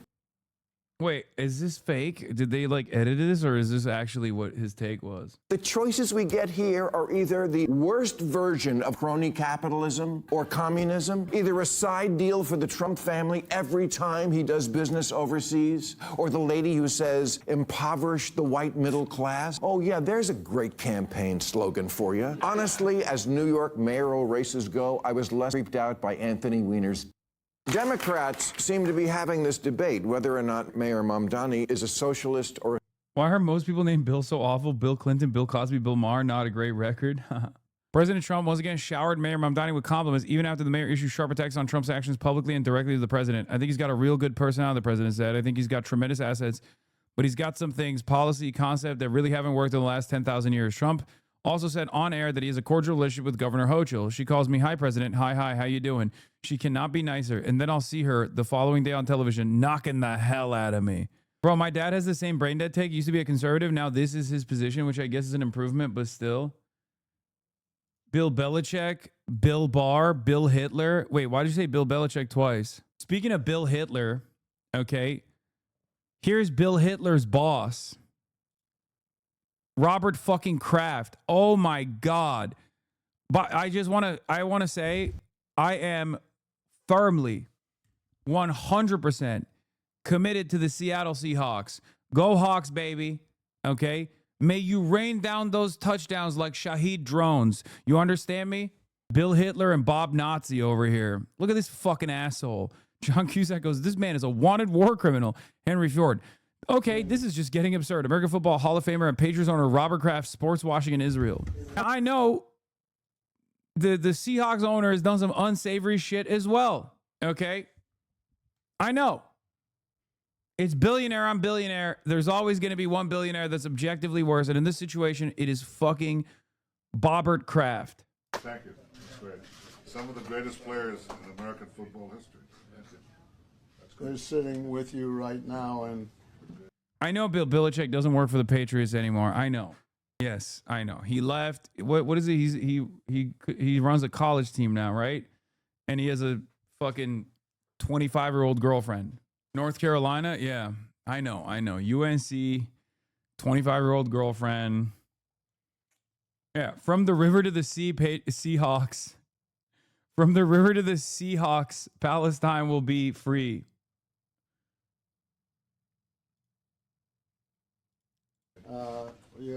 Wait, she ain't even 25? That's crazy. Wait, we do have a player named Rashid Shaheed? Yeah, exactly, dude. Shaheed drones, baby.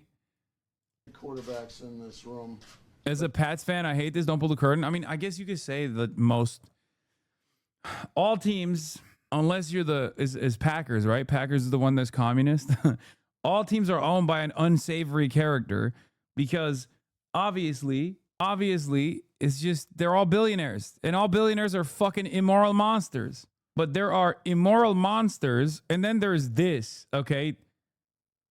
I mean, you don't need to gift a pigskin to Adolf Hitler, the modern Adolf Hitler incarnate. I don't know the skills that you have. I've seen you throw a football, so... it depends who runs interference for you. Well, you need good blockers. So, any takers? You threw that like shit. Fuck you. You fucking suck. You grew up in Philadelphia, bitch. If you ask what is the policy for that, it's You seek peace, but you got to be strong. If you're not strong, you'll never get peace. And if you're not strong, you'll be in war and turmoil. And the worst thing is, you lose. So I'm sure that when you prepare for your games, you don't say, well, do I need to be strong, fast, nimble? Is that a question? No, your game is not different from ours. The only difference is if we lose, the consequences are immutable. And we've had enough of that in our history. So we won't let that happen again. Adolf Hitler, bitch ass. He was a hypocritical piece of shit colonial entity. I agree. Unbelievable bullshit. And also, remember when they raided that day spa for human trafficking and Robert Kraft was there, and then the DA dropped all charges because he wasn't there to get a massage. He was checking in on his business. Robert Kraft, CEO of New England Patriots, $2.15 million donated to AIPAC and Democratic Majority for Israel super PACs. Rupert Kraft. The only determining factor about whether I hate Trump or Netanyahu more is recency bias. I mean, it's just like, it depends on who's topping that day, because they're both verse. They suck and fuck, and they go back and forth on who gets the top that day. Very, very little difference between who's more evil, I'm gonna be honest. So many fucking villains in America, man. We are such a immoral country. Anyway, speaking of another immoral country, why does Keir Starmer look like they arrested him? And also, why is the PLA height-mogging Keir Starmer? How short is Keir Starmer? This is the first time I looked at like a Western leader traveling to China and haven't felt envy in my heart. When Macron went there, no matter how much I hate him, I felt envy. When Mark Carney went there, you know, I got my criticisms of Mark Carney, but I had envy. Keir Starmer is the only motherfucker who looks like he's having a bad time, bro. Look at this. God, he is so pathetic. He's the opposite of affable. Like, does anybody respect this man? Is there anyone that respects this fucking dipshit? Like, anywhere. He's so pathetic. Kaya, oh my God. Bro, she literally will lay down behind me and then slowly but surely get closer. No. Slowly but surely get closer and closer to the wheels. I swear to fucking God. You want me to crush your tail so bad. And then if I do accidentally, I'm going to kill myself. So that's in a video game. So that's what she wants. He looks like he didn't know where he was flying. This doesn't look like Canada at all. They had to show him how to walk. Look how they manhandle him. Why is he so discombobulated? Starmer's behavior throughout this video is so awkward, it's laughable. Here he inexplicably bows to the Chinese flag at the head of the honor guard. Bit much. Thank goodness we have a monarch to inspect our troops in the UK. Why is he so awkward? Even Trump isn't that bad. I don't understand. Trump hit him with a discombobulator before he sent him out to China. The sun finally sets on the British Empire. I mean, it is kind of crazy. It is goated that after so much colonial domination, after what the British did to China, you now have the most cucked man on the planet visit and look like a lost little boy. I mean, how can you not feel like a sense of national pride if that is so close in your history? You know, Puyi, yeah, they got him looking like Puyi out here. UK Prime Minister Keir Starmer has gifted Chinese President Xi Jinping the match ball from last weekend's Premier League game between Manchester United and Arsenal. She is reported to be a Man United supporter. Oh no, that's the biggest L. We're all Liverpool fans. That's the biggest L for Xi Jinping. I mean, we know she's not a gooner, okay? We know she's not a gooner, but I thought he would have been a Liverpool fan, you know, the real working class team, not fucking Manchester United. I thought she would have been a Scouser lad, not a Tory. A Scouser lad with a kind of hawk. Liverpool. Is that a Highlander accent? Terrible dialect work. Suck my dick. Scouser is the hardest one to do. Kuno doesn't care. Kuno? Yeah, except Kuno is doing a Scouser accent. Learn by watching Steve Graham. Is that she's equivalent of one child policy? What? Financial Times exclusive companies, including Palantir and Deloitte, have collectively reaped more than $22 billion from contracts linked to Donald Trump's immigration crackdown. And you won't get. Speaking of pro-ICE influencers who also happen to be pro-Israel influencers, let's take a look at this piece. Shot. Mash every single one of them into a fine powder and save the United States of America. Play stupid games, win stupid prizes. Play stupid games. Is it a surprise that all these people are also pro-Israel content creators?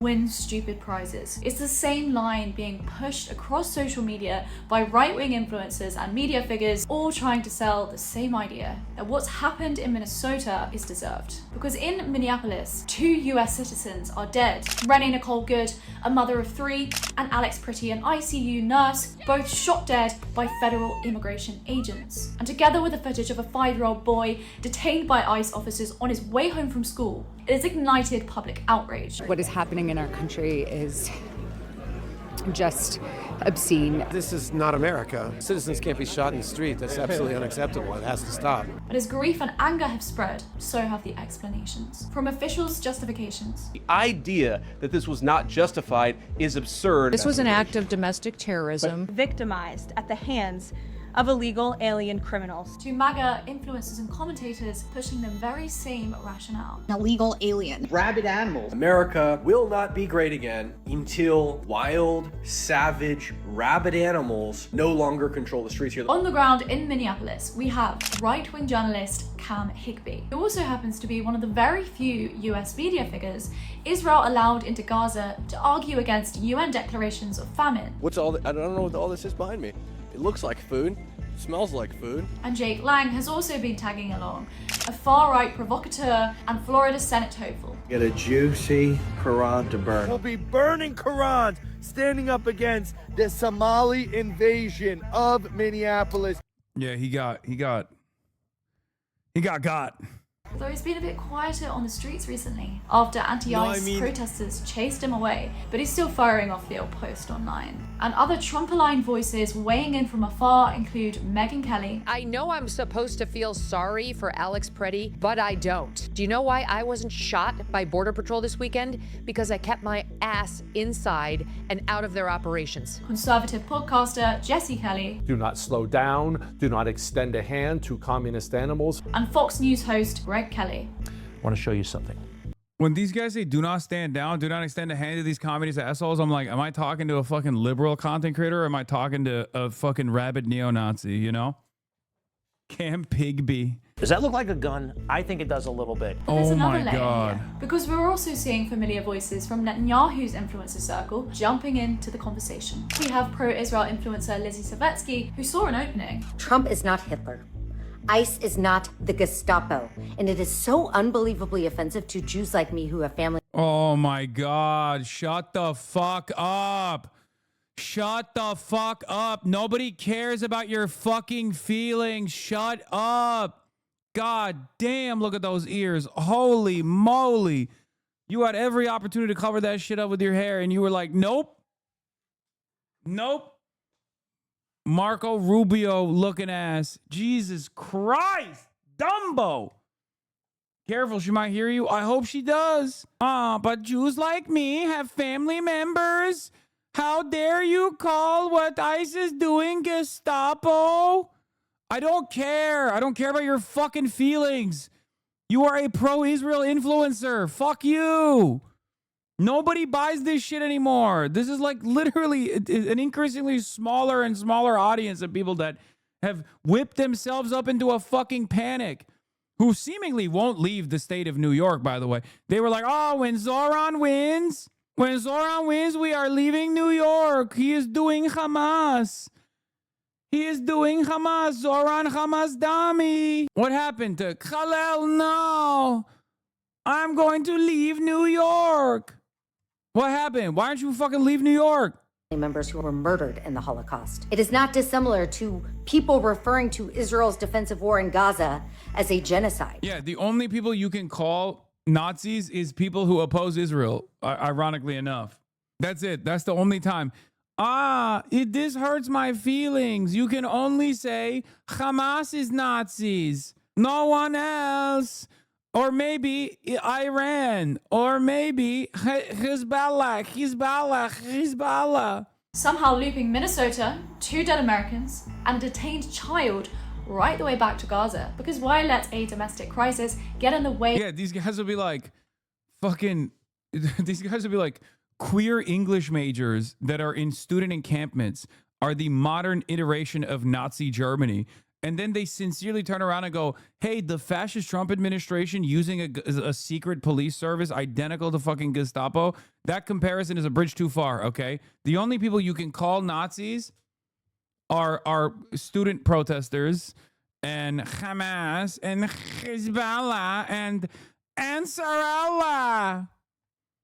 Colombia anti-Semite. Oh, God. Of a geopolitical talking point. And it's not just a few influencers pushing hot takes. This kind of rhetoric is part of ICE's massive digital recruitment campaign, a $100 million wartime recruitment blitz targeting gun shows, military fans, and conservative audiences with geo-targeted ads, all to fill thousands of new positions. Now, these influences may or may not be part of the plan, but the online trend is hard to ignore. And yet, even with all that firepower, US citizens are pushing back, and it appears this has not been overlooked. Social media users have been reporting that they have been struggling to upload videos and receive updates surrounding ICE activity in Minneapolis. How do people resist Gestapo? Were they more aggressive than we are? Fuck yes. Are you kidding me? I was reading something on Twitter the other day about like the suffragettes, and the suffragettes were like cutting fucking telegraph. They were cutting like phone lines and shit. Yeah, the people resisting against the partisans resisting against the Nazis were fucking way more aggro. Are you kidding me? They were doing sabotage. They were burning shit down. They were blowing shit up. And even suffragettes too. And the miners during the miner strikes as well. People were way more radical and way more violent back in the day. And there was also a lot more parity between the amount of violence that the state could dish out versus the violence that like people could dish back out against the state. We did not have the unimaginable, the insane power disparity between the state and the average person that we do now. We did not have the surveillance state that we do now. State power has exploded dramatically. We all think that we have more. We all think that we have more tools at our disposal to communicate with one another because of the internet and whatnot. But like, there's a reason why there is no real fucking mobilization taking place in this goddamn country, because all of those tools have come with new perverse methods of surveillance, and it's made it virtually impossible to organize against. This fucking piece of shit, dude. Austin just walked in. Austin just fucking walked in, dude. Austin just walked in, and he's just walking around like he fucking owns the place, chat.